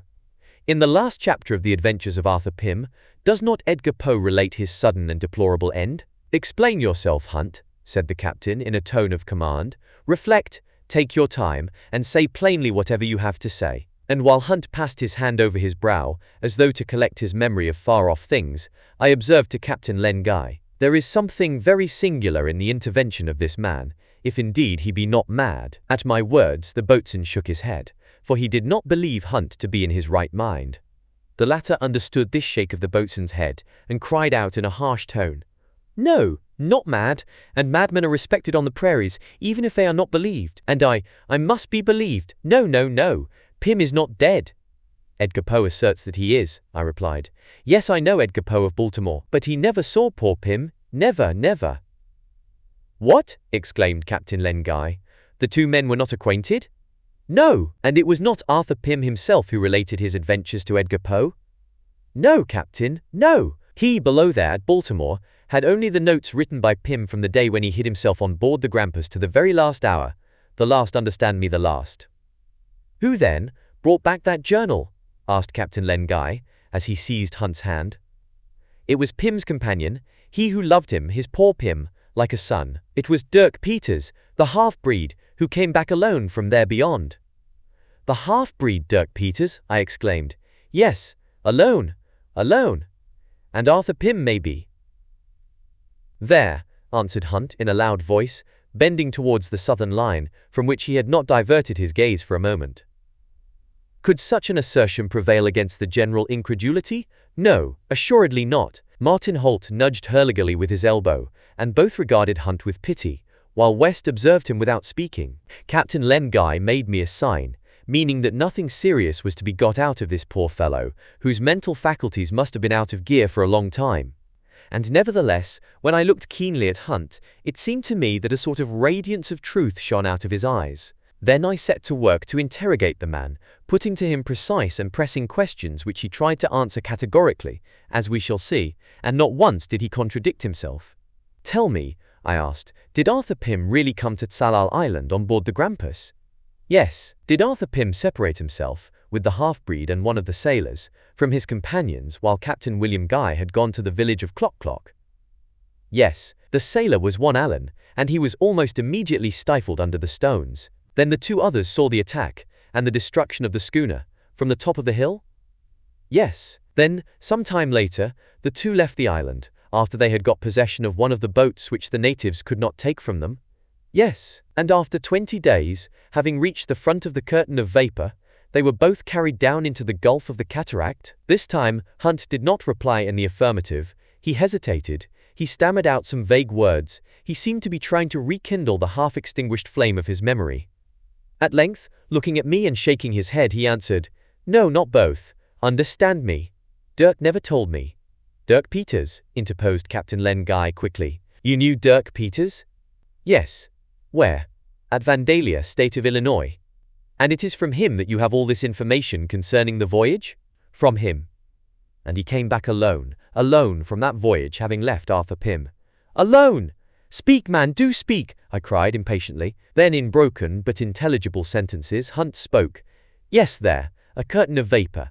So the half-breed often said, understand me. The two, Arthur Pym and he, were in the Tsalal boat. Then an enormous block of ice came full upon them. At the shock, Dirk Peters was thrown into the sea, but he clung to the ice block, and understand me, he saw the boat drift with the current, far, very far, too far. In vain did Pym try to rejoin his companion, he could not. The boat drifted on, and Pym, that poor dear Pym, was carried away. It is he who has never come back, and he is there, still there. If Hunt had been the half-breed in person, he could not have spoken with more heartfelt emotion of poor Pym. It was then, in front of the curtain of vapor, that Arthur Pym and the half-breed had been separated from each other. Dirk Peters had succeeded in returning from the ice world to America, whither he had conveyed the notes that were communicated to Edgar Poe.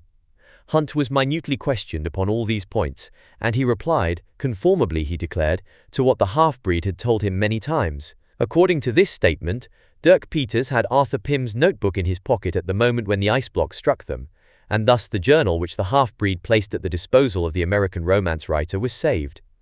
Understand me, Hunt repeated, for I tell you things as I have them from Dirk Peters.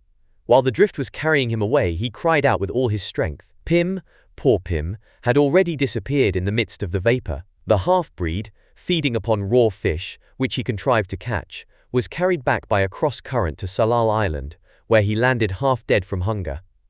To Tsalal Island, exclaimed Captain Len Guy, and how long was it since they had left it? 3 weeks, yes, 3 weeks at the farthest, so Dirk Peters told me. Then he must have found all that remained of the crew of the Jane, my brother William and those who had survived with him? No, replied Hunt, and Dirk Peters always believed that they had perished, yes, to the very last man. There was no one upon the island. No one? Not a living soul, but the population? No one, I tell you. The island was a desert, yes, a desert. This statement contradicted certain facts of which we were absolutely certain. After all, though, it was possible that when Dirk Peters returned to Tsalal Island, the population, seized by who can tell what terror, had already taken refuge upon the southwestern group, and that William Guy and his companions were still hidden in the gorges of Klock-Klock. That would explain why the half-breed had not come across them, and also why the survivors of the Jane had had nothing to fear during the 11 years of their sojourn in the island. On the other hand, since Patterson had left them there 7 months previously, if we did not find them, that must have been because they had been obliged to leave Tsalal, the place being rendered uninhabitable by the earthquake. So that, resumed Captain Len Guy, on the return of Dirk Peters, there was no longer an inhabitant on the island? No one, repeated Hunt, no one. The half-breed did not meet a single native. And what did Dirk Peters do?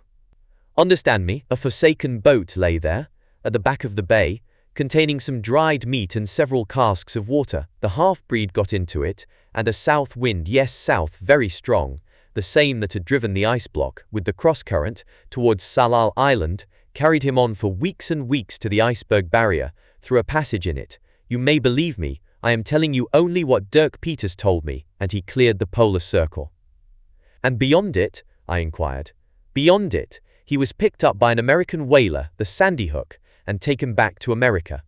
Now one thing at all events was clear. Edgar Poe had never known Arthur Pym. This was the reason why, wishing to leave his readers in exciting uncertainty, he had brought Pym to an end, as sudden as it was deplorable, but without indicating the manner or the cause of his death. And yet, although Arthur Pym did not return, could it be reasonably admitted that he had survived his companion for any length of time, that he was still living, 11 years having elapsed since his disappearance? Yes, yes, replied Hunt, and this he affirmed with the strong conviction that Dirk Peters had infused into his mind while the two were living together in Vandalia, in Illinois. Now the question arose, was Hunt sane? Was it not he who had stolen into my cabin in a fit of insanity? Of this I had no doubt, and murmured in my ear the words, "And Pym? Poor Pym?" Yes, and I had not been dreaming. In short, if all that Hunt had just said was true, if he was but the faithful reporter of secrets which had been entrusted to him by Dirk Peters, ought he to be believed when he repeated in a tone of mingled command and entreaty, "Pym is not dead, Pym is there. Poor Pym must not be forsaken." When I had made an end of questioning Hunt, Captain Len Guy came out of his meditative mood, profoundly troubled, and gave the word, "All hands forward." When the men were assembled around him, he said, "Listen to me, Hunt, and seriously consider the gravity of the questions I am about to put to you." Hunt held his head up, and ran his eyes over the crew of the Halbrane. "You assert, Hunt, that all you have told us concerning Arthur Pym is true?" "Yes." "You knew Dirk Peters?" "Yes." "You lived some years with him in Illinois?" "9 years." "And he often related these things to you?" "Yes." "And for your own part, you have no doubt that he told you the exact truth?" "None." "Well then, did it never occur to him that some of the crew of the Jane might have remained on Tsalal Island?" "No." "He believed that William Guy and his companions must all have perished in the landslip of the hill of Klock-Klock?" "Yes, and from what he often repeated to me, Pym believed it also." "Where did you see Dirk Peters for the last time?" "At Vandalia." "How long ago?" "Over 2 years." "And which of you two was the first to leave Vandalia?" I thought I detected a slight hesitation in Hunt before he answered, "We left the place together." "You, to go to?" "The Falklands." "And he?" "He," repeated Hunt, and then his wandering gaze fixed itself on Martin Holt, our sailing master, whose life he had saved at the risk of his own during the tempest. "Well," resumed the captain, "do you not understand what I am asking you?" "Yes." "Then answer me, when Dirk Peters left Illinois, did he finally give up America?" "Yes." "To go whither?" "Speak." "To the Falklands." "And where is he now?" "He stands before you." Dirk Peters. Hunt was the half-breed Dirk Peters, the devoted companion of Arthur Pym, he whom Captain Guy had so long sought for in the United States, and whose presence was probably to furnish us with a fresh reason for pursuing our daring campaign. I shall not be at all surprised if my readers have already recognized Dirk Peters in Hunt. Indeed, I shall be astonished if they have failed to do so. The extraordinary thing is that Captain Len Guy and myself, who had read Edgar Poe's book over and over again, did not see at once, when Hunt came on the ship at the Falklands, that he and the half-breed were identical. I can only admit that we were both blindfolded by some hidden action of fate, just when certain pages of that book ought to have effectually cleared our vision. There was no doubt whatever that Hunt really was Dirk Peters. Although he was 11 years older, he answered in every particular to the description of him given by Arthur Pym, except that he was no longer of fierce aspect. In fact, the half-breed had changed with age, and the experience of terrible scenes through which he had passed. Nevertheless, he was still the faithful companion to whom Arthur Pym had often owed his safety, that same Dirk Peters who loved him as his own son, and who had never lost the hope of finding him again one day amid the awful Antarctic wastes. Now, why had Dirk Peters hidden himself in the Falklands under the name of Hunt? Why, since his embarkation on the Halbrane, had he kept up that incognito? Why had he not told who he was, since he was aware of the intentions of the captain, who was about to make every effort to save his countrymen by following the course of the Jane? Why? No doubt, because he feared that his name would inspire horror. Was it not the name of one who had shared in the horrible scenes of the Grampus, who had killed Parker, the sailor, who had fed upon the man's flesh and quenched his thirst in the man's blood? To induce him to reveal his name, he must needs be assured that the Halbrane would attempt to discover and rescue Arthur Pym. And as to the existence of Arthur Pym, I confess that my reason did not rebel against the admission of it as a possibility. The imploring cry of the half-breed, "Pym, poor Pym, he must not be forsaken," troubled me profoundly. Assuredly, since I had resolved to take part in the expedition of the Halbrane, I was no longer the same man. A long silence had followed the astounding declaration of the half-breed. None dreamed of doubting his veracity. He had said, "I am Dirk Peters." He was Dirk Peters. At length, moved by irresistible impulse, I said, "My friends, before any decision is made, let us carefully consider the situation. Should we not lay up everlasting regret for ourselves if we were to abandon our expedition at the very moment when it promises to succeed? Reflect upon this, Captain, and you, my companions. It is less than 7 months since Patterson left your countrymen alive on Tsalal Island. If they were there then, the fact proves that for 11 years they had been enabled to exist on the resources provided by the island, having nothing to fear from the islanders, some of whom had fallen victims to circumstances unknown to us, and others had probably transferred themselves to some neighboring island. This is quite plain, and I do not see how any objection can be raised to my reasoning." No one made answer. There was none to be made. "For we have not come across the captain of the Jane and his people," I resumed. "It is because they have been obliged to abandon Tsalal Island since Patterson's departure.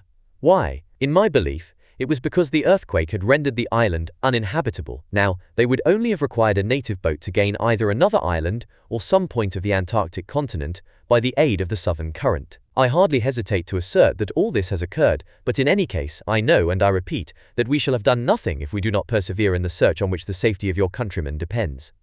I questioned my audience by a searching look. No answer. Captain Len Guy, whose emotion was unrestrained, bowed his head, for he felt that I was right, that by invoking the duties of humanity I was prescribing the only course open to men with feeling hearts. "And what is in question?" I continued, after the silent pause. "To accomplish a few degrees of latitude, and that while the sea is open, while we have 2 months of good weather to look for, and nothing to fear from the southern winter. I certainly should not ask you to brave its severity. And shall we hesitate, when the Halbrane is abundantly furnished, her crew complete and in good health? Shall we take fright at imaginary dangers? Shall we not have courage to go on thither?" And I pointed to the southern horizon. Dirk Peters pointed to it also, with an imperative gesture which spoke for him. Still, the eyes of all were fixed upon us, but there was no response. I continued to urge every argument, and to quote every example in favor of the safety of pursuing our voyage, but the silence was unbroken, and now the men stood with eyes cast down. And yet I had not once pronounced the name of Dirk Peters, nor alluded to Dirk Peters' proposal. I was asking myself whether I had or had not succeeded in inspiring my companions with my own belief, when Captain Len Guy spoke. "Dirk Peters," he said, "do you assert that Arthur Pym and you, after your departure from Tsalal Island, saw land in the direction of the south?" "Yes, land," answered the half-breed. "Islands or continent, understand me, and I believe that Pym, poor Pym, is waiting there until aid comes to him. There, where perhaps William Guy and his companions are also waiting," said I, to bring back the discussion to more practical points. Captain Len Guy reflected for a little while, and then spoke. "Is it true, Dirk Peters," he asked, "that beyond the 84th parallel the horizon is shut in by that curtain of vapor which is described in the narrative? Have you seen with your own eyes, those cataracts in the air, that gulf in which Arthur Pym's boat was lost?" The half-breed looked from one to the other of us, and shook his big head. "I don't know," he said. "What are you asking me about, Captain? A curtain of vapor? Yes, perhaps. And also appearances of land towards the south." Evidently Dirk Peters had never read Edgar Poe's book, and very likely did not know how to read. After having handed over Pym's journal, he had not troubled himself about its publication. Having retired to Illinois at first and to the Falklands afterwards, he had no notion of the stir that the work had made, or of the fantastic and baseless climax to which our great poet had brought those strange adventures. And, besides, might not Arthur Pym himself, with his tendency to the supernatural, have fancied that he saw these wondrous things, due solely to his imaginative brain? Then, for the first time in the course of this discussion, West's voice made itself heard. I had no idea which side he would take. The first words he uttered were, "Captain, your orders?" Captain Len Guy turned towards his crew, who surrounded him, both the old and the new. Hearn remained in the background, ready to intervene if he should think it necessary. The captain questioned the boatswain and his comrades, whose devotion was unreservedly his, by a long and anxious look, and I heard him mutter between his teeth, "Ha! If it depended only on me, if I was sure of the ascent and the help of them all." Then Hearn spoke roughly. "Captain," said he, "it's 2 months since we left the Falklands. Now, my companions were engaged for a voyage which was not to take them farther beyond the icebergs than Tsalal Island." "That is not so," exclaimed Captain Len Guy. "No, that is not so. I recruited you all for an enterprise, which I have a right to pursue, so far as I please." "Beg pardon," said Hearn coolly, "but we have come to a point which no navigator has ever yet reached, in a sea no ship except the Jane has ever ventured into before us, and therefore my comrades and I mean to return to the Falklands before the bad season. From there you can return to Tsalal Island, and even go on to the Pole if you so please." A murmur of approbation greeted his words. No doubt the sealing master justly interpreted the sentiments of the majority, composed of the new recruits. To go against their opinion, to exact the obedience of these ill-disposed men, and under such conditions to risk the unknown Antarctic waters, would have been an act of temerity, or rather, an act of madness, that would have brought about some catastrophe. Nevertheless, West, advancing upon Hearn, said to him in a threatening tone, "Who gave you leave to speak?"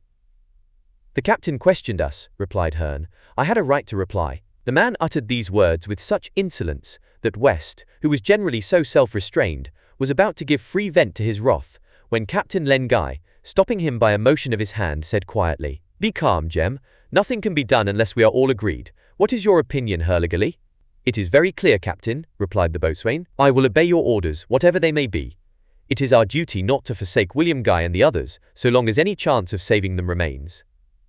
The boatswain paused for a moment, while several of the sailors gave unequivocal signs of approbation. "As for what concerns Arthur Pym, there is no question of Arthur Pym," struck in the captain, "but only of my brother William and his companions." I saw at this moment that Dirk Peters was about to protest, and caught hold of his arm.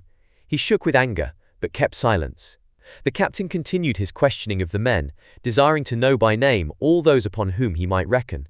The old crew to a man acquiesced in his proposals, and pledged themselves to obey his orders implicitly, and follow him whithersoever he chose to go. 3 only of the recruits joined those faithful seamen. These were English sailors. The others were of Hearn's opinion, holding that for them the campaign was ended at Tsalal Island. They therefore refused to go beyond that point, and formally demanded that the ship should be steered northward, so as to clear the icebergs at the most favorable period of the season. 20 men were on their side, and to constrain them to lend a hand to the working of the ship if she were to be diverted to the south would have been to provoke them to rebel. There was but one resource, to arouse their covetousness, to strike the chord of self-interest. I intervened, therefore, and addressed them in a tone which placed the seriousness of my proposal beyond a doubt. "Men of the Halbrane, listen to me. Just as various states have done for voyages of discovery in the polar regions, I offer a reward to the crew of this schooner. $2,000 shall be shared among you for every degree we make beyond the 84th parallel. Nearly $70 to each man." This was a strong temptation. I felt that I had hit the mark. "I will sign an agreement to that effect," I continued, "with Captain Len Guy as your representative, and the sums gained shall be handed to you on your return, no matter under what conditions that return be accomplished." I waited for the effect of this promise, and, to tell the truth, I had not to wait long.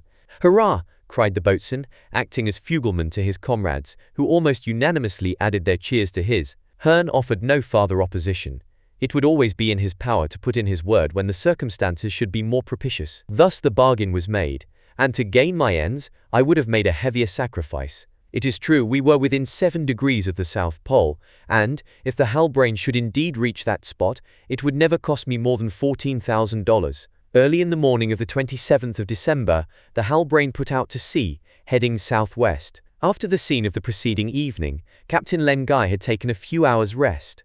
I met him next day on deck while West was going about fore and aft, and he called us both to him. "Mr. Jorling," he said, "it was with a terrible pang that I came to the resolution to bring our schooner back to the north. I felt I had not done all I ought to do for our unhappy fellow countrymen, but I knew that the majority of the crew would be against me if I insisted on going beyond Tsalal Island." "That is true, Captain. There was a beginning of indiscipline on board, and perhaps it might have ended in a revolt." "A revolt we should have speedily put down," said West coolly, "were it only by knocking Hearn, who is always exciting the mutinous men, on the head." "And you would have done well, Jem," said the captain. "Only justice being satisfied, what would have become of the agreement together, which we must have in order to do anything?" "Of course, Captain, it is better that things passed off without violence. But for the future Hearn will have to look out for himself." "His companions," observed the captain, "are now greedy for the prizes that have been promised them. The greed of gain will make them more willing and persevering. The generosity of Mr. Jorling has succeeded where our entreaties would undoubtedly have failed. I thank him for it." Captain Len Guy held out a hand to me, which I grasped cordially. After some general conversation relating to our purpose, the ship's course, and the proposed verification of the bearings of the group of islands on the west of Tsalal which is described by Arthur Pym, the captain said, "As it is possible that the ravages of the earthquake did not extend to this group, and that it may still be inhabited, we must be on our guard in approaching the bearings." "Which cannot be very far off," I added. "And then, Captain, who knows but that your brother and his sailors might have taken refuge on one of these islands?" This was admissible, but not a consoling eventuality, for in that case the poor fellows would have fallen into the hands of those savages of whom they were rid while they remained at Tsalal. "Jem," resumed Captain Len Guy, "we are making good way, and no doubt land will be signalled in a few hours. Give orders for the watch to be careful." "It's done, Captain. There is a man in the crow's nest. Dirk Peters himself at his own request." "All right, Jem, we may trust his vigilance." "And also his eyes," I added, "for he is gifted with amazing sight." For 2 hours of very quick sailing not the smallest indication of the group of 8 islands was visible. "It is incomprehensible that we have not come in sight of them," said the captain. "I reckon that the Halbrane has made 60 miles since this morning, and the islands in question are tolerably close together. Then, Captain, we must conclude, and it is not unlikely, that the group to which Tsalal belonged has entirely disappeared in the earthquake." "Land ahead!" cried Dirk Peters. We looked, but could discern nothing on the sea, nor was it until a quarter of an hour had elapsed that our glasses enabled us to recognize the tops of a few scattered islets, shining in the oblique rays of the sun, 2 or 3 miles to the westward. What a change! How had it come about? Arthur Pym described spacious islands, but only a small number of tiny islets, half a dozen at most, protruded from the waters. At this moment, the half-breed came sliding down from his lofty perch and jumped to the deck.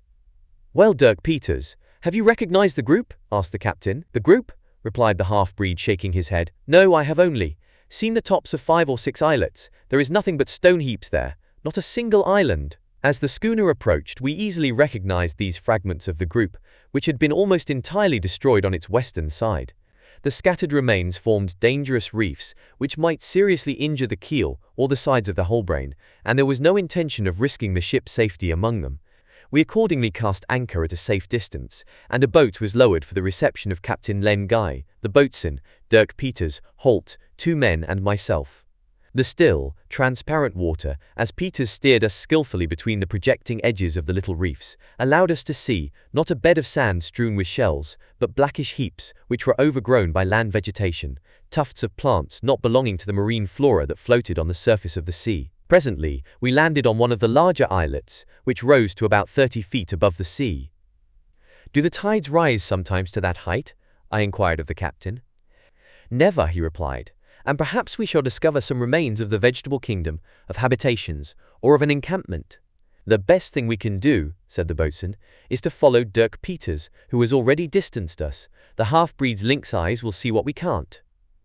Peters had indeed scaled the eminence in a moment, and we presently joined him on the top. The islet was strewn with remains, probably of those domestic animals mentioned in Arthur Pym's journal. But these bones differed from the bones on Tsalal Island, by the fact that the heaps dated from a few months only. This then agreed with the recent period at which we placed the earthquake. Besides, plants and tufts of flowers were growing here and there. And these are this year's, I cried. No southern winter has passed over them. These facts having been ascertained, no doubt could remain respecting the date of the cataclysm after the departure of Patterson. The destruction of the population of Salal, whose bones lay about the village, was not attributable to that catastrophe. William Guy and the 5 sailors of the Jane had been able to fly in time, since no bones that could be theirs had been found on the island. Where had they taken refuge? This was the ever-pressing question. What answer were we to obtain? Must we conclude that having reached one of these islets, they had perished in the swallowing up of the archipelago? We debated this point, as may be supposed, at a length and with detail which I can only indicate here. Suffice it to say that a decision was arrived at to the following effect. Our sole chance of discovering the unfortunate castaways was to continue our voyage for 2 or 3 parallels farther. The goal was there, and which of us would not sacrifice even his life to attain it? God is guiding us, Mr. Jorling, said Captain Lengai. Chapter 18. A Revelation. The following day, the 29th of December, at 6 in the morning, the schooner set sail with a northeast wind, and this time her course was due south. The 2 succeeding days passed wholly without incident. Neither land nor any sign of land was observed. The men on the Halbrane took great hauls of fish, to their own satisfaction and ours. It was New Year's Day, 1840, 4 months and 17 days since I had left the Kerguelens, and 2 months and 5 days since the Halbrane had sailed from the Falklands. The half-breed, between whom and myself an odd kind of tacit understanding subsisted, approached the bench on which I was sitting. The captain was in his cabin and West was not in sight, with a plain intention of conversing with me. The subject may easily be guessed. "Dirk Peters," said I, taking up the subject at once, "do you wish that we should talk of him?" "Him," he murmured. "You have remained faithful to his memory, Dirk Peters." "Forget him, sir, never." "He is always there before you." "Always. So many dangers shared. That makes brothers. No, it makes a father and his son. Yes, and I have seen America again, but Pym, poor Pym, he is still beyond there." "Dirk Peters," I asked, "have you any idea of the route which you and Arthur Pym followed in the boat after your departure from Salal Island?" "None, sir. Poor Pym had no longer any instrument, sea machines, for looking at the sun. We could not know, except that for the 8 days the current pushed us towards the south, and the wind also. A fine breeze and a fair sea, and our shirts for a sail." "Yes, white linen shirts, which frightened your prisoner Nunu." "Perhaps so, I did not notice. But if Pym has said so, Pym must be believed. And during those 8 days you were able to supply yourselves with food?" "Yes, sir. And the days after we in the Savage. The 3 turtles that were in the boat. These animals contain a store of fresh water, and their flesh is sweet, even raw." "Oh, raw flesh, sir." He lowered his voice, and threw a furtive glance around him. It would be impossible to describe the frightful expression of the half-breed's face as he thus recalled the terrible scenes of the Grampus. And it was not the expression of a cannibal of Australia or the New Hebrides, but that of a man who is pervaded by an insurmountable horror of himself. "Was it not on the 1st of March, Dirk Peters," I asked, "that you perceived for the first time the veil of grey vapour shot with luminous and moving rays?" "I do not remember, sir, but if Pym says it was so, Pym must be believed." "Did he never speak to you of fiery rays which fell from the sky?" "I did not use the term polar aurora, lest the half-breed should not understand it." "Never, sir," said Dirk Peters after some reflection. "Did you not remark that the colour of the sea changed, grew white like milk, and that its surface became ruffled around your boat?" "It may have been so, sir. I did not observe. The boat went on, and my head went with it." "And then, the fine powder, as fine as ashes, that fell." "I don't remember it." "Was it not snow?" "Snow? Yes. No. The weather was warm." "What did Pym say?" "Pym must be believed." He lowered his voice and continued. "But Pym will tell you all that, sir." "He knows. I do not know. He saw, and you will believe him." "Yes, Dirk Peters, I shall believe him." "We are to go in search of him, are we not?" "I hope so." "After we shall have found William Guy and the sailors of the Jane?" "Yes, after." "And even if we do not find them?" "Yes, even in that case, I think I shall induce our captain. I think he will not refuse." "No, he will not refuse to bring help to a man like him." "And yet," I said, "if William Guy and his people are living, can we admit that Arthur Pym—" "Living? Yes, living!" cried the half-breed. By the great spirit of my fathers he is waiting for me, my poor Pym. How joyful he will be when he clasps his old dirk in his arms, and I, when I feel him, there. And the huge chest of the man heaved like a stormy sea. Then he went away, leaving me inexpressibly affected by the revelation of the tenderness for his unfortunate companion that lay deep in the heart of this semi-savage. In the meantime I said but little to Captain Len Guy, whose whole heart and soul were set on the rescue of his brother, of the possibility of our finding Arthur Gordon Pym. Time enough, if in the course of this strange enterprise of ours we succeeded in that object, to urge upon him one still more visionary. At length, on the 7th of January, according to Dirk Peters, who had fixed it only by the time that had expired, we arrived at the place where Nunu the Savage breathed his last, lying in the bottom of the boat. On that day, an observation gave 86 degrees and 33 minutes for the latitude, the longitude remaining the same between the 42nd and the 43rd meridian. Here it was, according to the half-breed, that the two fugitives were parted after the collision between the boat and the floating mass of ice. But a question now arose. Since the mass of ice carrying away Dirk Peters had drifted towards the north, was this because it was subjected to the action of a countercurrent? Yes, that must have been so, for our schooner had not felt the influence of the current which had guided her on leaving the Falklands, for fully 4 days. And yet, there was nothing surprising in that, for everything is variable in the austral seas. Happily, the fresh breeze from the northeast continued to blow, and the Halbrane made progress toward higher waters, 13 degrees in advance upon Weddell's ship, and 2 degrees upon the Jane. As for the land islands or continent which Captain Len Guy was seeking on the surface of that vast ocean, it did not appear. I was well aware that he was gradually losing confidence in our enterprise. As for me, I was possessed by the desire to rescue Arthur Pym as well as the survivors of the Jane. And yet how could he have survived? But then, the half-breed's fixed idea. Supposing our captain were to give the order to go back, what would Dirk Peters do?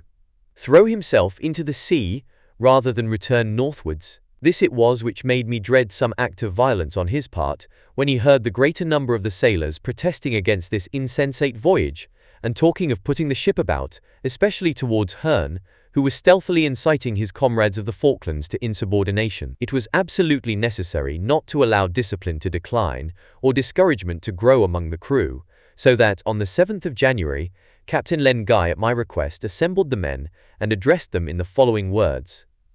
Sailors of the Halbrane, since our departure from Tsalal Island, the schooner has gained 2 degrees southwards, and I now inform you that conformably with the engagement signed by Mr. Jawling, $4,000, that is $2,000 for each degree, are due to you, and will be paid at the end of the voyage. These words were greeted with some murmurs of satisfaction, but not with cheers, except those of Hurliguerly the boatswain, and Endicott the cook, which found no echo. On the 13th of January, a conversation took place between the boatswain and myself, of a nature to justify my anxiety concerning the temper of our crew. The men were at breakfast, with the exception of Drap and Stern. The schooner was cutting the water under a stiff breeze. I was walking between the fore and main masts, watching the great flights of birds wheeling about the ship with deafening clangor, and the petrels occasionally perching on our yards. No effort was made to catch or shoot them. It would have been useless cruelty, since their oily and stringy flesh is not eatable. At this moment Hurliguerly approached me, looked attentively at the birds, and said, "I remark one thing, Mr. Jawling." "What is it, boatswain?" "That these birds do not fly so directly south, as they did up to the present. Some of them are setting north." "I have noticed the same fact. And I add, Mr. Jawling, that those who are below there will come back without delay." "And you conclude from this?" "I conclude that they feel the approach of winter." "Of winter?" "Undoubtedly." No, boatswain. The temperature is so high that the birds can't want to get to less cold regions so prematurely." "Oh, prematurely, Mr. Jawling?" "Yes, boatswain. Do we not know that navigators have always been able to frequent the Antarctic waters until the month of March? Not at such a latitude. Besides, there are precocious winters as well as precocious summers. The fine season this year was full 2 months in advance, and it is to be feared the bad season may come sooner than usual." "That is very likely," I replied. "After all, it does not signify to us, since our campaign will certainly be over in 3 weeks. If some obstacle does not arise beforehand, Mr. Jawling." "And what obstacle?" "For instance, a continent stretching to the south and barring our way." "A continent, Hurliguerly?" "I should not be at all surprised. And in fact, there would be nothing surprising in it." "As for the lands seen by Dirk Peters," said the boatswain, where the men of the Jane might have landed on one or another of them, I don't believe in them. Why? Because William Guy, who can only have had a small craft at his disposal, could not have got so far into these seas. I do not feel quite so sure of that. Nevertheless, Mr. Jorling, what would there be so surprising in William Guy's being carried to land somewhere by the action of the currents? He did not remain on board his boat for 8 months, I suppose. His companions and he may have been able to land on an island, or even on a continent, and that is a sufficient motive for us to pursue our search. No doubt, but all are not of your opinion, replied Hurliguerly, shaking his head. I know, said I, and that is what makes me most anxious. Is the ill feeling increasing? I fear so, Mr. Jorling. The satisfaction of having gained several hundreds of dollars is already lessened, and the prospect of gaining a few more hundreds does not put a stop to disputes. And yet the prize is tempting. From Tsalal Island to the pole, admitting that we might get there, is 6 degrees.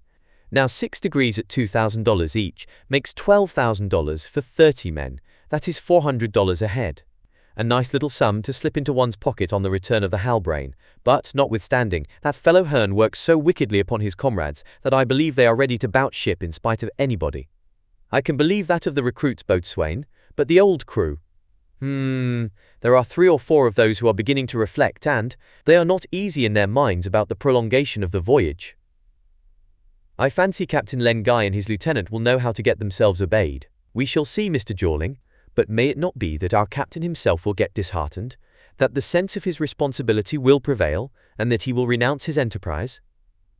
Yes, this was what I feared, and there was no remedy on that side.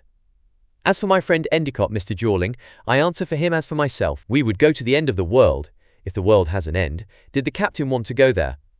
True, we too, Dirk Peters and yourself, are but a few to be a law to the others. And what do you think of the half-breed? I asked. Well, our men appear to accuse him chiefly of the prolongation of the voyage. You see, Mr. Jorling, though you have a good deal to do with it, you pay and pay well, while this crazy fellow, Dirk Peters, persists in asserting that his poor Pym is still living. His poor Pym who was drowned, or frozen, or crushed killed anyhow, one way or another, 11 years ago. So completely was this my own belief that I never discussed the subject with the half-breed. You see, Mr. Jorling, resumed the boatswain, at the first some curiosity was felt about Dirk Peters. Then, after he saved Martin Holt, it was interest. Certainly he was no more talkative than before, and the bear came no oftener out of his den.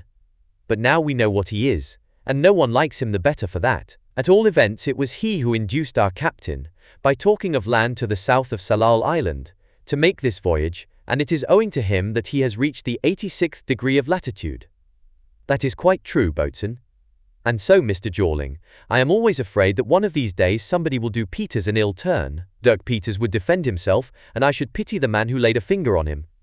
Quite so.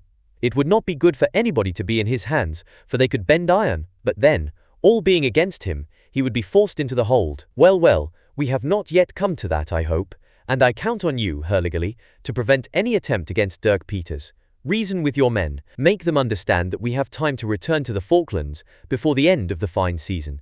Their reproaches must not be allowed to provide the captain with an excuse for turning back before the object is attained. Count on me, Mr. Jorling, I will serve you to the best of my ability. You will not repent of doing so, Hurliguerly. Nothing is easier than to add a round zero to the $400 which each man is to have, if that man be something more than a sailor, even were his functions simply those of boatswain on board the Halbrane.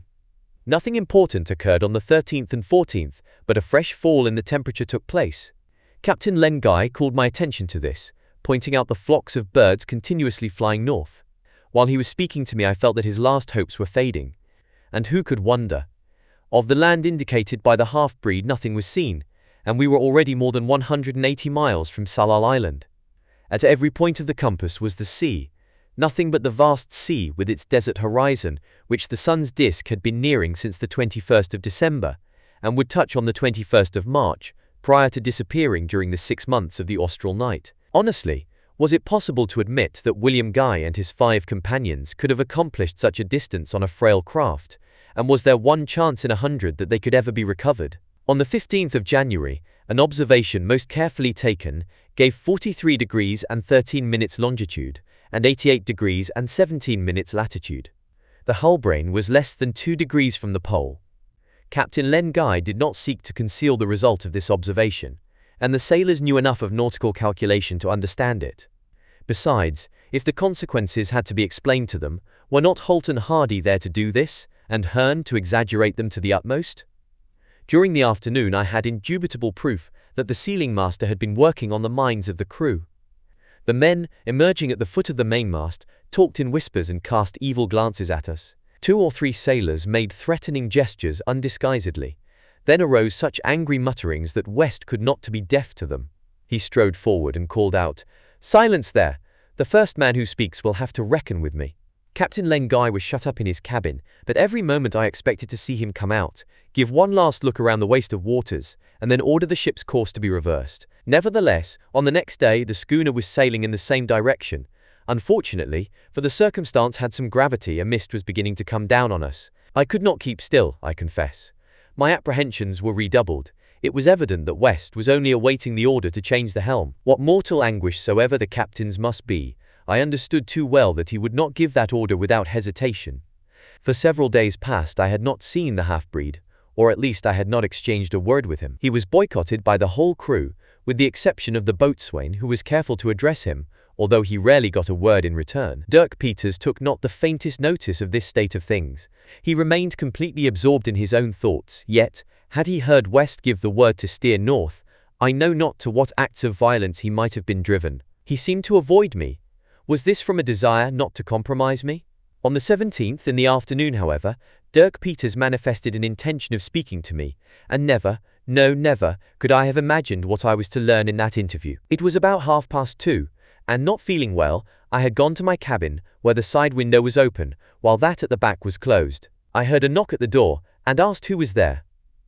"Dirk Peters," was the reply. "You want to speak to me?" "Yes.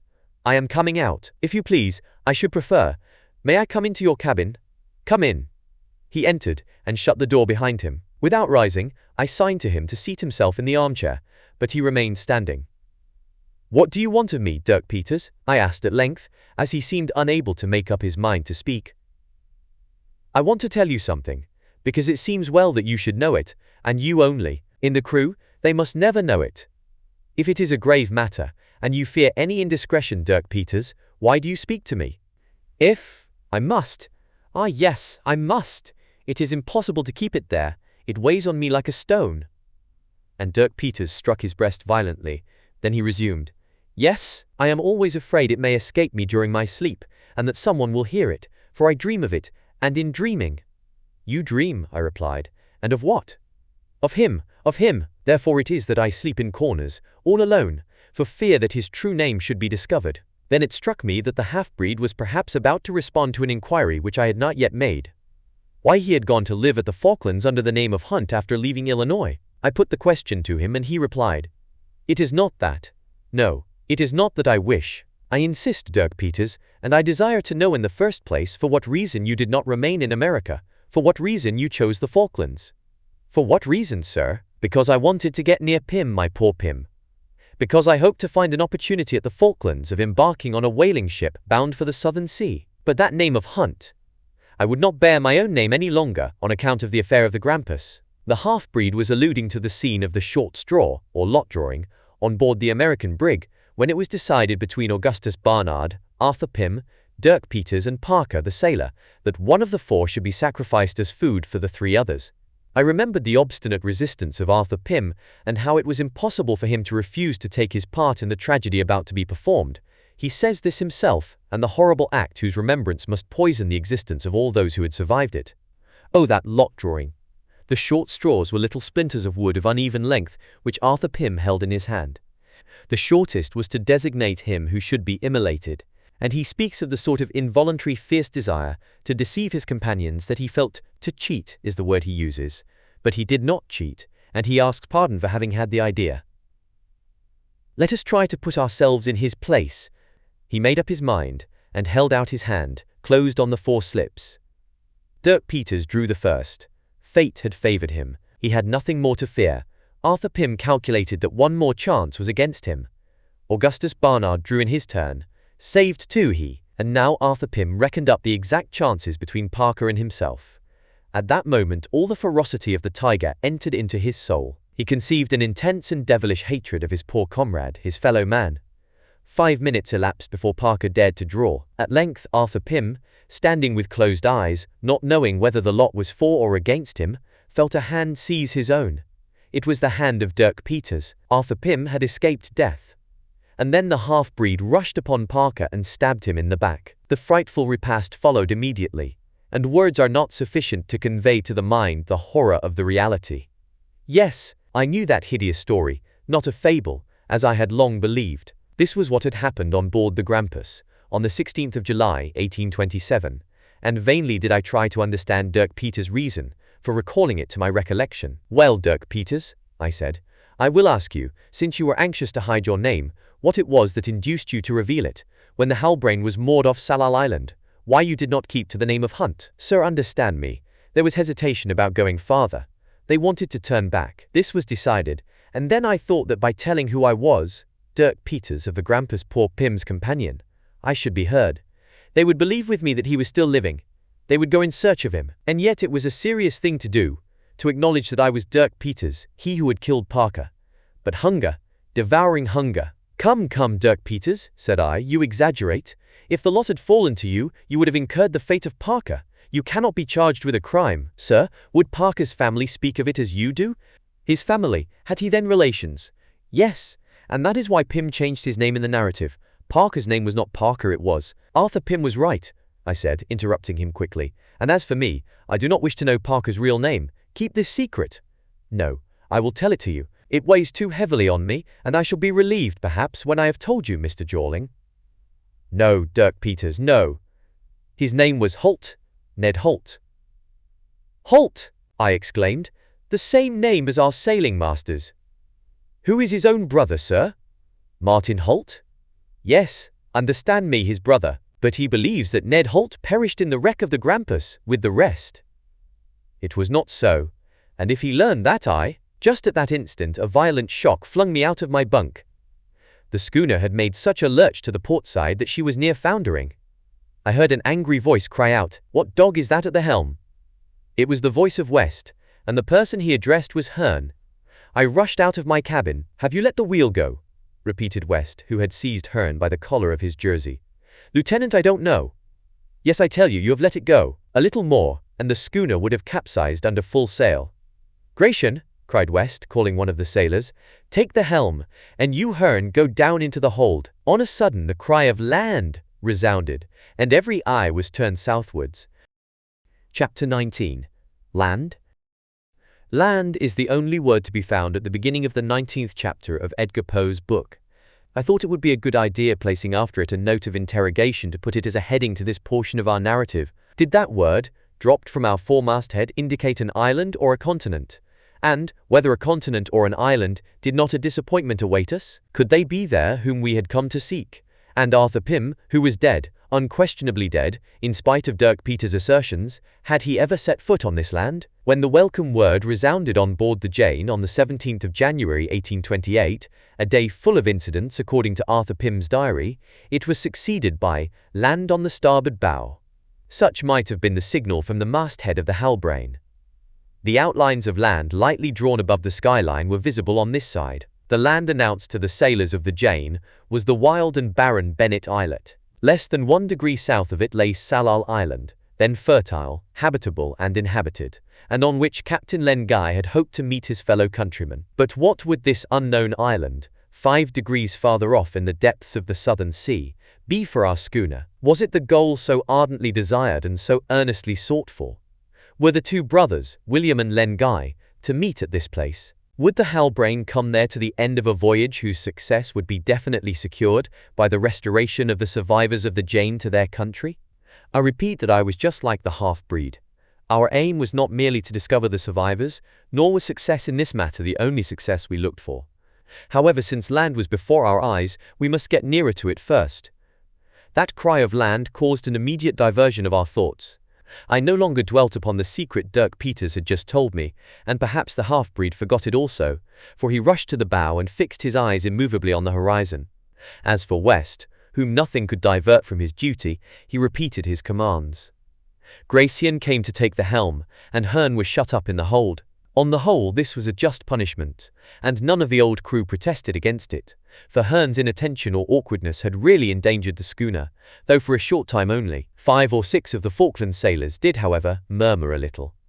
A sign from the mate silenced them, and they returned at once to their posts.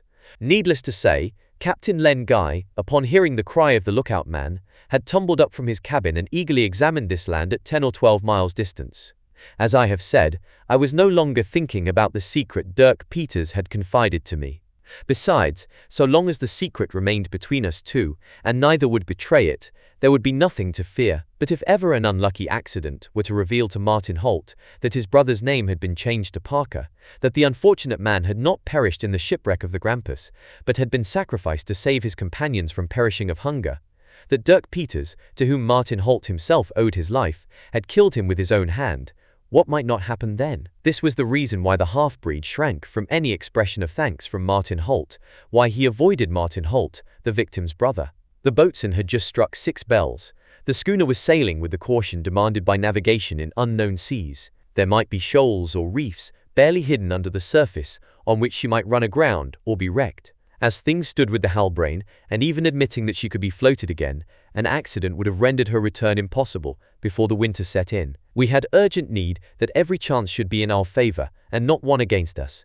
West had given orders to shorten sail. When the boatswain had furled the top-gallant sail, the topsail and royal, the Halbrane remained under her mainsail, her foresail and her jib, sufficient canvas to cover the distance that separated her from land in a few hours. Captain Len Guy immediately heaved the lead, which showed a depth of 20 fathoms.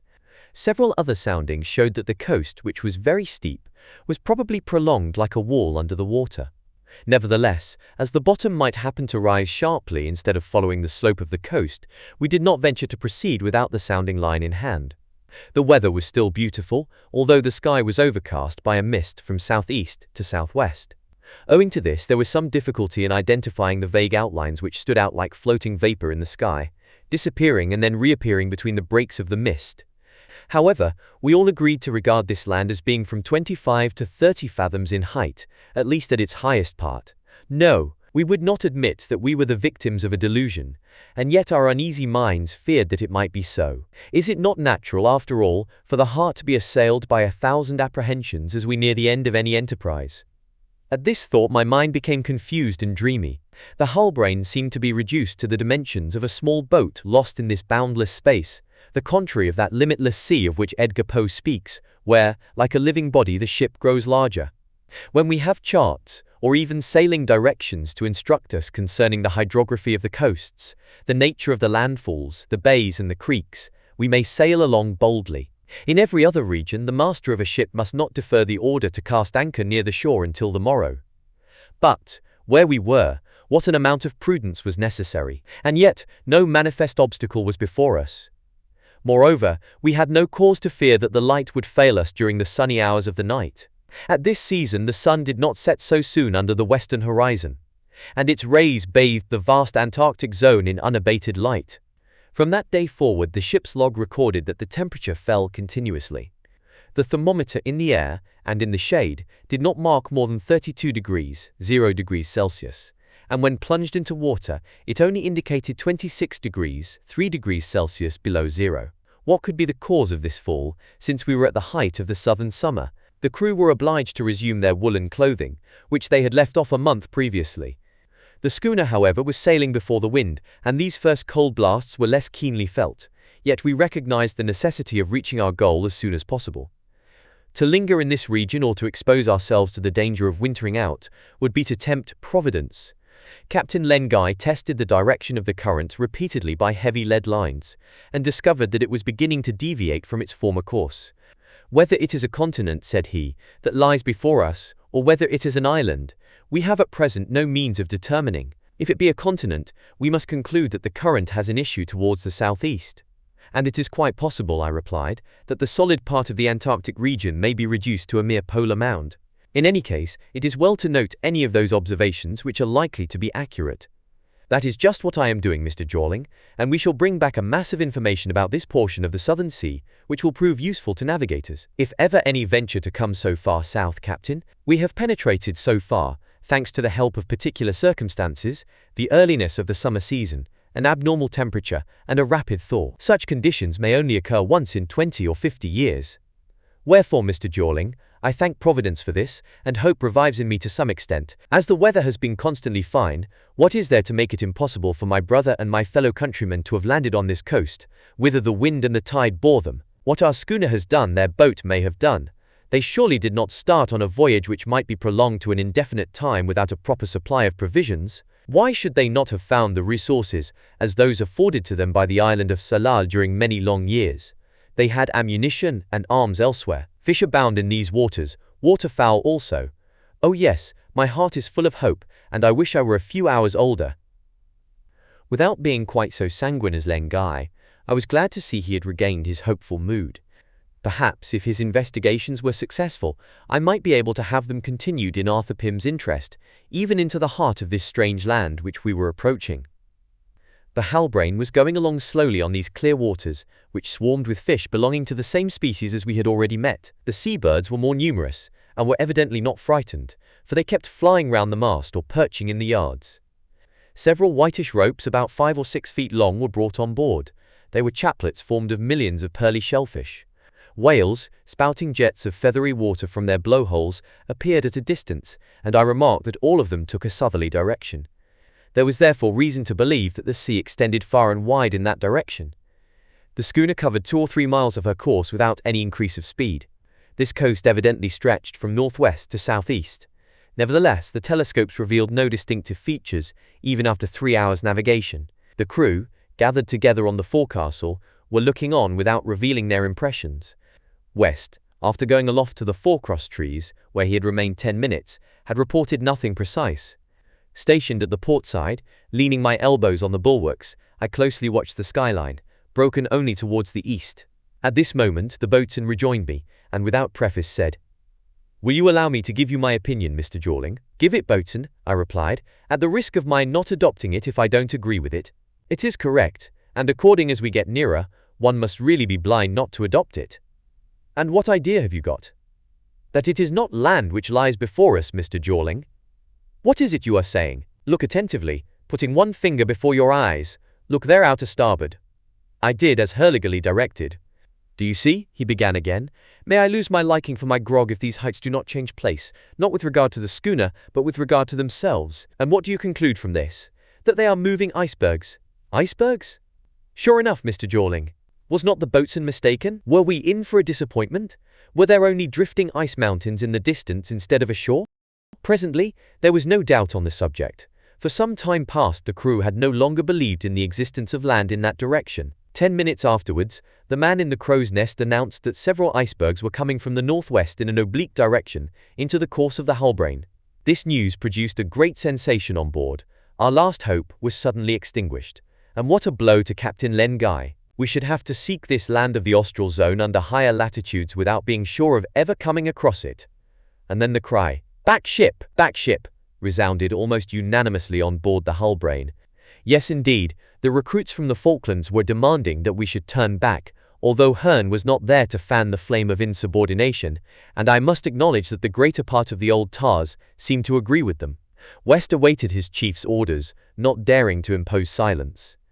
Gratian was at the helm, ready to give a turn to the wheel, whilst his comrades with their hands on the cleats were preparing to ease off the sheets.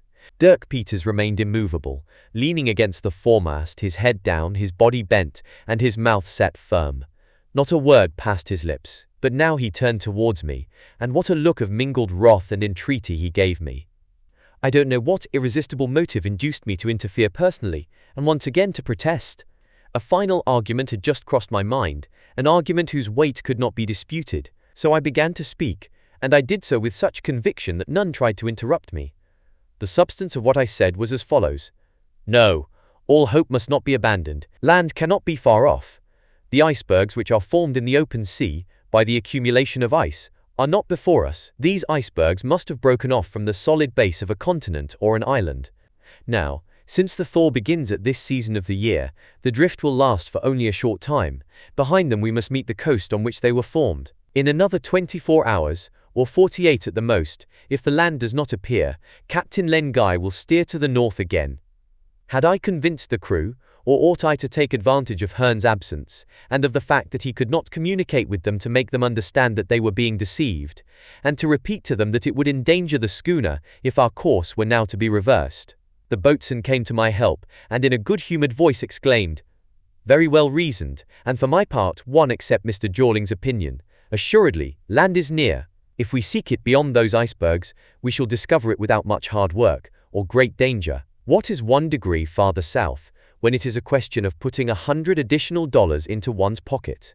And let us not forget that if they are acceptable when they go in, they are none the less so when they come out." Upon this, Endicott, the cook, came to the aid of his friend the boatswain.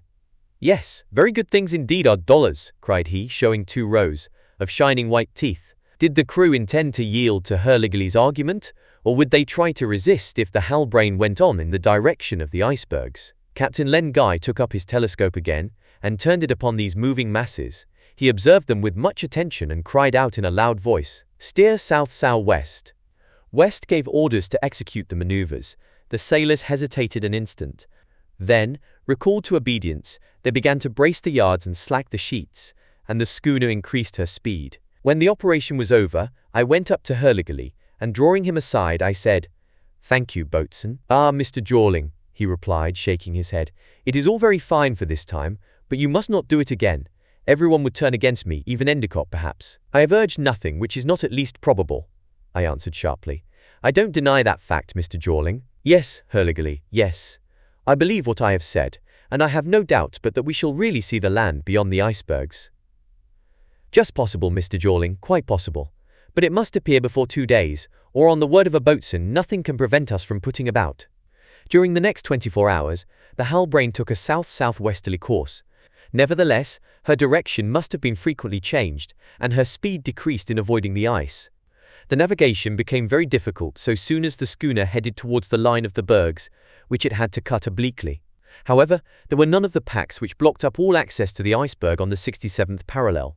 The enormous heaps were melting away with majestic slowness. The ice blocks appeared quite new, to employ a perfectly accurate expression, and perhaps they had only been formed some days. However, with a height of 150 feet, their bulk must have been calculated by millions of tons. West was watching closely, in order to avoid collisions, and did not leave the deck even for an instant. Until now, Captain Len Guy had always been able to rely upon the indications of the compass. The magnetic pole, still hundreds of miles off, had no influence on the compass, its direction being east. The needle remained steady, and might be trusted. So, in spite of my conviction, founded however on very serious arguments, there was no sign of land, and I was wondering whether it would not be better to steer more to the west, at the risk of removing the Halbrane from that extreme point where the meridians of the globe cross each other. Thus, as the hours went by, and I was only allowed 48, it was only too plain that lack of courage prevailed and that everyone was inclined to be insubordinate. After another day and a half I could no longer contend with the general discontent. The schooner must ultimately retrace her course towards the north. The crew were working in silence, whilst West was giving sharp short orders for manoeuvring through the channels, sometimes luffing, in order to avoid a collision, now bearing away almost square before the wind. Nevertheless, in spite of a close watch, in spite of the skill of the sailors, in spite of the prompt execution of the maneuvers, dangerous friction against the hull, which left long traces of the ridge of the icebergs, occurred. And in truth, the bravest could not repress a feeling of terror when thinking that the planking might have given way, and the sea have invaded us. The base of these floating ice mountains was very steep, so that it would have been impossible for us to land upon one. Moreover, we saw no seals. These were usually very numerous where the ice fields abounded, nor even a flock of the screeching penguins which, on other occasions, the Halbrane sent diving by myriads as she passed through them. The birds themselves seemed rarer and wilder. Dread, from which none of us could escape, seemed to come upon us from these desolate and deserted regions. How could we still entertain a hope that the survivors of the Jane had found shelter and obtained means of existence in those awful solitudes? And if the Halbrane were also shipwrecked, would there remain any evidence of her fate? Since the previous day, from the moment our southern course had been abandoned, to cut the line of the icebergs, a change had taken place in the demeanor of the half-breed. Nearly always crouched down at the foot of the foremast, looking afar into the boundless space, he only got up in order to lend a hand to some maneuver, and without any of his former vigilance or zeal. Not that he had ceased to believe that his comrade of the Jane was still living. That thought never even came into his mind. But he felt by instinct that the traces of poor Pym were not to be recovered by following this course. "Sir," he would have said to me, "this is not the way. No, this is not the way." And how could I have answered him? Towards 7 o'clock in the evening, a rather thick mist arose. This would tend to make the navigation of the schooner difficult and dangerous. The day, with its emotions of anxiety and alternatives, had worn me out, so I returned to my cabin, where I threw myself on my bunk in my clothes. But sleep did not come to me, owing to my besetting thoughts. I willingly admit that the constant reading of Edgar Poe's works, and reading them in this place in which his heroes delighted, had exercised an influence on me which I did not fully recognize. Tomorrow the 48 hours would be up, the last concession which the crew had made to my entreaties. "Things are not going as you wish," the boatswain said to me just as I was leaving the deck. No, certainly not, since land was not to be seen behind the fleet of icebergs. If no sign of a coast appeared between these moving masses, Captain Len Guy would steer north tomorrow. Ah, were I only master of the schooner! If I could have bought it, even at the price of all my fortune, if these men had been my slaves to drive by the lash, the Halbrane should never have given up this voyage, even if it led her so far as the point above which flames the Southern Cross. My mind was quite upset and teemed with 1,000 thoughts, 1,000 regrets, 1,000 desires. I wanted to get up, but a heavy hand held me down in my bunk, and I longed to leave this cabin where I was struggling against nightmare in my half-sleep, to launch one of the boats of the Halbrane, to jump into it with Dirk Peters, who would not hesitate about following me, and so abandon both of us to the current running south. And lo, I was doing this in a dream. It is tomorrow. Captain Len Guy has given orders to reverse our course. After a last glance at the horizon, one of the boats is in tow. I warn the half-breed. We creep along without being seen. We cut the painter. Whilst the schooner sails on ahead, we stay astern, and the current carries us off. Thus we drift on the sea without hindrance. At length our boat stops. Land is there. I see a sort of sphinx surmounting the southern peak, the sea sphinx. I go to him. I question him. He discloses the secrets of these mysterious regions to me, and then, the phenomena whose reality Arthur Pym asserted, appear around the mythic monster. The curtain of flickering vapors, striped with luminous rays, is rent asunder. And it is not a face of superhuman grandeur which arises before my astonished eyes. It is Arthur Pym, fierce guardian of the South Pole, flaunting the ensign of the United States in those high latitudes. Was this dream suddenly interrupted, or was it changed by a freak of my brain? I cannot tell, but I felt as though I had been suddenly awakened. It seemed as though a change had taken place in the motion of the schooner, which was sliding along on the surface of the quiet sea, with a slight list to starboard, and yet, there was neither rolling nor pitching. Yes, I felt myself carried off as though my bunk were the car of an air balloon. I was not mistaken. And I had fallen from dreamland into reality. Crash succeeded crash overhead. I could not account for them. Inside my cabin, the partitions deviated from the vertical, in such a way as to make one believe that the Halbrane had fallen over on her beam ends. Almost immediately, I was thrown out of my bunk and barely escaped splitting my skull against the corner of the table. However, I got up again, and clinging onto the edge of the door frame, I propped myself against the door. At this instant the bulwarks began to crack, and the port side of the ship was torn open. Could there have been a collision between the schooner and one of those gigantic floating masses, which West was unable to avoid in the mist? Suddenly loud shouts came from the afterdeck, and then screams of terror, in which the maddened voices of the crew joined. At length there came a final crash, and the Halbrane remained motionless. I had to crawl along the floor to reach the door and gain the deck.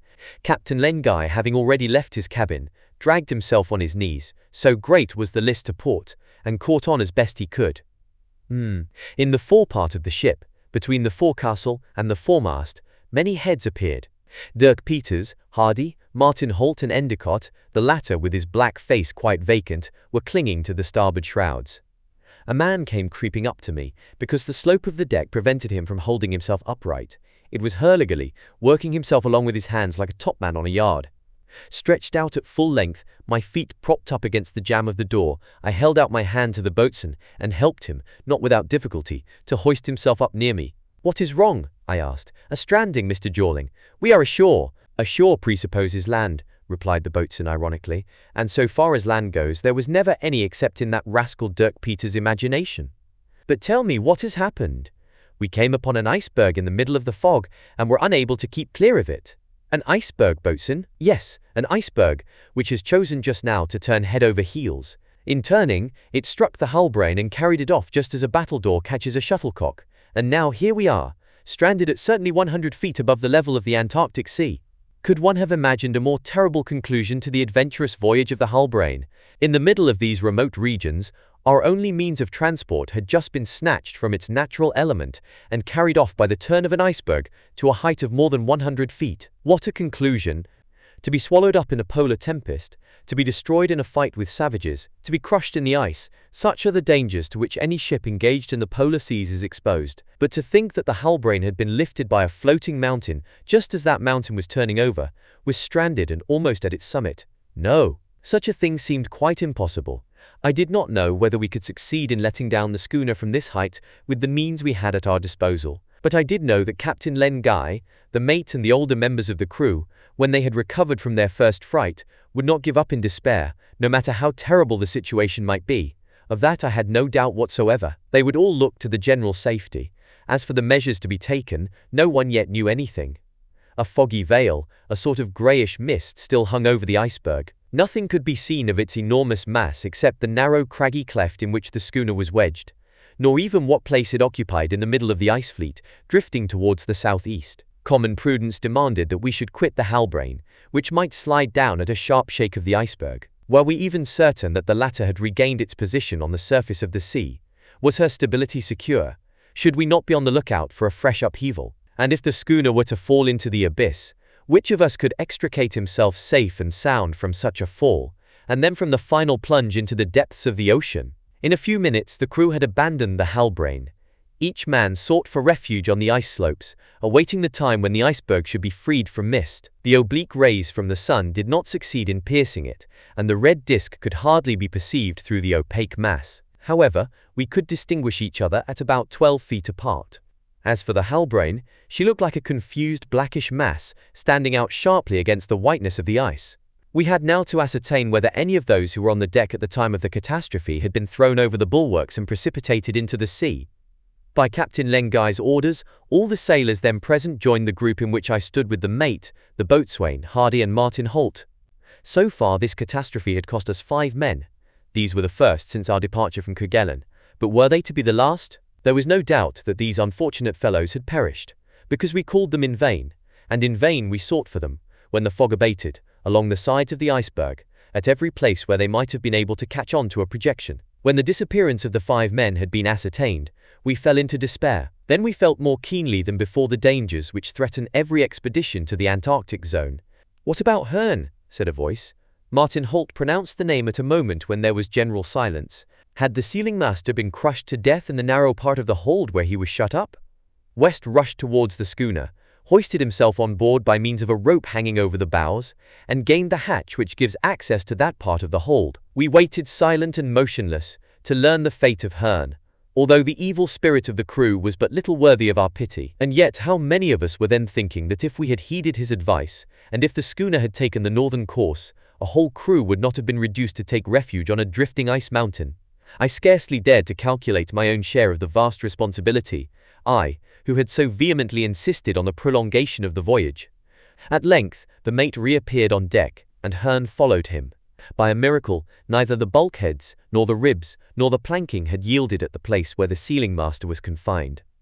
Hearn rejoined his comrades without opening his lips, and we had no further trouble about him.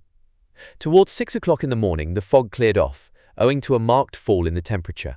We had no longer to do with completely frozen vapor, but had to deal with the phenomenon called frost rime, which often occurs in these high latitudes.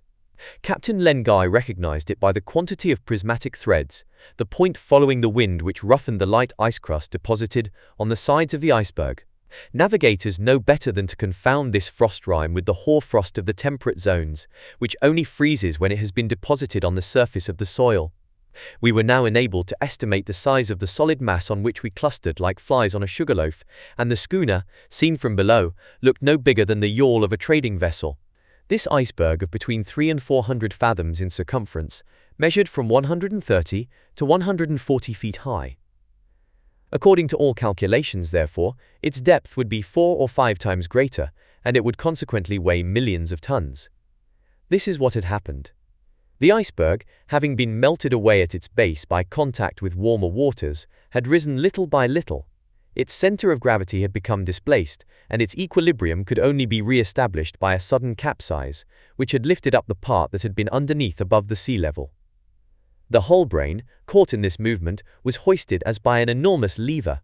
Numbers of icebergs capsize thus on the polar seas, and form one of the greatest dangers to which approaching vessels are exposed.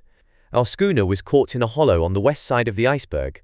She listed to starboard with her stern raised, and her bow lowered. We could not help thinking that the slightest shake would cause her to slide along the slope of the iceberg into the sea. The collision had been so violent as to stave in some of the planks of her hull. After the first collision, the galley situated before the foremast had broken its fastenings. The door between Captain Len Guy's and the mate's cabins was torn away from the hinges. The topmast and the top-gallant mast had come down after the backstays parted, and fresh fractures could plainly be seen as high as the cap of the masthead. Fragments of all kinds, yards, spars, a part of the sails, breakers, cases, hencoops, were probably floating at the foot of the mass and drifting with it.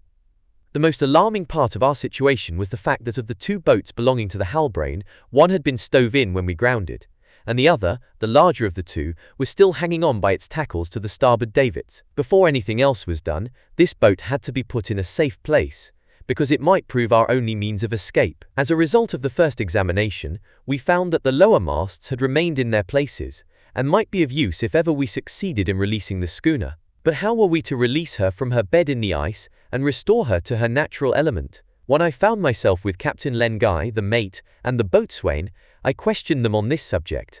"I agree with you," replied West, "that the operation involves great risks, but since it is indispensable, we will accomplish it.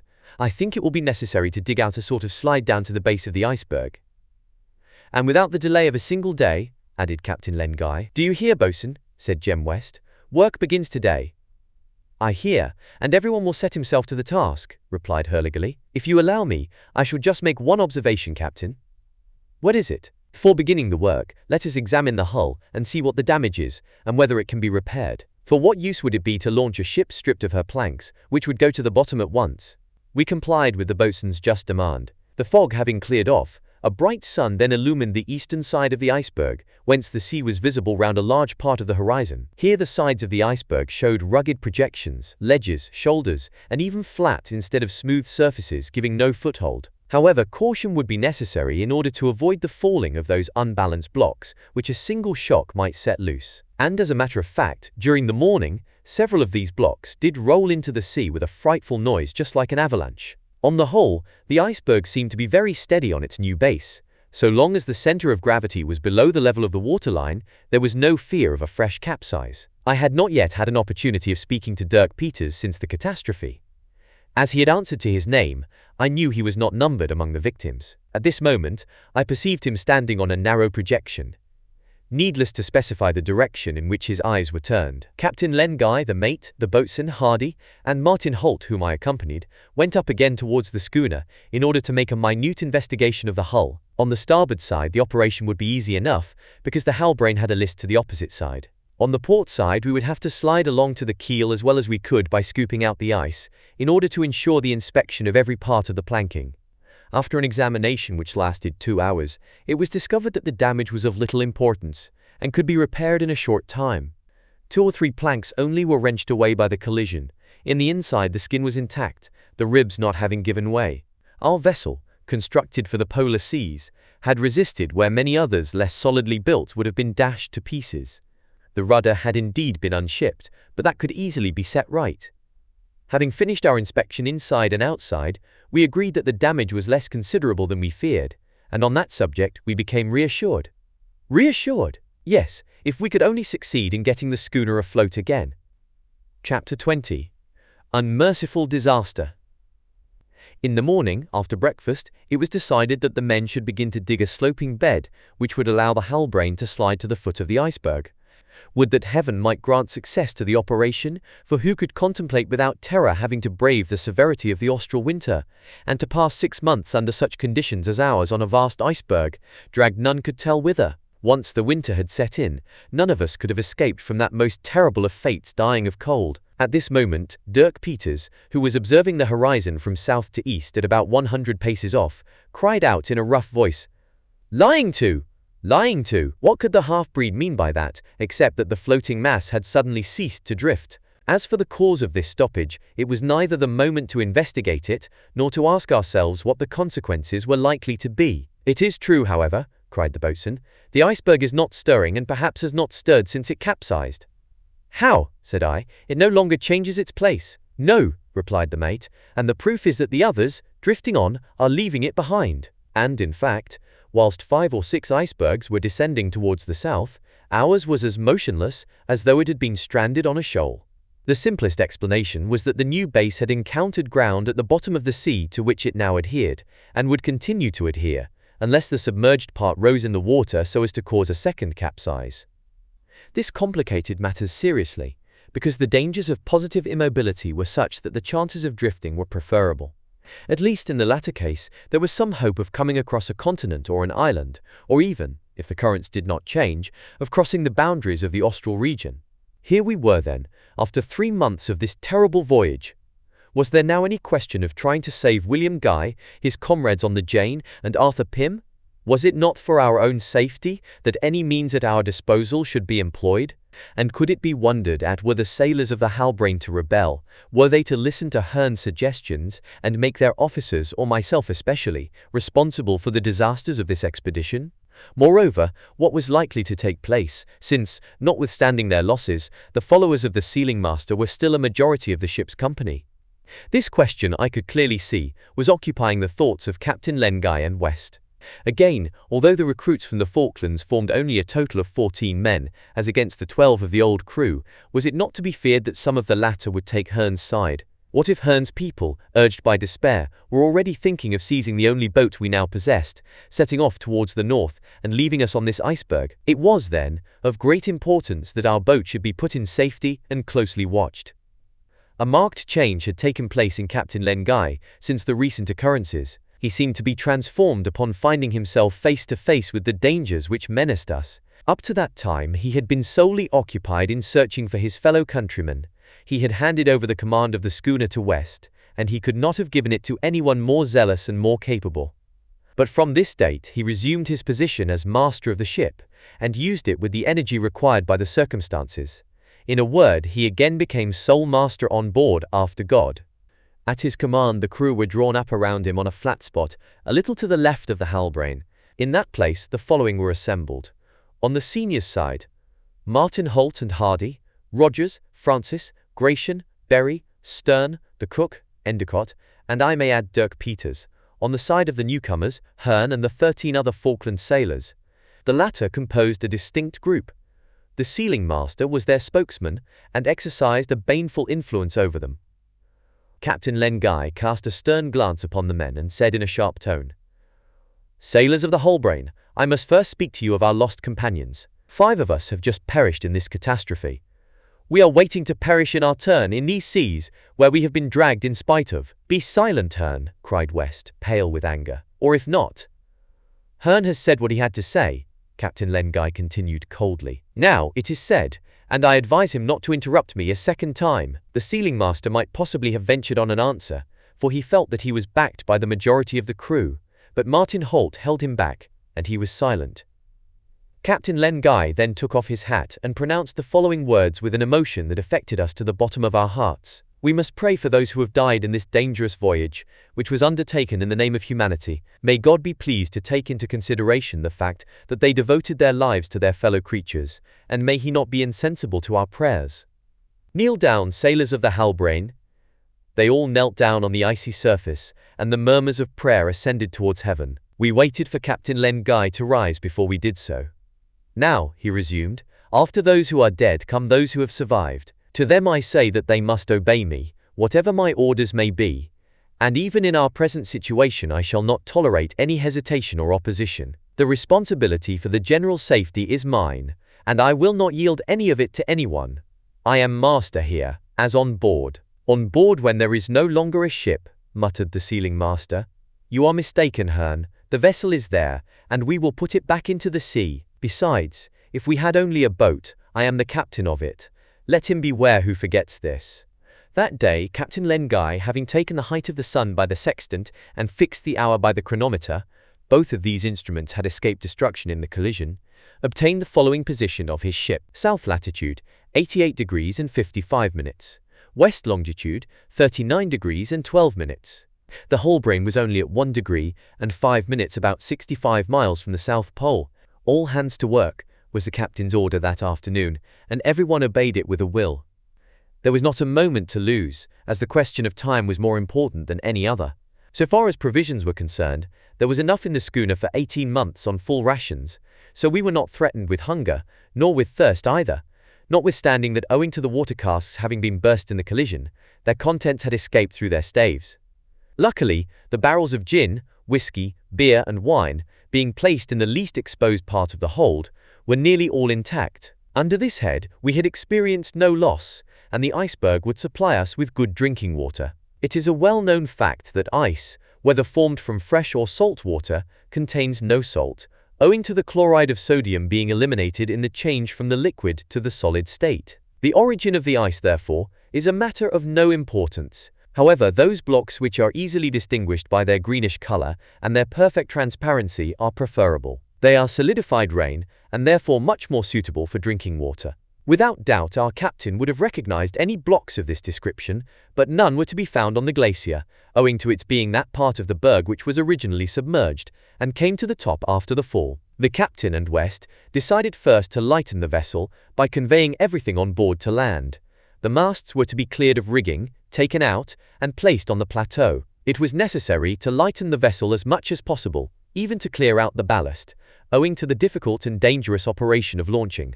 It would be better to put off our departure for some days, if this operation could be performed under more favorable circumstances.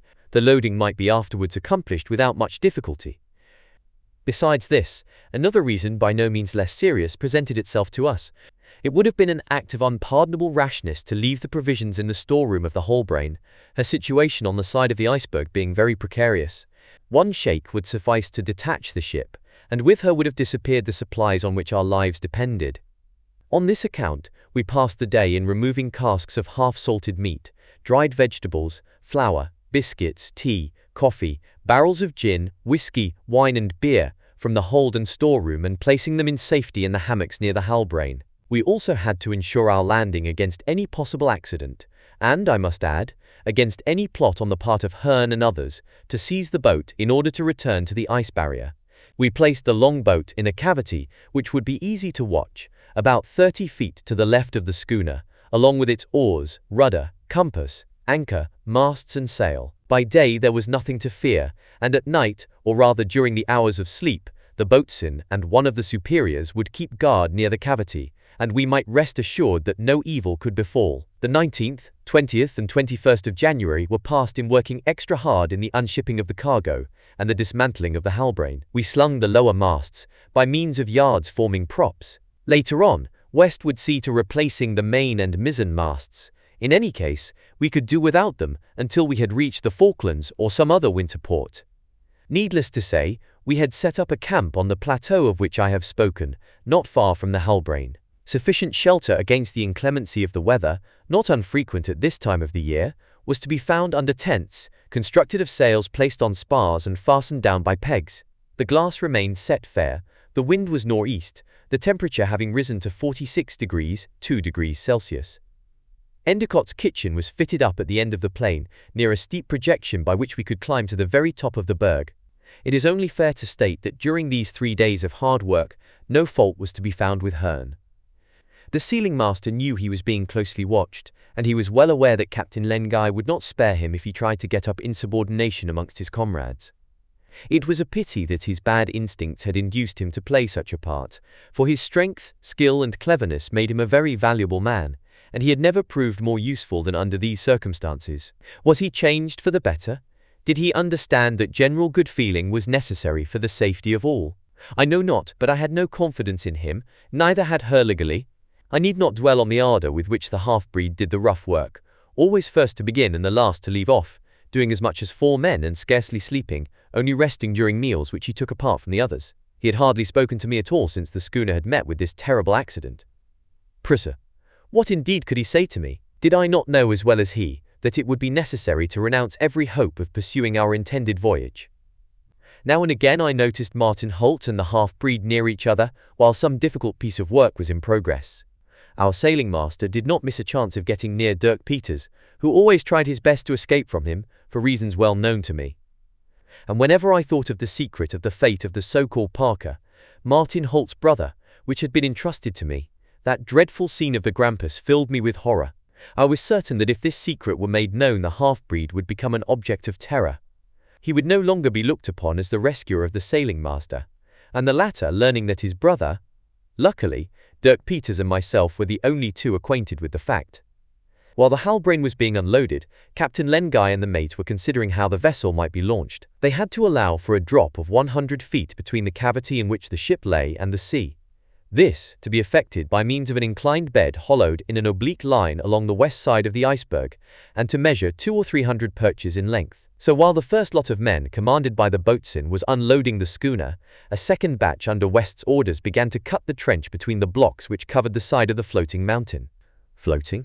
I know not why I use this expression, for the iceberg no longer floated, but remained as motionless as an island.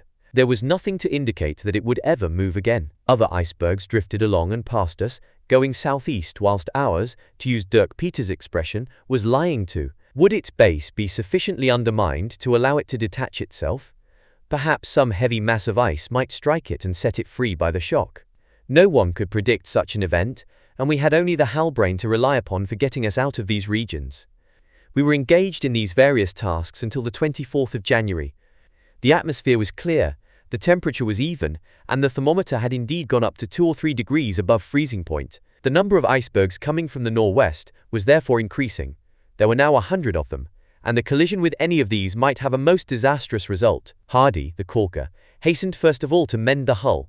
Pegs had to be changed, bits of planking to be replaced, seams to be caulked. We had everything that was necessary for this work, and we might rest assured that it would be performed in the best possible manner. In the midst of the silence of these solitudes, the noise of the hammers striking nails into the side, and the sound of the mallet stuffing tow into the seams, had a startling effect. Seagulls, wild duck, albatross and petrels flew in a circle round the top of the berg with a shrill screaming, and made a terrible uproar. When I found myself with West and the captain, our conversation naturally turned on our situation and how to get out of it, and upon our chances of pulling through. The mate had good hopes that if no accident occurred, the launching would be successfully accomplished. The captain was more reserved on the subject, but at the thought that he would have to renounce all hope of finding the survivors of the Jane, his heart was ready to break. When the Halbrane should again be ready for the sea, and when West should inquire what course he was to steer, would Captain Lengai dare to reply, "To the south"? No, for he would not be followed either by the new hands, or by the greater portion of the older members of the crew. To continue our search in this direction, to go beyond the pole, without being certain of reaching the Indian Ocean instead of the Atlantic, would have been rashness of which no navigator would be guilty. If a continent bound the sea on this side, the schooner would run the danger of being crushed by the mass of ice before it could escape the southern winter. Under such circumstances, to attempt to persuade Captain Lengai to pursue the voyage would only be to court a certain refusal. It could not even be proposed, now that necessity obliged us to return northwards, and not to delay a single day in this portion of the Antarctic regions. At any rate, though I resolved not again to speak of the matter to the captain, I lost no opportunity of sounding the boatswain. Often, when he had finished his work, Hurliguerly would come and join me. We would chat, and we would compare our recollections of travel. One day, as we were seated on the summit of the iceberg, gazing fixedly on the deceptive horizon, he exclaimed, "Who could ever have imagined, Mr. Jorling, when the Halbrane left Kerguelen, that 6.5 months afterwards she would be stuck on the side of an ice mountain?" "A fact much more to be regretted," I replied, "because only for that accident we should have attained our object, and we should have begun our return journey." "I don't mean to contradict," replied the boatswain, "but you say we should have attained our object. Do you mean by that we should have found our countrymen?" "Perhaps. I can scarcely believe such would have been the case, Mr. Jorling, although this was the principal, and perhaps even the only object of our navigation in the polar seas." "The only one, yes, at the start," I insinuated, "but since the half-breed's revelations about Arthur Pym—" "Ah, you are always harking back on that subject, like brave Dirk Peters." "Always, Hurliguerly, and only that a deplorable and unforeseen accident made us run aground." I leave you to your delusions, Mr. Jorling, since you believe you have run aground. Why, is not this the case? In any case, it is a wonderful running aground, replied the boatswain. Instead of a good solid bottom, we have run aground in the air. Then I am right, Hurliguerly, in saying it is an unfortunate adventure. Unfortunate, truly, but in my opinion we should take warning by it. What warning? That it is not permitted to us to venture so far in these latitudes, and I believe that the Creator forbids his creatures to climb to the summit of the poles. Notwithstanding that the summit of one pole is only 60 miles away from us now. Granted, Mr. Jorling, but these 60 miles are equal to thousands when we have no means of making them, and if the launch of the schooner is not successful, here are we condemned to winter quarters which the polar bears themselves would hardly relish. I replied only by a shake of my head, which Hurliguerly could not fail to understand. Do you know, Mr. Jorling, of what I think oftenest? What do you think of, boatswain? Of the Kerguelens, whither we are certainly not travelling. Truly, in a bad season it was cold enough there. There is not much difference between this archipelago and the islands situated on the edge of the Antarctic Sea, but their one is not far from the Cape, and if we want to warm our shins, no iceberg bars the way, whereas here it is the devil to weigh anchor, and one never knows if one shall find a clear course. I repeat it, boatswain, if this last accident had not occurred, everything would have been over by this time, one way or another. We should still have had more than 6 weeks to get out of these southern seas. It is seldom that a ship is so roughly treated as ours has been, and I consider it real bad luck, after our having profited by such fortunate circumstances. These circumstances are all over, Mr. Jorling, exclaimed Hurliguerly, and I fear indeed. What, you also, boatswain, you whom I believe to be so confident? Confidence, Mr. Jorling, wears out like the ends of one's trousers. What would you have me do? When I compare my lot to old Atkins, installed in his cosy inn, when I think of the Green Cormorant, of the big parlours downstairs with the little tables round which friends sip whiskey and gin, discussing the news of the day, while the stove makes more noise than the weathercock on the roof. Oh, then the comparison is not in our favour, and in my opinion Mr. Atkins enjoys life better than I do. You shall see them all again, Boatswain Atkins, the Green Cormorant, and Kerguelen. For God's sake, do not let yourself grow downhearted, and if you, a sensible and courageous man, despair already. Oh, if I were the only one it would not be half so bad as it is. The whole crew does not despair, surely? Yes and no, replied Hurliguerly, for I know some who are not at all satisfied. Has Hearn begun his mischief again? Is he exciting his companions? Not openly at least, Mr. Jorling, and since I have kept him under my eye, I have neither seen nor heard anything. Besides, he knows what awaits him if he budges. I believe I am not mistaken. The sly dog has changed his tactics, but what does not astonish me in him, astonishes me in Martin Holt. What do you mean, boatswain? That they seem to be on good terms with each other. See how Hearn seeks out Martin Holt, talks to him frequently, and Holt does not treat his overtures unfavourably. Martin Holt is not one of those who would listen to Hearn's advice, or follow it if he tried to provoke rebellion amongst the crew. No doubt, Mr. Jorling. However, I don't fancy seeing them so much together. Hearn is a dangerous and unscrupulous individual, and most likely Martin Holt does not distrust him sufficiently. He is wrong, boatswain. And wait a moment. Do you know what they were talking about the other day when I overheard a few scraps of their conversation? I could not possibly guess until you tell me, Hurliguerly. Well, while they were conversing on the bridge of the Holbrain, I heard them talking about Dirk Peters, and Hearn was saying, "You must not owe a grudge to the half-breed, Master Holt, because he refused to respond to your advances and accept your thanks. If he be only a sort of brute, he possesses plenty of courage, and has showed it in getting you out of a bad corner at the risk of his life. And besides, do not forget that he formed part of the crew of the Grampus, and your brother Ned, if I don't mistake." "He said that, boatswain? He spoke of the Grampus?" I exclaimed. "Yes, of the Grampus. And of Ned Holt." "Precisely, Mr. Jorling. And what answer did Martin Holt make?" He replied, "I don't even know under what circumstances my unfortunate brother perished.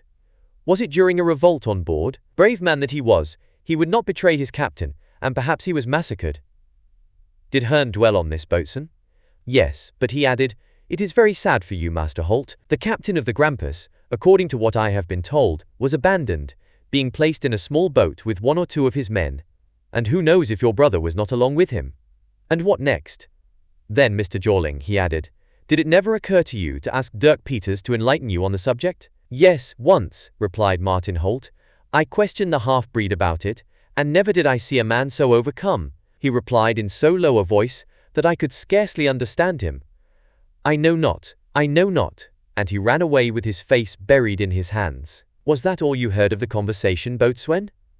That was all, Mr. Jorling, and I thought it so strange that I wished to inform you of it. And what conclusion did you draw from it? Nothing, except that I look upon the sealing master as a scoundrel of the deepest dye, perfectly capable of working in secret for some evil purpose with which he would like to associate Martin Holt. What did Hearn's new attitude mean? Why did he strive to gain Martin Holt, one of the best of the crew, as an ally? Why did he recall the scenes of the Grampus? Did Hearn know more of this matter of Dirk Peters and Ned Holt than the others, this secret of which the half-breed and I believed ourselves to be the sole possessors? The doubt caused me serious uneasiness. However, I took good care not to say anything of it to Dirk Peters. If he had for a moment suspected that Hearn spoke of what happened on board the Grampus, if he had heard that the rascal, as Hurliguerly called him and not without reason, constantly talked to Martin Holt about his brother, I really do not know what would have happened. In short, whatever the intentions of Hearn might be, it was dreadful to think that our sailing master, on whose fidelity Captain Len Guy ought to be able to count, was in conspiracy with him. The sealing master must have a strong motive for acting in this way. What it was, I could not imagine. Although the crew seemed to have abandoned every thought of mutiny, a strict watch was kept, especially on Hearn. Besides, the situation must soon change, at least so far as the schooner was concerned. 2 days afterwards the work was finished.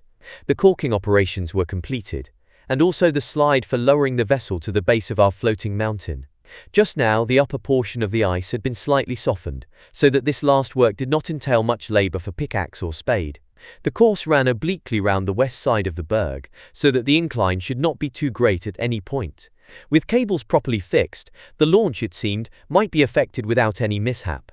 I rather feared lest the melting of the ice should make the gliding less smooth at the lower part of the berg.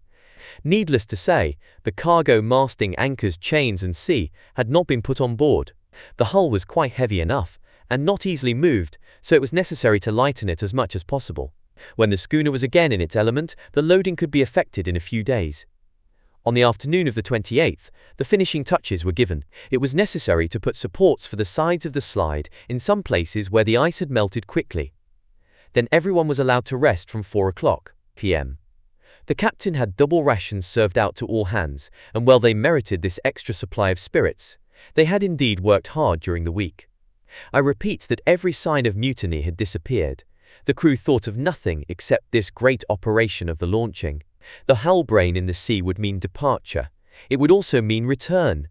For Dirk Peters and me, it would be the definite abandonment of Arthur Pym. That night, the temperature was the highest we had so far experienced. The thermometer registered 53 degrees, 11 degrees Celsius below zero.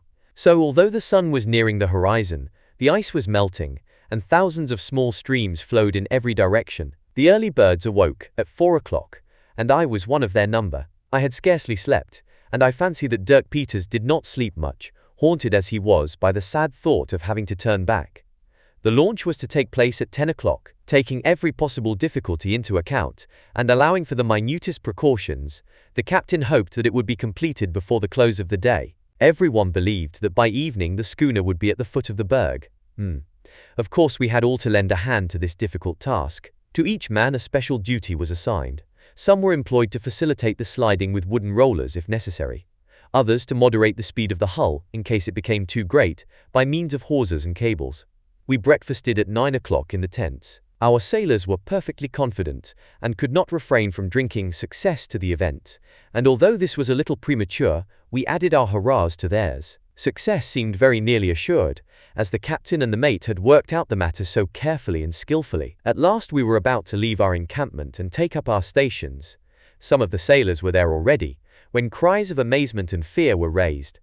What a frightful scene, and short as it may have been, what an impression of terror it left on our minds. One of the enormous blocks which formed the bank of the mudbed where the Halbrane lay, having become loose owing to the melting of its base, had slipped and was bounding over the others down the incline. In another moment, the schooner, being no longer retained in position, was swinging on this declivity. On board, on deck, in front, there were 2 sailors, Rogers and Gratian. In vain did the unfortunate men try to jump over the bulwarks. They had not time, and they were dragged away in this dreadful fall. Yes, I saw it. I saw the schooner topple over, slide down first on its left side, crush one of the men who delayed too long about jumping to one side, then bound from block to block, and finally fling itself into space. In another moment the Halbrane, staved in, broken up with gaping planks and shattered ribs, had sunk, causing a tremendous jet of water to spout up at the foot of the iceberg. Horrified, yes indeed, we were horrified when the schooner, carried off as though by an avalanche, had disappeared in the abyss. Not a particle of our Halbrane remained, not even a wreck. A minute ago she was 100 feet in the air, now she was 500 in the depths of the sea. Yes, we were so stupefied that we were unable to think of the dangers to come. Our amazement was that of people who cannot believe their eyes. Prostration succeeded as a natural consequence. There was not a word spoken. We stood motionless, with our feet rooted to the icy soil. No words could express the horror of our situation. As for West, when the schooner had disappeared in the abyss, I saw big tears fall from his eyes. The Halbrane that he loved so much was now an unknown quantity. Yes, our stout-hearted mate wept. 3 of our men had perished, and in what frightful fashion! I had seen Rogers and Gratian, 2 of our most faithful sailors, stretch out their hands in despair as they were knocked about by the rebounding of the schooner, and finally sink with her. The other man from the Falklands, an American, was crushed in its rush. His shapeless form lay in a pool of blood. 3 new victims within the last 10 days had to be inscribed on the register of those who died during this fatal voyage. Ah, fortune had favored us up to the hour when the Halbrane was snatched from her own element, but her hand was now against us. And was not this last the worst blow? Must it not prove the stroke of death? The silence was broken by a tumult of despairing voices, whose despair was justified indeed by this irreparable misfortune. And I am sure that more than one thought it would have been better to have been on the Halbrane as she rebounded off the side of the iceberg. Everything would have been over then, as all was over with Rogers and Gratian. This foolish expedition would thus have come to a conclusion worthy of such rashness and imprudence. At last the instinct of self-preservation triumphed, and except Hearn, who stood some distance off and affected silence, all the men shouted, "To the boat! To the boat!" These unfortunate fellows were out of their mind. Terror led them astray. They rushed towards the crag, where our one boat, which could not hold them all, had been sheltered during the unloading of the schooner. Captain Len Guy and Jem West rushed after them. I joined them immediately, followed by the boatswain. We were armed, and resolved to make use of our arms. We had to prevent these furious men from seizing the boat, which did not belong to a few, but to all. "Hallo, sailors!" cried the captain. "Hallo!" repeated West. "Stop there, or we fire on the first who goes a step farther." Both threatened the men with their pistols. The boatswain pointed his gun at them. I held my rifle, ready to fire. It was in vain. The frenzied men heard nothing, would not hear anything, and one of them fell, struck by the mate's bullet, just as he was crossing the last block. He was unable to catch on to the bank with his hands, and slipping on the frozen slope, he disappeared in the abyss. Was this the beginning of a massacre? Would others let themselves be killed at this place? Would the old hands side with the newcomers? At that moment I remarked that Hardy, Martin Holt, Francis Berry and Stern hesitated about coming over to our side, while Hearn, still standing motionless at some distance, gave no encouragement to the rebels. However, we could not allow them to become masters of the boat, to bring it down, to embark 10 or 12 men, and to abandon us to our certain fate on this iceberg. They had almost reached the boat, heedless of danger and deaf to threats, when a second report was heard, and one of the sailors fell, by a bullet from the boatswain's gun. 1 American and 1 Fuegian less to be numbered amongst the sealing master's partisans. Then, in front of the boat, a man appeared. It was Dirk Peters, who had climbed the opposite slope. The half-breed put one of his enormous hands on the stern, and with the other made a sign to the furious men to clear off. Dirk Peters being there, we no longer needed our arms, as he alone would suffice to protect the boat. And indeed, as 5 or 6 of the sailors were advancing, he went up to them, caught hold of the nearest by the belt, lifted him up, and sent him flying 10 paces off. The wretched man, not being able to catch hold of anything, would have rebounded into the sea had not Hearn seized him. Owing to the half-breed's intervention, the revolt was instantly quelled. Besides, we were coming up to the boat, and with us those of our men whose hesitation had not lasted long. No matter. The others were still 13 to our 10. Captain Len Guy made his appearance. Anger shone in his eyes, and with him was West, quite unmoved. Words failed the captain for some moments, but his look said what his tongue could not utter. At length, in a terrible voice, he said, "I ought to treat you as evildoers. However, I will only consider you as madmen. The boat belongs to everybody. It is now our only means of salvation, and you wanted to steal it like cowards. Listen attentively to what I say for the last time. This boat, belonging to the Halbrane, is now the Halbrane herself. I am the captain of it, and let him who disobeys me beware." With these last words, Captain Lengai looked at Hearn, for whom this warning was expressly meant. The sealing master had not appeared in the last scene, not openly at least, but nobody doubted that he had urged his comrades to make off with the boat, and that he had every intention of doing the same again. "Now to the camp," said the captain, "and you, Dirk Peters, remain here." The half-breed's only reply was to nod his big head and betake himself to his post. The crew returned to the camp without the least hesitation. Some lay down in their sleeping places, others wandered about. Hearn neither tried to join them, nor to go near Martin Holt. Now that the sailors were reduced to idleness, there was nothing to do except to ponder on our critical situation, and invent some means of getting out of it. The captain, the mate, and the boatswain formed a council, and I took part in their deliberations. Captain Lengai began by saying, "We have protected our boat, and we shall continue to protect it." "Until death," declared West. "Who knows," said I, "whether we shall not soon be forced to embark?" "In that case," replied the captain, "as all cannot fit into it, it will be necessary to make a selection. Lots shall determine which of us are to go, and I shall not ask to be treated differently from the others."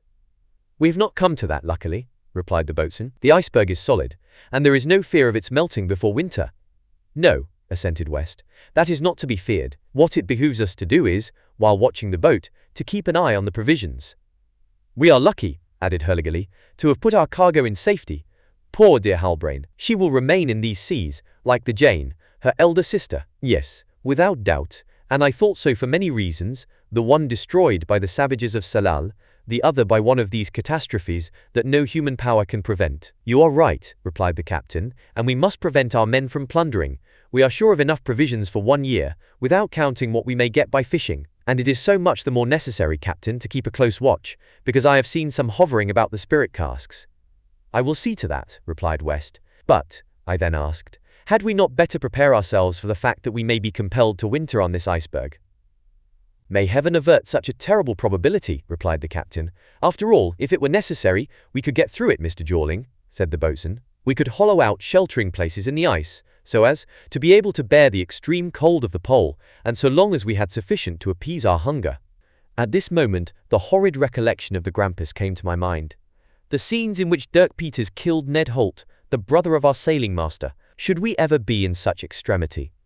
Would it not, before we proceed to set up winter quarters for 7 or 8 months, be better to leave the iceberg altogether, if such a thing were possible? I called the attention of Captain Lengai and West to this point. This was a difficult question to answer, and a long silence preceded the reply. At last the captain said, "Yes, that would be the best resolution to come to, and if our boat could hold us all, with the provisions necessary for a voyage that might last 3 or 4 weeks, I would not hesitate to put to sea now, and return towards the north." But I made them observe that we should be obliged to direct our course contrary to wind and current. Our schooner herself could hardly have succeeded in doing this. Whilst to continue towards the south. "Towards the south?" repeated the captain, who looked at me as though he sought to read my thoughts. "Why not?" I answered. "If the iceberg had not been stopped in its passage, perhaps it would have drifted to some land in that direction, and might not our boat accomplish what it would have done?" The captain, shaking his head, answered nothing. West also was silent. Our iceberg will end by raising its anchor," replied Hurliguerly. "It does not hold to the bottom, like the Falklands or the Kerguelens. So the safest course is to wait, as the boat cannot carry 23, the number of our party." I dwelt upon the fact that it was not necessary for all 23 to embark. It would be sufficient, I said, for 5 or 6 of us to reconnoitre further south for 12 or 15 miles. "South?" repeated Captain Lengai. "Undoubtedly, Captain," I added. "You probably know what the geographers frankly admit, that the Antarctic regions are formed by a capped continent." "Geographers know nothing, and can know nothing about it," replied West coldly. "It is a pity," said I, "that as we are so near, we should not attempt to solve this question of a polar continent. I thought it better not to insist just at present. Moreover, there would be danger in sending out our only boat on a voyage of discovery, as the current might carry it too far, or it might not find us again in the same place. And indeed, if the iceberg happened to get loose at the bottom, and to resume its interrupted drift, what would become of the men in the boat? The drawback was that the boat was too small to carry us all, with the necessary provisions. Now, of the seniors, there remained 10 men, counting Dirk Peters. Of the new men there were 13, 23 in all. The largest number our boat could hold was from 11 to 12 persons. Then 11 of us, indicated by lot, would have to remain on this island of ice. And what would become of them? With regard to this, Hurliguerly made a sound observation.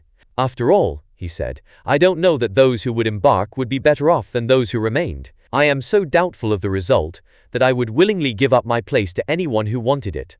Perhaps the boatswain was right, but in my own mind, when I asked that the boat might be utilized, it was only for the purpose of reconnoitering the iceberg. We finally decided to arrange everything with a view to wintering out, even were our ice mountain again to drift. We may be sure that will be agreed to by our men, declared Hurliguerly. What is necessary must be done, replied the mate, and today we must set to work. That was a sad day, on which we began our preparations. Endicott, the cook, was the only man who submitted without murmuring. As a Negro, who cares little about the future, shallow and frivolous like all his race, he resigned himself easily to his fate, and this is, perhaps, true philosophy. Besides, when it came to the question of cooking, it mattered very little to him whether it was here or there, so long as his stoves were set up somewhere. So he said to his friend the mate, with his broad Negro smile, luckily my kitchen did not go off with the schooner, and you shall see, Hurliguerly, if I do not make up dishes just as good as on board the Halbrane, so long as provisions don't grow scarce, of course. Well, they will not be wanting for some time to come, replied the boatswain. We need not fear hunger, but cold, such cold as would reduce you to an icicle the minute you cease to warm your feet, cold that makes your skin crack and your skull split, even if we had some hundreds of tons of coal. But all things being well calculated, there is only just what will do to boil this large kettle. And that is sacred, cried Endicott. Touching is forbidden, the kitchen before all. And that is the reason why it never strikes you to pity yourself, you old You can always make sure of keeping your feet warm at your oven. What would you have, boatswain? You are a first-rate cook or you are not. When you are, you take advantage of it. But I will remember to keep you a little place before my stove. That's good, Endicott. Each one shall have his turn. There is no privilege, even for a boatswain. On the whole, it is better not to have to fear famine. One can fight against the cold. We shall dig holes in the iceberg and cuddle ourselves up there. And why should we not have a general dwelling room? We could make a cave for ourselves with pickaxes. I have heard tell that ice preserves heat. Well, let it preserve ours, and that is all I ask of it. The hour had come for us to return to the camp and to seek our sleeping places. Dirk Peters alone refused to be relieved of his duty as watchman of the boat, and nobody thought of disputing the post with him. Captain Lenguy and West did not enter the tents until they had made certain that Hearn and his companions had gone to their usual place of rest. I came back likewise and went to bed. I could not tell how long I had been sleeping, nor what time it was, when I found myself rolling on the ground after a violent shock. What could be happening? Was it another capsize of the iceberg? We were all up in a second, then outside the tents in the full light of a night in the polar regions. A second floating mass of enormous size had just struck our iceberg, which had hoisted the anchor, as the sailors say, and was drifting towards the south. An unhoped-for change in the situation had taken place. What were to be the consequences of our being no longer cast away at that place? The current was now carrying us in the direction of the pole. The first feeling of joy inspired by this conviction was, however, succeeded by all the terrors of the unknown. And what an unknown! Dirk Peters only was entirely rejoiced that we had resumed the route which he believed would lead us to the discovery of traces of his poor Pym. Far other ideas occupied the minds of his companions. Captain Lenguy no longer entertained any hope of rescuing his countrymen, and having reached the condition of despair, he was bound by his duty to take his crew back to the north, so as to clear the Antarctic Circle while the season rendered it possible to do so. And we were being carried away towards the south.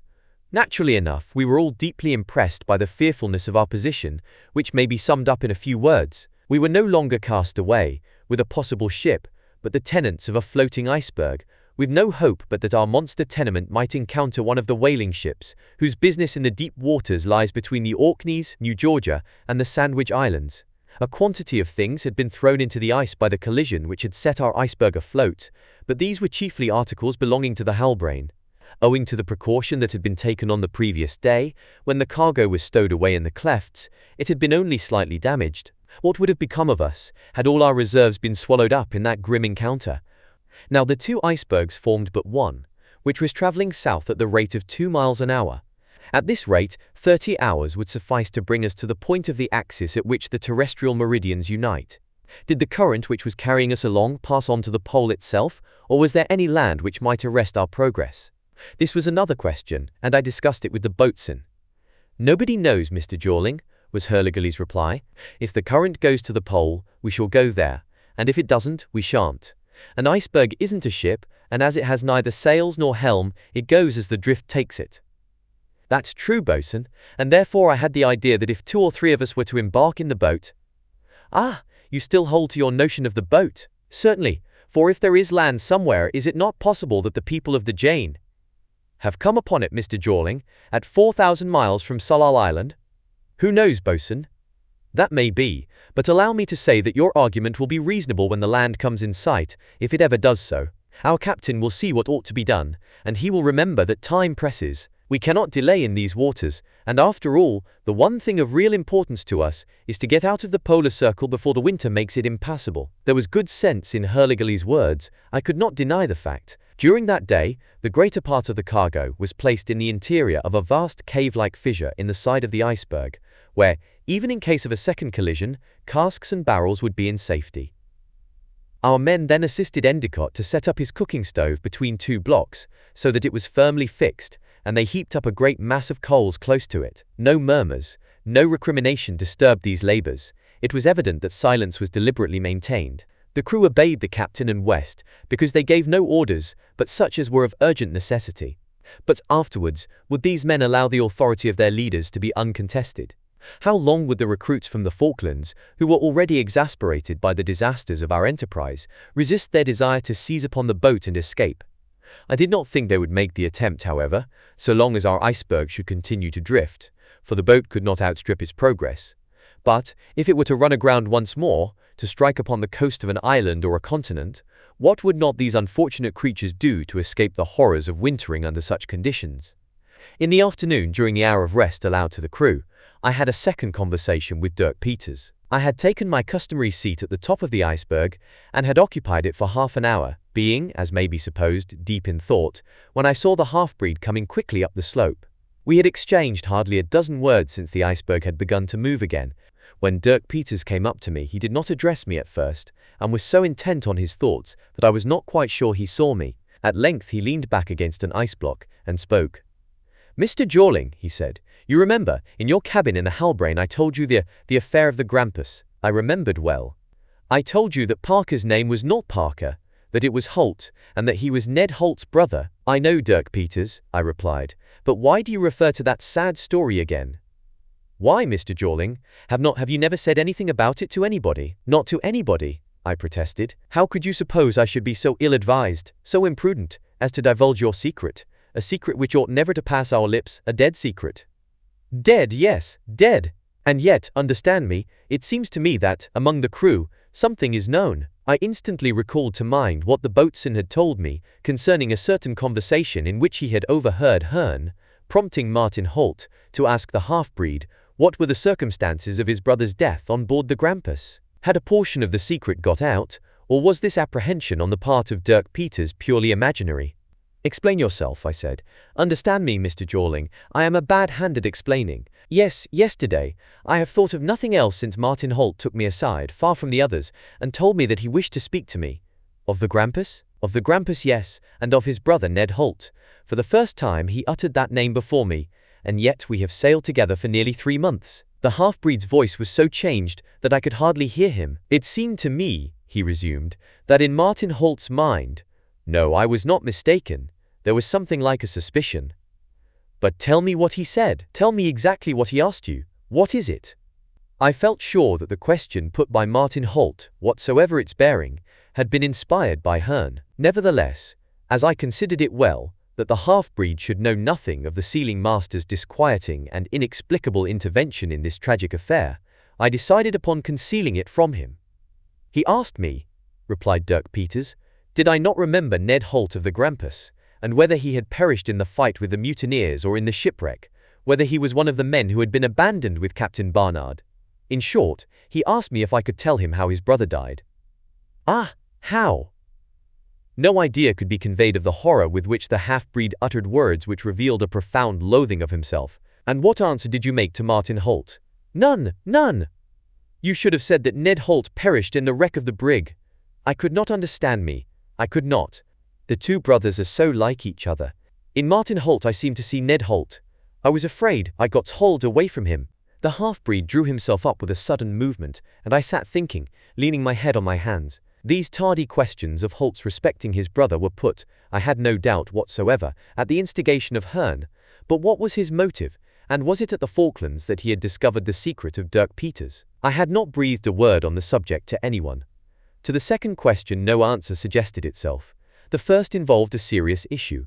Did the sealing master merely desire to gratify his enmity against Dirk Peters, the only one of the Falkland sailors who had always taken the side of Captain Len Guy, and who had prevented the seizure of the boat by Hearn and his companions?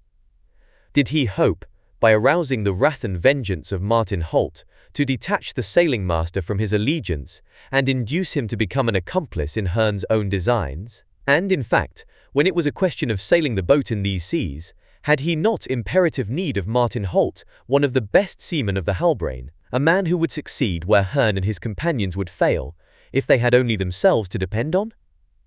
I became lost in this labyrinth of hypotheses, and it must be admitted that its complications added largely to the troubles of an already complicated position. When I raised my eyes, Dirk Peters had disappeared. He had said what he came to say, and he now knew that I had not betrayed his confidence. The customary precautions were taken for the night, no individual being allowed to remain outside the camp, with the exception of the half-breed, who was in charge of the boat. The following day was the 31st of January. I pushed back the canvas of the tent, which I shared with Captain Len Guy and West respectively, as each succeeded the other on release from the alternate watch, very early, and experienced a severe disappointment. Mist everywhere, nay, more than mist, a thick yellow, mouldy-smelling fog. And more than this again. The temperature had fallen sensibly. This was probably a forewarning of the austral winter. The summit of our ice mountain was lost in vapor, in a fog which would not resolve itself into rain, but would continue to muffle up the horizon. "Bad luck," said the boatswain, "for now if we were to pass by land we should not perceive it." "And our drift?" "More considerable than yesterday, Mr. Jawling. The captain has sounded, and he makes the speed no less than between 3 and 4 miles.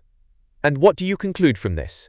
"I conclude that we must be within a narrower sea, since the current is so strong. I should not be surprised if we had land on both sides of us within 10 or 15 miles. This, then, would be a wide strait that cuts the Antarctic continent." "Yes, our captain is of that opinion. And, holding that opinion, is he not going to make an attempt to reach one or other of the coasts of this strait?" "And how?" "With the boat." "Risk the boat in the midst of this fog?" exclaimed the boatswain as he crossed his arms. "What are you thinking of, Mr. Jawling? Can we cast anchor to wait for it? And all the chances would be that we should never see it again." "Ah, if we only had the Halbrane!" But there was no longer a Halbrane. In spite of the difficulty of the ascent through the half-condensed vapor, I climbed up to the top of the iceberg. But when I had gained that eminence, I strove in vain to pierce the impenetrable grey mantle in which the waters were wrapped. I remained there, hustled by the northeast wind, which was beginning to blow freshly, and might perhaps rend the fog asunder. But no, fresh vapors accumulated around our floating refuge, driven up by the immense ventilation of the open sea. Under the double action of the atmospheric and Antarctic currents, we drifted more and more rapidly, and I perceived a sort of shudder pass throughout the vast bulk of the iceberg. Then it was that I felt myself under the dominion of a sort of hallucination, one of those hallucinations which must have troubled the mind of Arthur Pym. It seemed to me that I was losing myself in his extraordinary personality. At last I was beholding all that he had seen. Was not that impenetrable mist the curtain of vapors which he had seen in his delirium? I peered into it, seeking for those luminous rays which had streaked the sky from east to west. I sought in its depths for that limitless cataract, rolling in silence from the height of some immense rampart lost in the vastness of the zenith. I sought for the awful white giant of the South Pole. At length reason resumed her sway. This visionary madness, intoxicating while it lasted, passed off by degrees, and I descended the slope to our camp. The whole day passed without a change. The fog never once lifted to give us a glimpse outside of its muffling folds, and if the iceberg, which had travelled 40 miles since the previous day, had passed by the extremity of the axis of the earth, we should never know it. Chapter 21. Amid the Mists. So this was the sum of all our efforts, trials, and disappointments. Not to speak of the destruction of the Holbrain, the expedition had already cost 9 lives. From 32 men who had embarked on the schooner, our number was reduced to 23. How low was that figure yet to fall? Between the South Pole and Antarctic Circle lay 20 degrees, and those would have to be cleared in a month or 6 weeks at the most. If not, the iceberg barrier would be reformed and closed up. As for wintering in that part of the Antarctic Circle, not a man of us could have survived it. Besides, we had lost all hope of rescuing the survivors of the Jane, and the sole desire of the crew was to escape as quickly as possible from the awful solitudes of the south. Our drift, which had been south, down to the pole, was now north, and if that direction should continue, perhaps we might be favored with such good fortune as would make up for all the evil that had befallen us. In any case, there was nothing for it, but, in familiar phrase, to let ourselves go. The mist did not lift during the 2nd, 3rd, and 4th of February, and it would have been difficult to make out the rate of progress of our iceberg, since it had passed the pole. Captain Len Guy, however, and West, considered themselves safe in reckoning it at 250 miles. The current did not seem to have diminished in speed or changed its course. It was now beyond a doubt that we were moving between the two halves of a continent, one on the east, the other on the west, which formed the vast Antarctic region, and I thought it was a matter of great regret that we could not get aground on one or the other side of this vast strait, whose surface would presently be solidified by the coming of winter. When I expressed this sentiment to Captain Len Guy, he made me the only logical answer. "What would you have, Mr. Jorling? We are powerless. There is nothing to be done, and the persistent fog is the worst part of our ill luck. I no longer know where we are. It is impossible to take an observation, and this befalls us just as the sun is about to disappear for long months." "Let me come back to the question of the boat," said I, for the last time. "Could we not, with the boat, go on a discovery cruise? Can you think of such a thing?" "That would be an imprudence I would not commit, even though the crew would allow me." I was on the point of exclaiming, "And what if your brother and your countrymen have found refuge on some spot of the land that undoubtedly lies about us?" But I restrained myself. Of what avail was it to reawaken our captain's grief? He too must have contemplated this eventuality, and he had not renounced his purpose of further search without being fully convinced of the folly of a last attempt. During those 3 days of fog I had not caught sight of Dirk Peters, or rather he had made no attempt to approach, but had remained inflexibly at his post by the boat. Martin Holt's questions respecting his brother Ned seemed to indicate that his secret was known at least in part, and the half-breed held himself more than ever aloof, sleeping while the others watched, and watching in their time of sleep. I even wondered whether he regretted having confided in me, and fancied that he had aroused my repugnance by his sad story. If so, he was mistaken. I deeply pitied the poor half-breed. Nothing could exceed the melancholy monotony of the hours which we passed in the midst of a fog so thick that the wind could not lift its curtain. The position of the iceberg could not be ascertained. It went with the current at a like speed, and had it been motionless, there would have been no appreciable difference for us, for the wind had fallen at least, so we supposed, and not a breath was stirring. The flame of a torch held up in the air did not flicker. The silence of space was broken only by the clangor of the seabirds, which came in muffled croaking tones through the stifling atmosphere of vapor. Petrels and albatross swept the top of the iceberg, where they kept a useless watch in their flight. In what direction were those swift-winged creatures perhaps already driven towards the confines of the Arctic region at the approach of winterbound? We could not tell. One day, the boatswain, who was determined to solve this question if possible, having mounted to the extreme top, not without risk of breaking his neck, came into such violent contact with a quebranta huesos, a sort of gigantic petrel measuring 12 feet with spread wings, that he was flung on his back. "Curse the bird," he said on his return to the camp, addressing the observation to me. "I have had a narrow escape, a thump, and down I went sprawling. I saved myself I don't know how, for I was all but over the side. Those ice ledges, you know, slip through one's fingers like water." I called out to the bird, "Can't you even look before you, you fool?" But what was the good of that? The big blunderer did not even beg my pardon. In the afternoon of the same day, our ears were assailed by a hideous braying from below. Hurliguerly remarked that as there were no asses to treat us to the concert, it must be given by penguins. Hitherto these countless dwellers in the polar regions had not thought proper to accompany us on our moving island. We had not seen even one, either at the foot of the iceberg or on the drifting packs. There could be no doubt that they were there in thousands, for the music was unmistakably that of a multitude of performers. Now those birds frequent by choice the edges of the coasts of islands and continents in high latitudes, or the ice fields in their neighborhood. Was not their presence an indication that land was near? I asked Captain Len Guy what he thought of the presence of these birds. "I think what you think, Mr. Jorling," he replied. "Since we have been drifting, none of them have taken refuge on the iceberg, and here they are, now in crowds, if we may judge by their deafening cries. From whence do they come? No doubt from land, which is probably near. Is this West's opinion?" "Yes, Mr. Jorling, and you know he is not given to vain imaginations." "Certainly not. And then another thing has struck both him and me, which has apparently escaped your attention. It is that the braying of the penguins is mingled with a sound like the lowing of cattle. Listen, and you will readily distinguish it." I listened, and, sure enough, the orchestra was more full than I had supposed. "I hear the lowing plainly," I said. "There are, then, seals and walrus also in the sea at the base." "That is certain, Mr. Jorling, and I conclude from the fact that those animals, both birds and mammals, very rare since we left Salal Island, frequent the waters into which the currents have carried us." "Of course, Captain, of course." "Oh, what a misfortune it is that we should be surrounded by this impenetrable fog, which prevents us from even getting down to the base of the iceberg. There, no doubt, we should discover whether there are seaweed drifts around us. If that be so, it would be another sign." "Why not try, Captain?" No, Mr. Jorling, that might lead to falls, and I will not permit anybody to leave the camp. If land be there, I imagine our iceberg will strike it before long. And if it does not? If it does not, how are we to make it?" I thought to myself that the boat might very well be used in the latter case, but Captain Len Guy preferred to wait. And perhaps this was the wiser course under our circumstances. At 8 o'clock that evening, the half-condensed mist was so compact that it was difficult to walk through it. The composition of the air seemed to be changed, as though it were passing into a solid state. It was not possible to discern whether the fog had any effect upon the compass.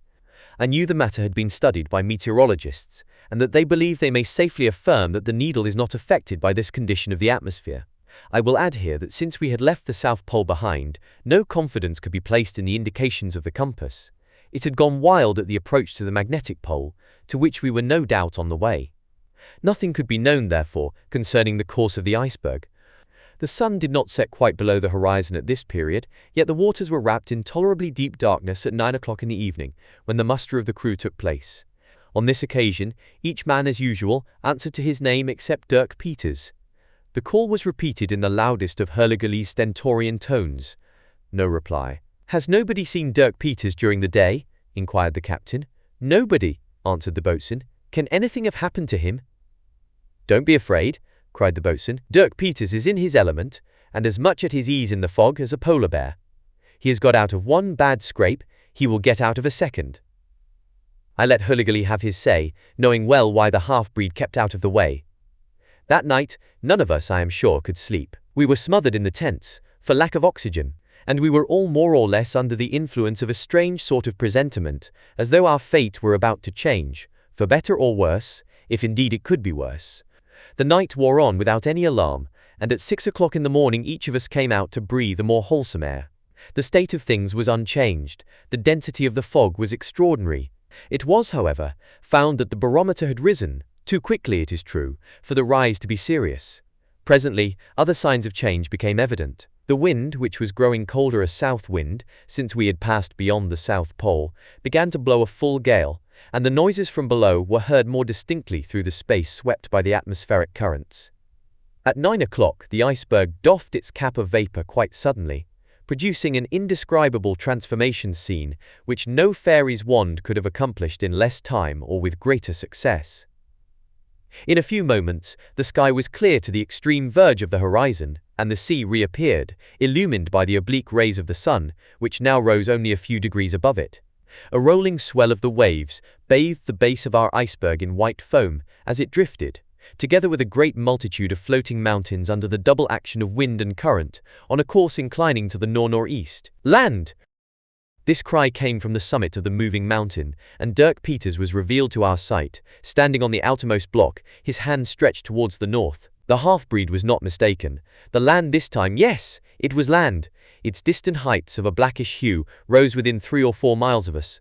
86 degrees and 12 minutes south latitude, 114 degrees and 17 minutes east longitude. The iceberg was nearly 4 degrees beyond the Antarctic pole, and from the western longitudes that our schooner had followed tracing the course of the Jane, we had passed into the eastern longitudes. Chapter 22. In Camp. A little after noon, the iceberg was within a mile of the land. After their dinner, the crew climbed up to the topmost block, on which Dirk Peters was stationed. On our approach, the half-breed descended the opposite slope, and when I reached the top, he was no longer to be seen.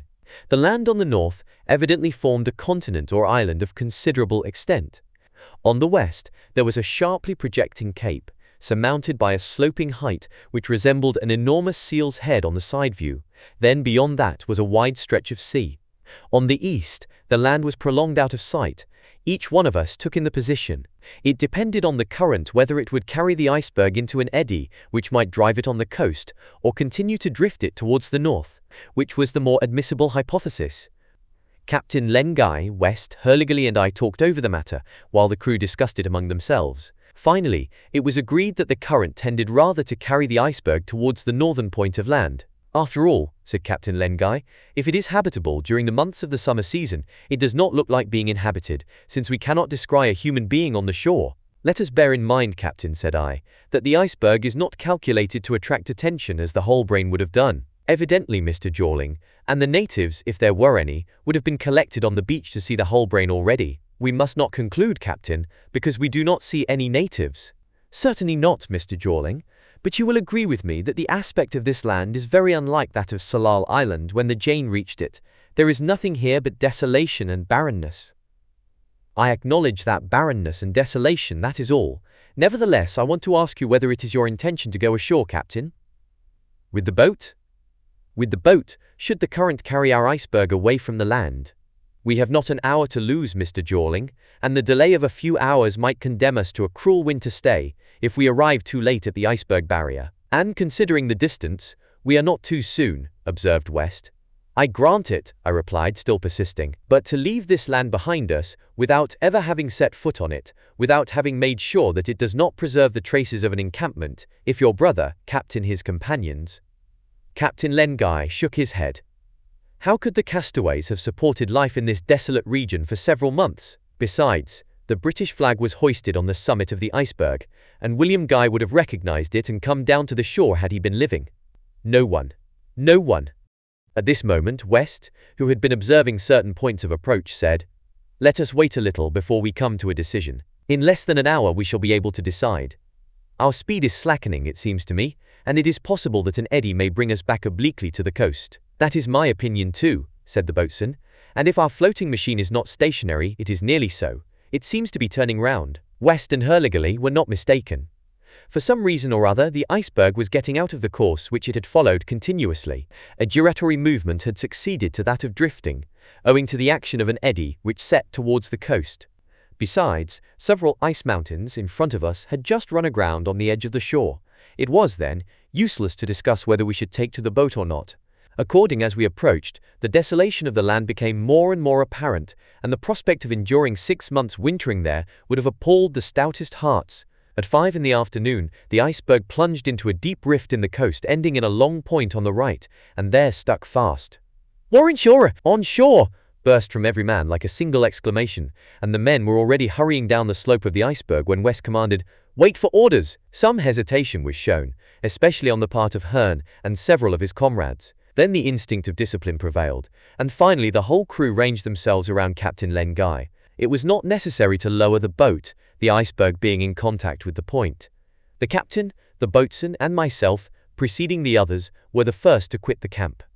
Ours were the first human feet to tread this virgin and volcanic soil.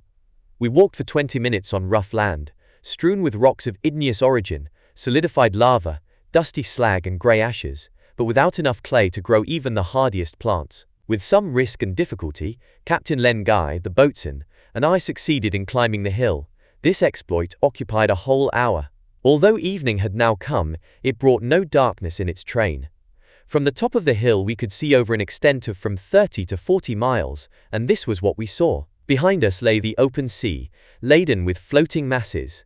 A great number of these had recently heaped themselves up against the beach and rendered it almost inaccessible. On the west was a strip of hilly land, which extended beyond our sight, and was washed on its east side by a boundless sea. It was evident that we had been carried by the drift through a strait. Ah! If we had only had our hull brain! But our sole possession was a frail craft barely capable of containing a dozen men, and we were 23. There was nothing for it but to go down to the shore again, to carry the tents to the beach, and take measures in view of a winter sojourn under the terrible conditions imposed upon us by circumstances.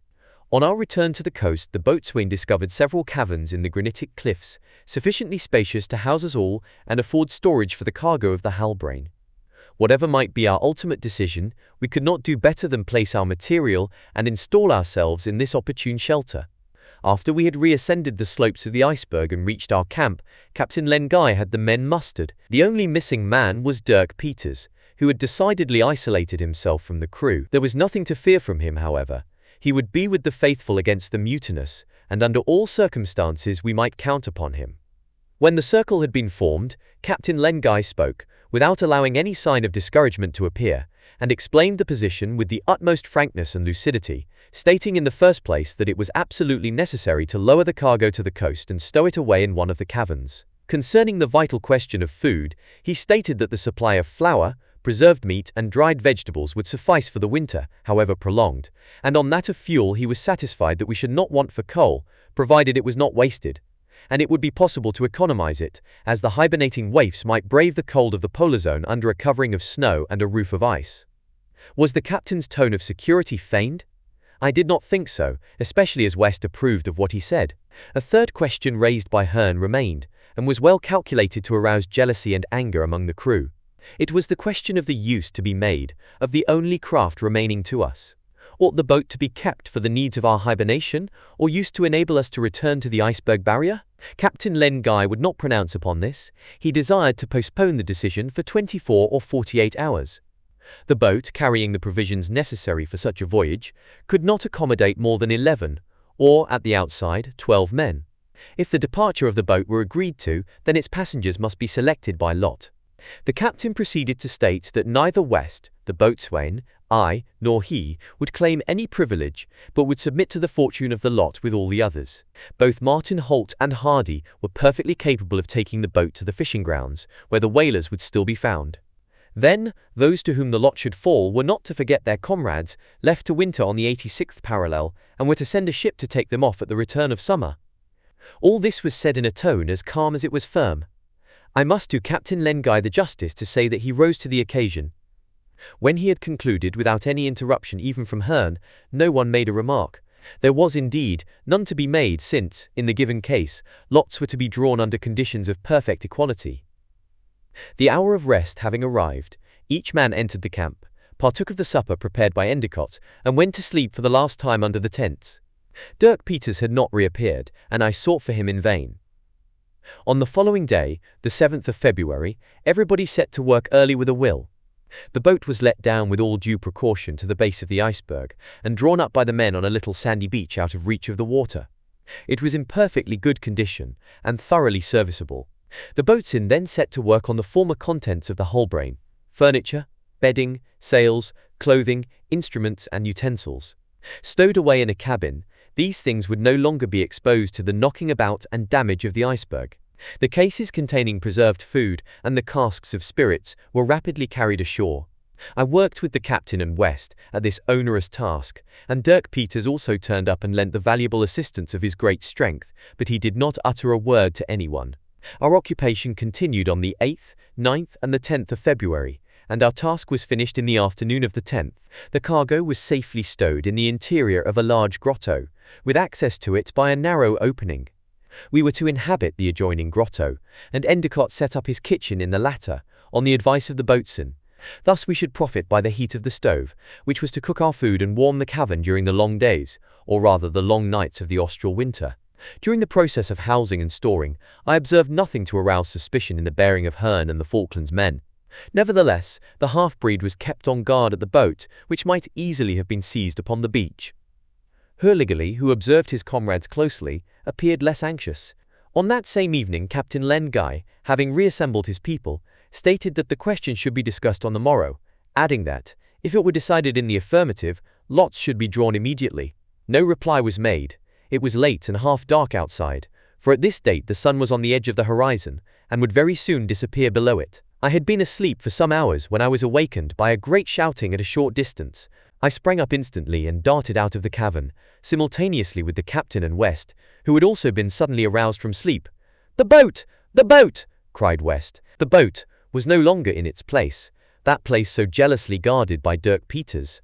After they had pushed the boat into the sea, 3 men had got into it with bales and casks, while 10 others strove to control the half-breed. Hearn was there, and Martin Holt also. The latter, it seemed to me, was not interfering. These wretches, then, intended to depart before the lots were drawn. They meant to forsake us. They had succeeded in surprising Dirk Peters, and they would have killed him, had he not fought hard for life. In the face of this mutiny, knowing our inferiority of numbers, and not knowing whether he might count on all the old crew, Captain Len Guy re-entered the cavern with West in order to procure arms. Hearn and his accomplices were armed. I was about to follow them when the following words arrested my steps. The half-breed, overpowered by numbers, had been knocked down, and at this moment Martin Holt, in gratitude to the man who saved his life, was rushing to his aid, but Hearn called out to him, "Leave the fellow alone, and come with us." Martin Holt hesitated. "Yes, leave him alone, I say. Leave Dirk Peters, the assassin of your brother, alone." "The assassin of my brother? Your brother killed on board the Grampus? Killed? By Dirk Peters? Yes, killed and eaten. Eaten, repeated Hearn, who pronounced the hateful words with a kind of howl. And then, at a sign from Hearn, 2 of his comrades seized Martin Holt and dragged him into the boat. Hearn was instantly followed by all those whom he had induced to join in this criminal deed. At that moment, Dirk Peters rose from the ground and sprang upon one of the Falklands men as he was in the act of stepping on the platform of the boat, lifted him up bodily, hurled him round his head and dashed his brains out against a rock. In an instant the half-breed fell, shot in the shoulder by a bullet from Hearn's pistol, and the boat was pushed off. Then Captain Len Guy and West came out of the cavern. The whole scene had passed in less than a minute, and ran down to the point, which they reached together with the boatswain, Hardy, Francis and Stern. The boat, which was drawn by the current, was already some distance off, and the tide was falling rapidly. West shouldered his gun and fired. A sailor dropped into the bottom of the boat. A second shot, fired by Captain Len Guy, grazed Hearn's breast, and the ball was lost among the ice blocks at the moment when the boat disappeared behind the iceberg. The only thing for us to do was to cross to the other side of the point. The current would carry the wretches thither, no doubt, before it bore them northward, if they passed within range, and if a second shot should hit Hearn, either killing or wounding him, his companions might perhaps decide on coming back to us. A quarter of an hour elapsed. When the boat appeared at the other side of the point, it was so far off that our bullets could not reach it. Hearn had already had the sail set, and the boat, impelled by wind and current jointly, was soon no more than a white speck on the face of the waters, and speedily disappeared. Chapter 23. Found at last. The question of our wintering on the land whereon we had been thrown was settled for us. But after all, the situation was not changed for those among the 9, now only remaining of the 23, who should not have drawn the lot of departure. Who could speculate upon the chances of the whole 9? Might not all of them have drawn the lot of stay? And, when every chance was fully weighed, was that of those who had left us the best? To this question there could be no answer. When the boat had disappeared, Captain Len Guy and his companions retraced their steps towards the cavern in which we must live for all the time during which we could not go out. In the dread darkness of the Antarctic winter, my first thought was of Dirk Peters, who, being wounded, could not follow us when we hurried to the other side of the point. On reaching the cavern, I failed to find the half-breed. Was he severely wounded? Should we have to mourn the death of this man who was as faithful to us as to his poor Pym? "Let us search for him, Mr. Jorling," cried the boatswain. "We will go together," said the captain. "Dirk Peters would never have forsaken us, and we will not forsake him." "Would he come back?" said I, "now that what he thought was known to him and me only has come out?" I informed my companions of the reason why the name of Ned Holt had been changed to that of Parker in Arthur Pym's narrative, and of the circumstances under which the half-breed had apprised me of the fact. At the same time I urged every consideration that might exculpate him, dwelling in particular upon the point that if the lot had fallen to Dirk Peters, he would have been the victim of the others' hunger. "Dirk Peters confided this secret to you only?" inquired Captain Len Guy. "To me only, Captain. And you have kept it?" "Absolutely." "Then I cannot understand how it came to the knowledge of Hearn." "At first," I replied, "I thought Hearn might have talked in his sleep, and that it was by chance Martin Holt learned the secret. After reflection, however, I recalled to mind that when the half-breed related the scene on the Grampus to me, he was in my cabin, and the side sash was raised. I have reason to think that the man at the wheel overheard our conversation. Now that man was Hearn, who, in order to hear it more clearly, let go the wheel, so that the Halbrane lurched. "I remember," said West. "I questioned the fellow sharply, and sent him down into the hold." "Well then, Captain," I resumed, "it was from that day that Hearn made up to Martin Holt." Hurliguerly called my attention to the fact. "Of course he did," said the boatswain, "for Hearn, not being capable of managing the boat which he intended to seize, required a master hand like Holt." "And so," I said, "he kept on urging Holt to question the half-breed concerning his brother's fate, and you know how Holt came at last to learn the fearful truth." Martin Holt seemed to be stupefied by the revelation. The others dragged him away, and now he is with them. We were all agreed that things had happened as I supposed, and now the question was, did Dirk Peters, in his present state of mind, mean to absent himself? Would he consent to resume his place among us? We all left the cavern, and after an hour's search we came in sight of Dirk Peters, whose first impulse was to escape from us. At length, however, Hurliguerly and Francis came up with him. He stood still and made no resistance. I advanced and spoke to him. The others did the same. Captain Lengai offered him his hand, which he took after a moment's hesitation.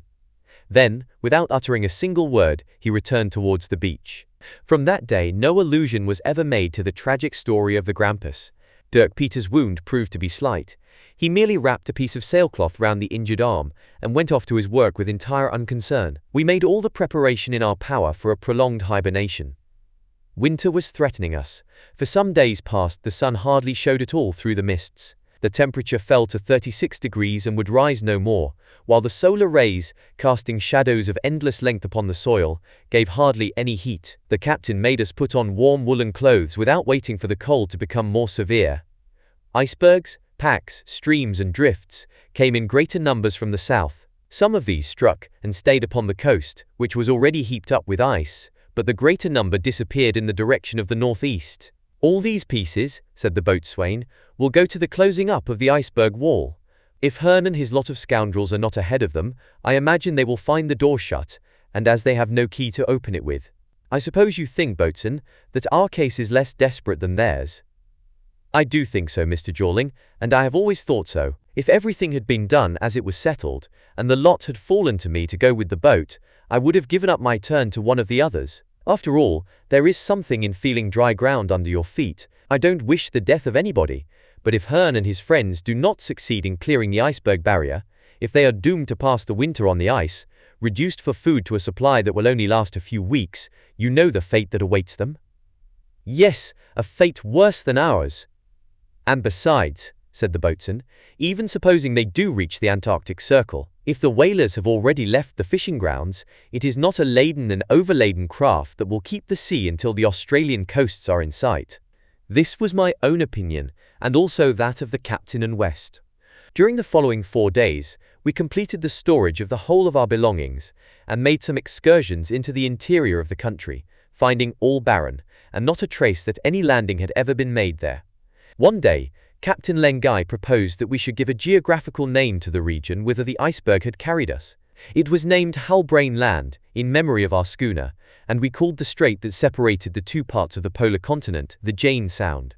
Then we took to shooting the penguins which swarmed upon the rocks, and to capturing some of the amphibious animals which frequented the beach. We began to feel the want of fresh meat, and Endicott's cooking rendered seal and walrus flesh quite palatable. Besides, the fat of these creatures would serve, at need, to warm the cavern and feed the cooking stove. Our most formidable enemy would be the cold, and we must fight it by every means within our power.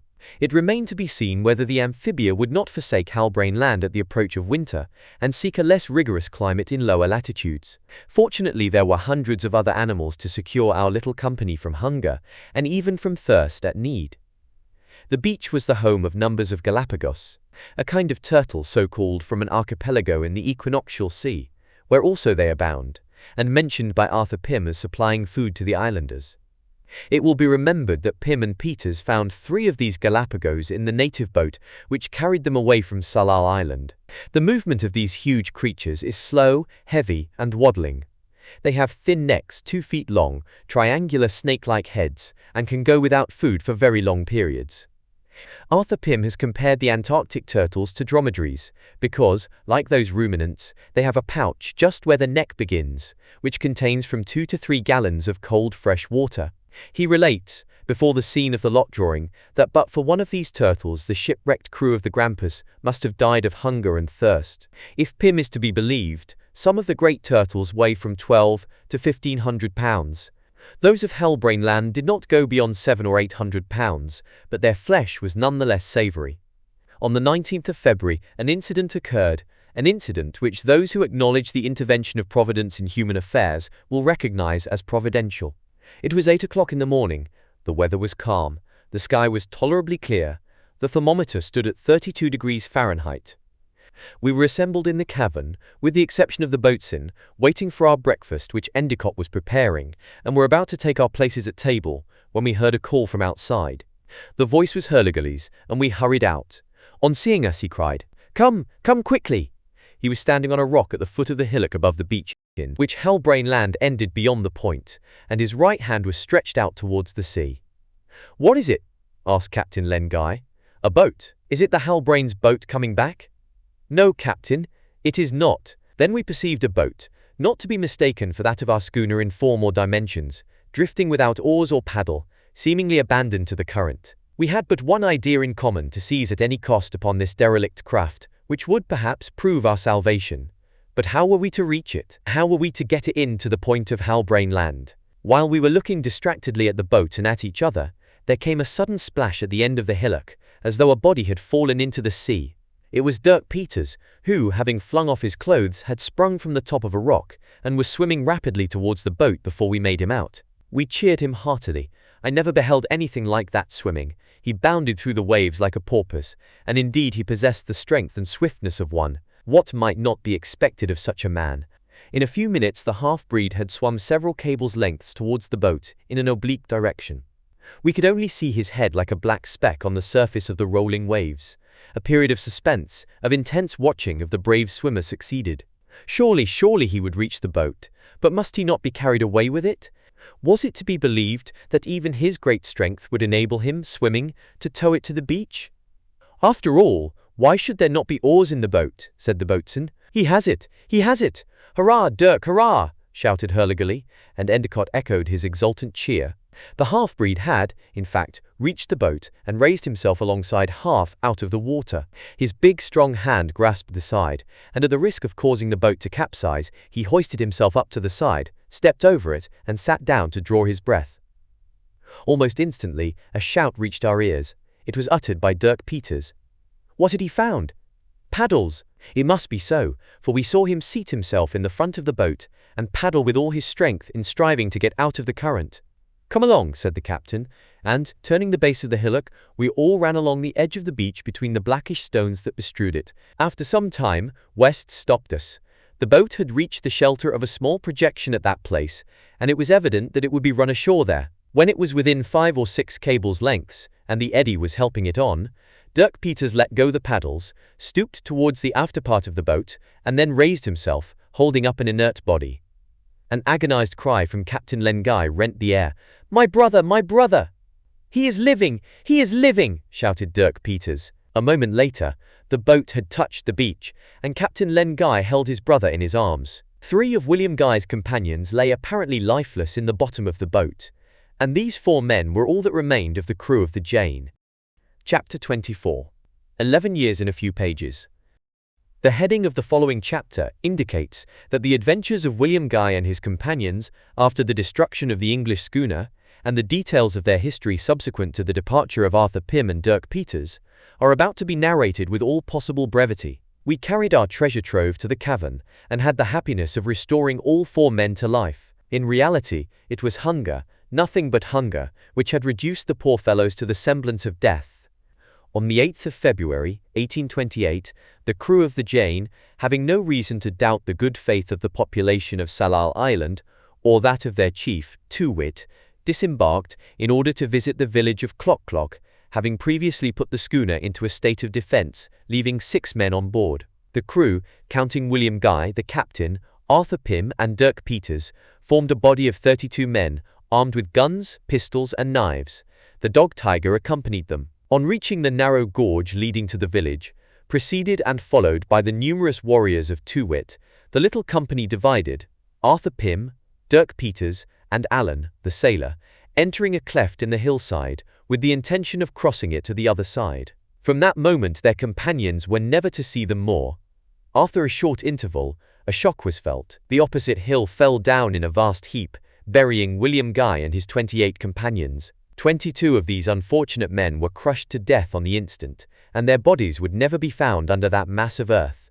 7, miraculously sheltered in the depth of a great cleft of the hill, had survived the catastrophe. These were William Guy, Patterson, Roberts, Covin, Trinkle, also Forbes and Sexton, since dead. As for Tiger, they knew not whether he had perished in the landslip, or whether he had escaped. There existed in the right side of the hill, as well as in the left, on either side of the fissure, certain winding passages, and it was by crawling along these in the darkness that William Guy, Patterson, and the others reached a cavity which let in light and air in abundance. From this shelter, they beheld the attack on the Jane by 60 pirogues, the defense made by the 6 men on board, the invasion of the ship by the savages, and finally the explosion which caused the death of a vast number of natives, as well as the complete destruction of the ship. Too-Wit and the Tsalal Islanders were at first terrified by the effects of this explosion, but probably still more disappointed. Their instinct of pillage could not be gratified, because some valueless wreckage was all that remained of the ship and her cargo, and they had no reason to suppose that any of the crew had survived the cleverly contrived collapse of the hill.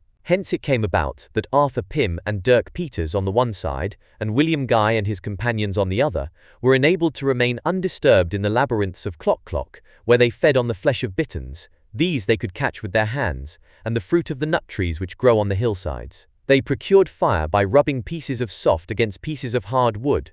There was a quantity of both within their reach. After a whole week of this confinement, Arthur Pym and the half-breed had succeeded, as we know, in leaving their hiding place, securing a boat, and abandoning Tsalal Island. But William Guy and his companions had not yet found an opportunity to escape. After they had been shut up in the labyrinth for 21 days, the birds on which they lived began to fail them, and they recognized that their only means of escaping hunger, they had not to fear thirst, for there was a spring of fresh water in the interior of the hill, was to go down again to the coast, lay hands upon a native boat, and get out to sea. Where were the fugitives to go, and what was to become of them without provisions? These were questions that had to be asked, and which nobody could answer. Nevertheless, they would not have hesitated to attempt the adventure if they could have a few hours of darkness. But at that time of year, the sun did not as yet go down behind the horizon of the 84th parallel. Death would probably have put an end to their misery had not the situation been changed by the following events. On the 22nd of February, in the morning, William Guy and Patterson were talking together, in terrible perplexity of mind, at the orifice of the cavity that opened upon the country. They no longer knew how to provide for the wants of 7 persons, who were then reduced to eating nuts only, and were suffering in consequence from severe pain in the head and stomach. They could see big turtles crawling on the beach, but how could they venture to go thither, with hundreds of natives coming and going about their several occupations, with their constant cry of tekelili? Suddenly, this crowd of people became violently agitated. Men, women, and children ran wildly about on every side. Some of the savages even took to their boats, as though a great danger were at hand. What was happening? William Guy and his companions were very soon informed. The cause of the tumult was the appearance of an unknown animal, a terrible quadruped, which dashed into the midst of the islanders, snapping at and biting them indiscriminately, as it sprang at their throats with a hoarse growling. And yet the infuriated animal was alone, and might easily have been killed by stones or arrows. Why then did a crowd of savages manifest such abject terror? Why did they take to flight? Why did they appear incapable of defending themselves against this one beast? The animal was white, and the sight of it had produced the phenomenon previously observed, that inexplicable terror of whiteness common to all the natives of Tsalal. To their extreme surprise, William Guy and his companions recognized the strange animal as the dog Tiger. Yes, Tiger had escaped from the crumbling mass of the hill and betaken himself to the interior of the island, whence he had returned to Clock, to spread terror among the natives. But Tiger was no mere phantom foe, he was the most dangerous and deadly of enemies, for the poor animal was mad, and his fangs were fatal. This was the reason why the greater part of the Tsalal Islanders took to flight, headed by their chief, Too-Wit, and the Wampos, who are the leading personages of Clock Clock. It was under these extraordinary circumstances that they abandoned their island, whither they were destined never to return.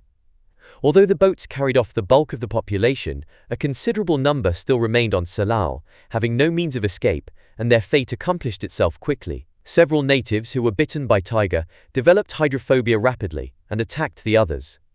Fearful scenes ensued and are briefly to be summed up in one dismal statement. The bones we had seen in or near Clock Clock were those of the poor savages, which had lain there bleaching for 11 years.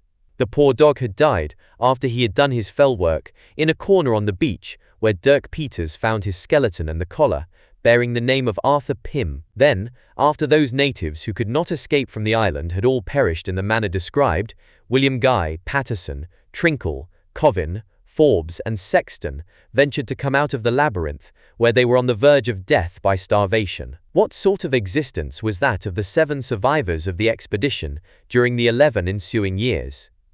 On the whole, it was more endurable than might have been supposed. The natural product of an extremely fertile soil and the presence of a certain number of domestic animals secured them against want of food.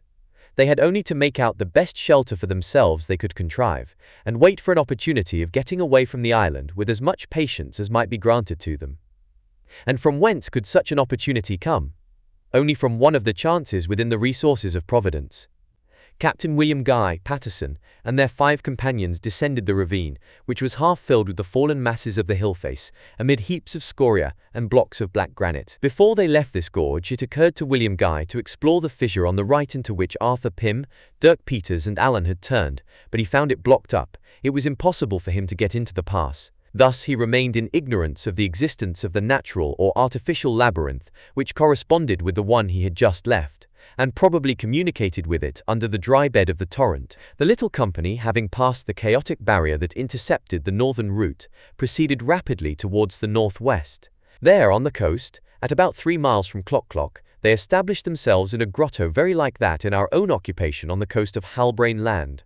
And it was in this place that, during long, hopeless years, the 7 survivors of the Jane lived, as we were about to do ourselves, but under better conditions, for the fertility of the soil of Salal furnished them with resources unknown in Halbrane Land. In reality, we were condemned to perish when our provisions should be exhausted, but they could have waited indefinitely, and they did wait. They had never entertained any doubt that Arthur Pym, Dirk Peters, and Allen had perished, and this was only too true in Allen's case. How indeed could they ever have imagined that Pym and the half-breed had got hold of a boat and made their escape from Salal Island? So then, as William Guy told us, not an incident occurred to break the monotony of that existence of 11 years, not even the reappearance of the islanders, who were kept away from Salal by superstitious terror. No danger had threatened them during all that time, but of course, as it became more and more prolonged, they lost the hope of ever being rescued. At first, with the return of the fine season, when the sea was once more open, they had thought it possible that a ship would be sent in search of the Jane. But after 4 or 5 years they relinquished all hope. There is no need for dwelling on this period, which extends from the year 1828 to the year 1839. The winters were hard. The summer did indeed extend its beneficent influence to the islands of the Salal group, but the cold season, with its attendant snows, rains, and tempests, spared them none of its severity. During 7 months, Captain William Guy had not lost one of those who had come with him safe and sound out of the trap set for them at Clock Clock, and this was due, no doubt, to their robust constitutions, remarkable power of endurance, and great strength of character. Alas, misfortune was making ready to fall on them. The month of May had come. It corresponds in those regions to the month of November in northern lands, and the ice packs which the current carried towards the north were beginning to drift past Salal. One day, one of the 7 men failed to return to the cavern. They called, they waited, they searched for him. All was in vain. He did not reappear. No doubt he had been drowned. He was never more seen by his fellow exiles. This man was Patterson, the faithful companion of William Guy. Now, what William Guy did not know, but we told him, was that Patterson, under what circumstances none would ever learn, had been carried away on the surface of an ice block, where he died of hunger. And on that ice block, which had travelled so far as Prince Edward Island, the boatswain had discovered the corpse of the unfortunate man almost decomposed by the action of the warmer waters. When Captain Len Guy told his brother of the finding of the body of Patterson, and how it was owing to the notes in his pocketbook that the Halbrane had been enabled to proceed towards the Antarctic seas, William Guy hid his face in his hands and wept. Other misfortunes followed upon this one. 5 months after the disappearance of Patterson, in the middle of October, Tsalal Island was laid waste from coast to coast by an earthquake, which destroyed the southwestern group almost entirely. William Guy and his companions must soon have perished on the barren land, which no longer could give them food, had not the means of leaving its coast, now merely an expanse of tumbled rocks, been afforded them in an almost miraculous manner. 2 days after the earthquake, the current carried ashore within a few hundred yards of their cavern a boat which had drifted from the island group on the southwest. Without the delay of even 1 day, the boat was laden with as much of the remaining provisions as it could contain, and the 6 men embarked in it, bidding adieu forever to the now uninhabitable island. Unfortunately, a very strong breeze was blowing. It was impossible to resist it, and the boat was driven southwards by that very same current which had caused our iceberg to drift to the coast of Halbrane Land. For 2 months and a half these poor fellows were borne across the open sea, with no control over their course. It was not until the 2nd of January in the present year, 1840, that they sighted land east of the Jane Sound. Now we already knew this land was not more than 50 miles from Halbrane Land. Yes, so small, relatively, was the distance that separated us from those whom we had sought for in the Antarctic regions far and wide, and concerning whom we had lost hope. Their boat had gone ashore far to the southeast of us, but on how different a coast from that of Tsalal Island, or rather, on one how like that of Halbrane Land. Nothing was to be seen but sand and stones, neither trees, shrubs, nor plants of any kind. Their provisions were almost exhausted. William Guy and his companions were soon reduced to extreme want, and 2 of the little company, Forbes and Sexton, died.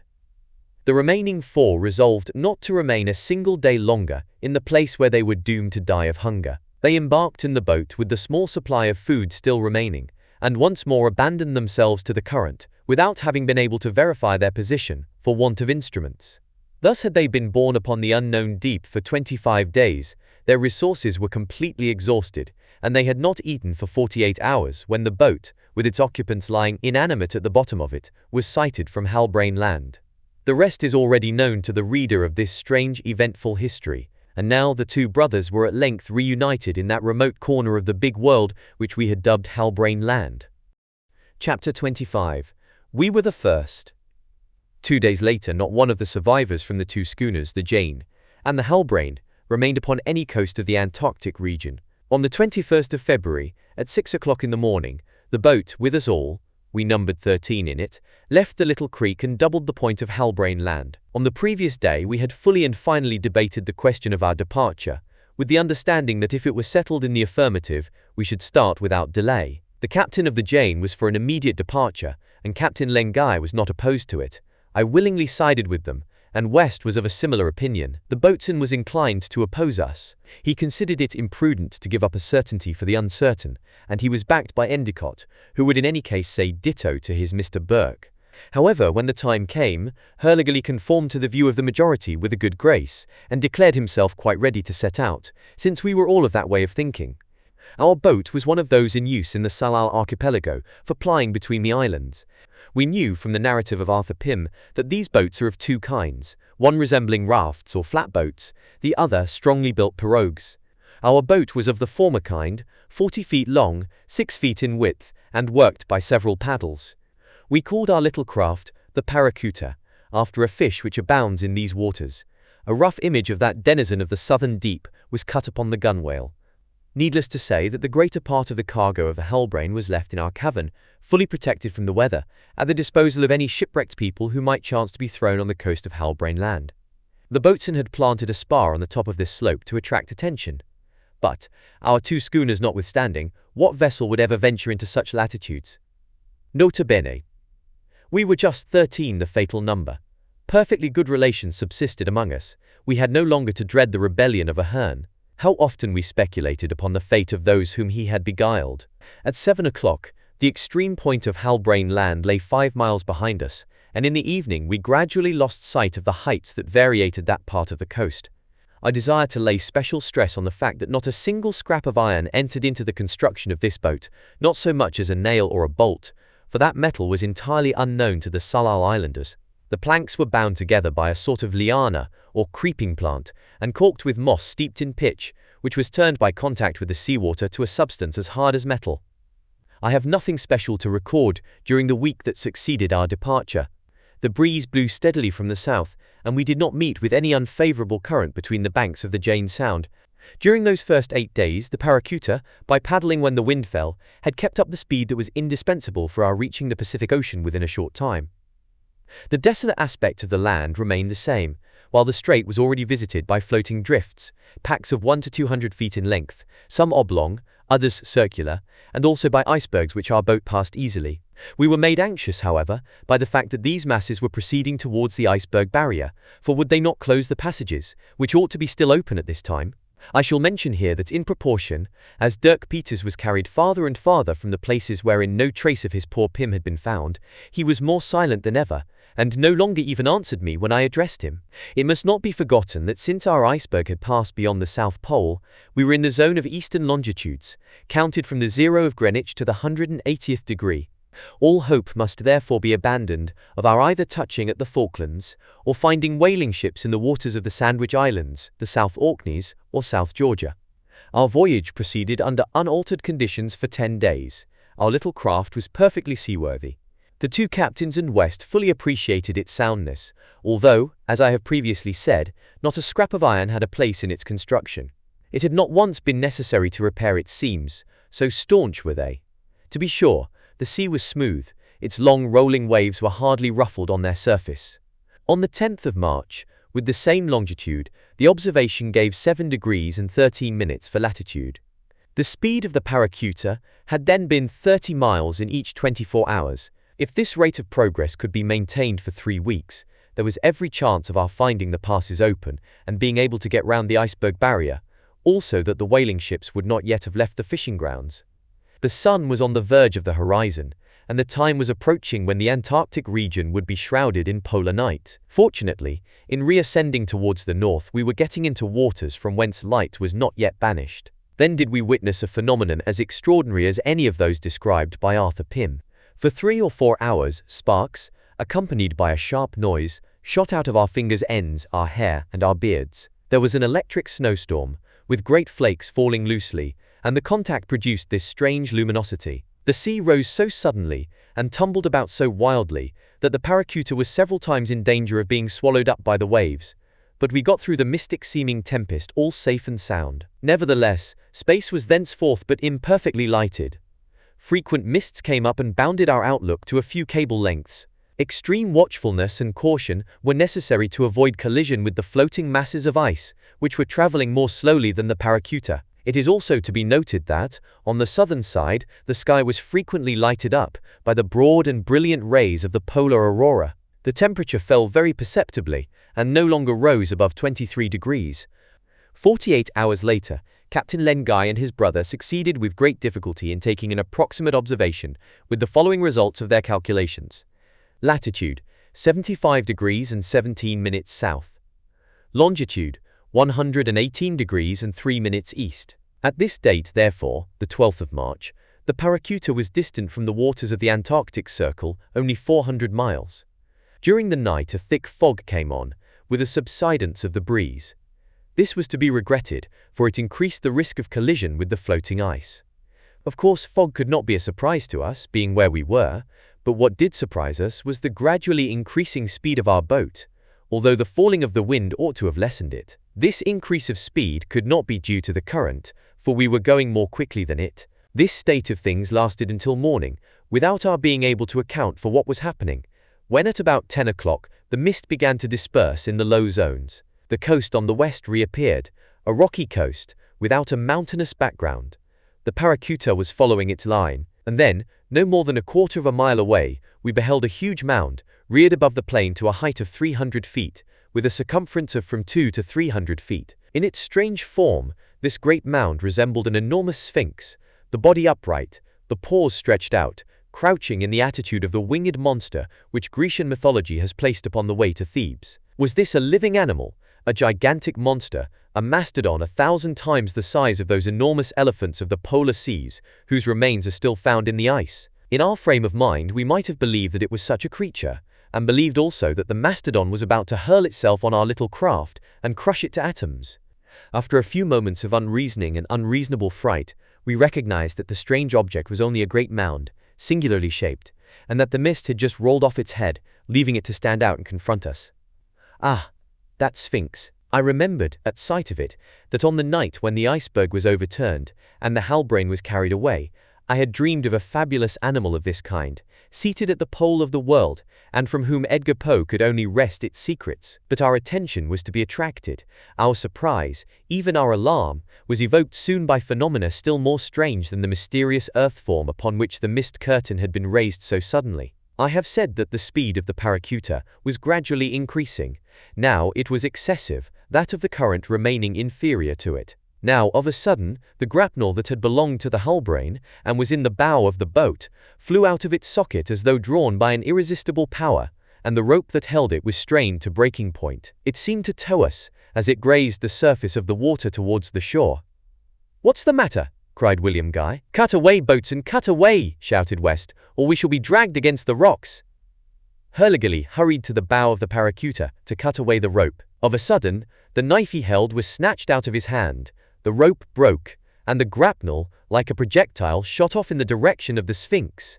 At the same moment, all the articles on board the boat that were made of iron or steel cooking utensils, arms, Endicott's stove, our knives, which were torn from our pockets, took flight after a similar fashion in the same direction, while the boat, quickening its course, brought up against the beach. What was happening? In order to explain these inexplicable things, were we not obliged to acknowledge that we had come into the region of those wonders which I attributed to the hallucinations of Arthur Pym? No, these were physical facts which we had just witnessed, and not imaginary phenomena. We had, however, no time for reflection, and immediately upon our landing, our attention was turned in another direction by the sight of a boat lying wrecked upon the sand. "The Halbrane's boat!" cried Hurliguerly. It was indeed the boat which Hearn had stolen, and it was simply smashed to pieces. In a word, only the formless wreckage of a craft which has been flung against rocks by the sea remained. We observed immediately that all the ironwork of the boat had disappeared, down to the hinges of the rudder. Not one trace of the metal existed. What could be the meaning of this? A loud call from West brought us to a little strip of beach on the right of our stranded boat. 3 corpses lay upon the stony soil, that of Hearn, that of Martin Holt, and that of one of the Falklands men. Of the 13 who had gone with the sealing master, there remained only these 3, who had evidently been dead some days. What had become of the 10 missing men? Had their bodies been carried out to sea? We searched all along the coast, into the creeks, and between the outlying rocks, but in vain. Nothing was to be found, no traces of a camp, not even the vestiges of a landing. "Their boat," said William Guy, "must have been struck by a drifting iceberg. The rest of Hearn's companions have been drowned, and only these 3 bodies have come ashore, lifeless." "But," asked the boatswain, "how is the state the boat is in to be explained? And especially," added West, "the disappearance of all the iron?" "Indeed," said I, "it looks as though every bit had been violently torn off." Leaving the paracuta in the charge of 2 men, we again took our way to the interior, in order to extend our search over a wider expanse. As we were approaching the huge mound, the mist cleared away, and the form stood out with greater distinctness. It was, as I have said, almost that of a sphinx, a dusky-hued sphinx, as though the matter which composed it had been oxidized by the inclemency of the polar climate. And then a possibility flashed into my mind, an hypothesis which explained these astonishing phenomena. "Ah!" I exclaimed, "a lodestone, that is it, a magnet with prodigious power of attraction." I was understood, and in an instant the final catastrophe to which Hearn and his companions were victims was explained with terrible clearness. The Antarctic Sphinx was simply a colossal magnet. Under the influence of that magnet, the iron bands of the Halbrane's boat had been torn out and projected as though by the action of a catapult. This was the occult force that had irresistibly attracted everything made of iron on the paracuta. And the boat itself would have shared the fate of the Halbrane's boat had a single bit of that metal been employed in its construction. Was it, then, the proximity of the magnetic pole that produced such effects? At first we entertained this idea, but on reflection we rejected it. At the place where the magnetic meridians cross, the only phenomenon produced is the vertical position of the magnetic needle in 2 similar points of the terrestrial globe. This phenomenon, already proved by observations made on the spot, must be identical in the Antarctic regions. Thus, then, There did exist a magnet of prodigious intensity in the zone of attraction which we had entered. Under our eyes, one of those surprising effects which had hitherto been classed among fables was actually produced. The following appeared to me to be the true explanation. The trade winds bring a constant succession of clouds or mists in which immense quantities of electricity, not completely exhausted by storms, are stored. Hence there exists a formidable accumulation of electric fluid at the poles, and it flows towards the land in a permanent stream. From this cause come the northern and southern auroras, whose luminous splendors shine above the horizon, especially during the long polar night, and are visible even in the temperate zones when they attain their maximum of culmination. These continuous currents at the poles, which bewilder our compasses, must possess an extraordinary influence, and it would suffice that a block of iron should be subjected to their action for it to be changed into a magnet of power proportioned to the intensity of the current, to the number of turns of the electric helix, and to the square root of the diameter of the block of magnetized iron. Thus then, the bulk of the Sphinx which upreared its mystic form upon this outer edge of the southern lands might be calculated by thousands of cubic yards. Now, in order that the current should circulate around it and make a magnet of it by induction, what was required? Nothing but a metallic lode, whose innumerable windings through the bowels of the soil should be connected subterraneously at the base of the block. It seemed to me also that the place of this block ought to be in the magnetic axis, as a sort of gigantic calamite, from whence the imponderable fluid whose currents made an inexhaustible accumulator set up at the confines of the world should issue. Our compass could not have enabled us to determine whether the marvel before our eyes really was at the magnetic pole of the southern regions. All I can say is that its needle staggered about, helpless and useless, and in fact, the exact location of the Antarctic Sphinx mattered little in respect of the constitution of that artificial lodestone and the manner in which the clouds and metallic load supplied its attractive power. In this very plausible fashion, I was led to explain the phenomenon by instinct. It could not be doubted that we were in the vicinity of a magnet which produced these terrible but strictly natural effects by its attraction. I communicated my idea to my companions, and they regarded this explanation as conclusive, in presence of the physical facts of which we were the actual witnesses. "We shall incur no risk by going to the foot of the mound, I suppose," said Captain Len Guy. "None," I replied. "There, yes, there." I could not describe the impression those 3 words made upon us. Edgar Poe would have said that they were 3 cries from the depths of the underworld. It was Dirk Peters who had spoken, and his body was stretched out in the direction of the Sphinx, as though it had been turned to iron and was attracted by the magnet. Then he sped swiftly towards the Sphinx-like mound, and his companions followed him over rough ground strewn with volcanic remains of all sorts. The monster grew larger as we neared it, but lost none of its mythological shape. Alone on that vast plain it produced a sense of awe, but this could only have been a delusion. We seemed to be drawn towards it by the force of its magnetic attraction. On arriving at the base of the mound, we found there the various articles on which the magnet had exerted its power. Arms, utensils, the grapnel of the paracuta, all adhering to the sides of the monster.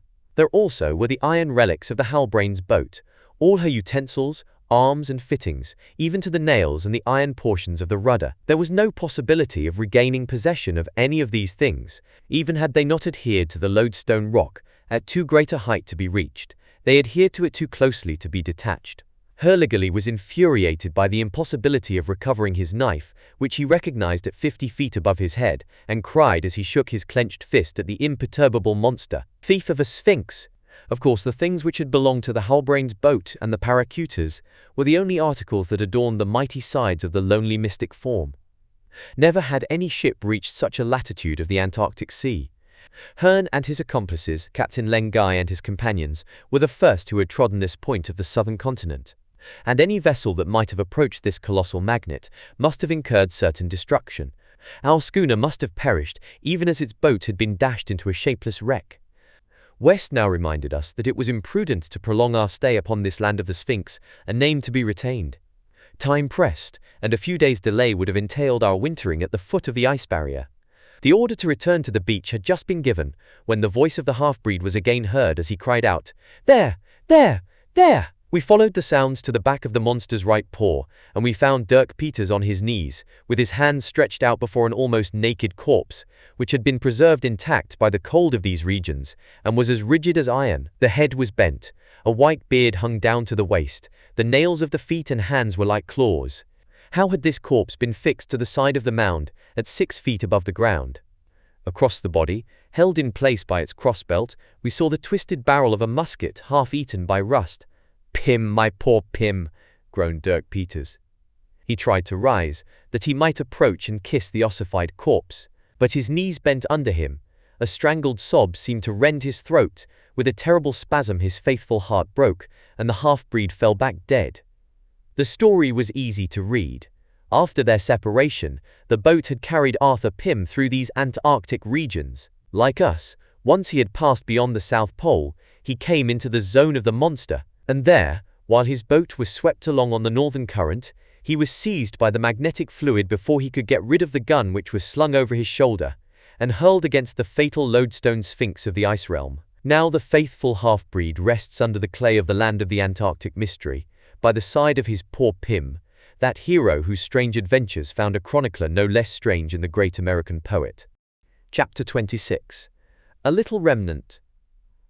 That same day, in the afternoon, the Paracuta departed from the coast of the land of the Sphinx, which had lain to the west of us since the 21st of February. By the death of Dirk Peters, the number of the passengers was reduced to 12. These were all who remained of the double crew of the two schooners, the first comprising 38 men, the second, 32, in all 70 souls. But let it not be forgotten that the voyage of the Halbrane had been undertaken in fulfillment of a duty to humanity, and 4 of the survivors of the Jane owed their rescue to it. And now there remains but little to tell, and that little must be related as succinctly as possible. It is unnecessary to dwell upon our return voyage, which was favored by the constancy of the currents and the wind to their northern course. The last part of the voyage was indeed accomplished amid great fatigue, suffering, and danger, but it ended in our safe deliverance from all these. Firstly, a few days after our departure from the land of the Sphinx, the sun set behind the western horizon to reappear no more for the whole winter.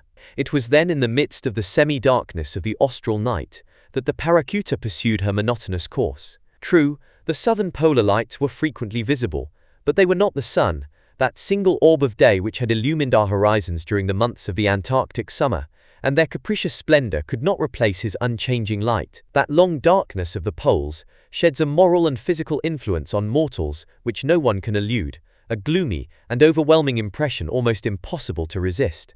Of all the Paracuta's passengers, the boatswain and Endicott only preserved their habitual good humor. Those two were equally insensible to the weariness and the peril of our voyage. I also except West, who was ever ready to face every eventuality, like a man who is always on the defensive. As for the two brothers Guy, their happiness in being restored to each other made them frequently oblivious of the anxieties and risks of the future. Of Hurliguerly I cannot speak too highly. He proved himself a thoroughly good fellow, and it raised our drooping spirits to hear him repeat in his jolly voice, "We shall get to port all right, my friends, be sure of that, and if you only reckon things up, you will see that we have had more good luck than bad. Oh yes, I know, there was the loss of our schooner, poor Halbrane, carried up into the air like a balloon, then flung into the deep like an avalanche. But on the other hand, there was the iceberg which brought us to the coast, and the Salal boat which brought us, and Captain William Guy, and his 3 companions together. And don't forget the current and the breeze that have pushed us on up to now, and will keep pushing us on, I'm sure of that. With so many trumps in our hand we cannot possibly lose the game. The only thing to be regretted is that we shall have to get ashore again in Australia or New Zealand, instead of casting anchor at the Kerguelens, near the quay of Christmas Harbour in front of the Green Cormorant. For a week we pursued our course without deviation to east or west, and it was not until the 21st of March that the Paracuta lost sight of Halbrane Land, being carried towards the north by the current, while the coastline of the continent, for such we are convinced it is, trended in a round curve to the northeast. Although the waters of this portion of sea were still open, they carried a flotilla of icebergs or ice fields. Hence arose serious difficulties and also dangers to navigation in the midst of the gloomy mists, when we had to maneuver between these moving masses, either to find passage or to prevent our little craft from being crushed like grain between the millstones. Besides, Captain Lengai could no longer ascertain his position either in latitude or longitude. The sun being absent, calculations by the position of the stars was too complicated, it was impossible to take altitudes, and the Paracuta abandoned herself to the action of the current, which invariably bore us northward, as the compass indicated. By keeping the reckoning of its medium speed, however, we concluded that on the 27th of March, our boat was between the 69th and the 68th parallels, that is to say some 70 miles only from the Antarctic Circle. If no obstacle to the course of our perilous navigation had existed, if passage between this inner sea of the southern zone and the waters of the Pacific Ocean had been certain, the Paracuta might have reached the extreme limit of the austral seas in a few days. But a few hundred miles more to sail, and the iceberg barrier would confront us with its immovable rampart, and unless a passage could be found, we should be obliged to go round it either by the east or by the west. Once cleared indeed. Once cleared, we should be in a frail craft upon the terrible Pacific Ocean, at the period of the year when its tempests rage with redoubled fury, and strong ships dread the might of its waves. We were determined not to think of this. Heaven would come to our aid. We should be picked up by some ship. This, the boatswain asserted confidently, and we were bound to believe the boatswain. For 6 entire days, until the 2nd of April, the Paracuta held her course among the ice barrier, whose crest was profiled at an altitude of between 700 and 800 feet above the level of the sea.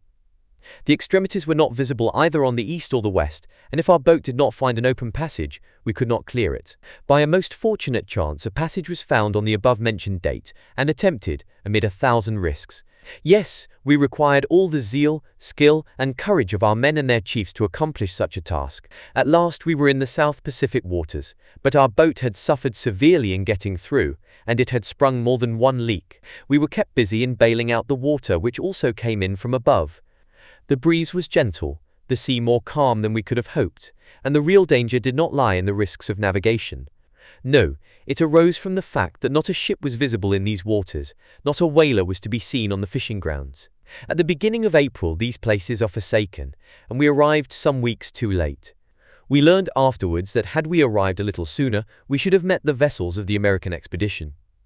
In fact, on the 1st of February, by 95 degrees and 50 minutes longitude and 64 degrees and 17 minutes latitude, Lieutenant Wilkes was still exploring these seas in one of his ships, the Vincennes, after having discovered a long extent of coast stretching from east to west. On the approach of the bad season, he returned to Hobart Town, in Tasmania. The same year, the expedition of the French Captain Dumont d'Urville, which started in 1838, discovered Adélie Land in 66 degrees and 30 minutes latitude and 38 degrees and 21 minutes east longitude, and Clary Coast in 64 degrees and 30 minutes and 129 degrees and 54 minutes. Their campaign having ended with these important discoveries, the Astrolabe and the Zélé left the Antarctic Ocean and returned to Hobart Town.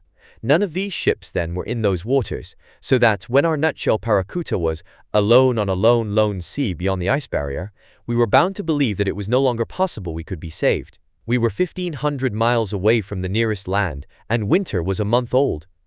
Hurliguerly himself was obliged to acknowledge the last fortunate chance upon which he had counted had failed us. On the 6th of April we were at the end of our resources. The sea began to threaten. The boat seemed likely to be swallowed up in the angry waves. "A ship!" cried the boatswain, and on the instant we made out a vessel about 4 miles to the northeast, beneath the mist which had suddenly risen. Signals were made, signals were perceived. The ship lowered her largest boat and sent it to our rescue. This ship was the Tasman, an American three-master, from Charlestown, where we were received with eager welcome and cordiality. The captain treated my companions as though they had been his own countrymen. The Tasman had come from the Falkland Islands, where the captain had learned that 7 months previously the American schooner Halbrane had gone to the southern seas in search of the shipwrecked people of the Jane. But as the season advanced, the schooner not having reappeared, she was given up for lost in the Antarctic regions. 15 days after our rescue, the Tasman disembarked the survivors of the crew of the 2 schooners at Melbourne, and it was there that our men were paid the sums they had so hardly earned and so well deserved.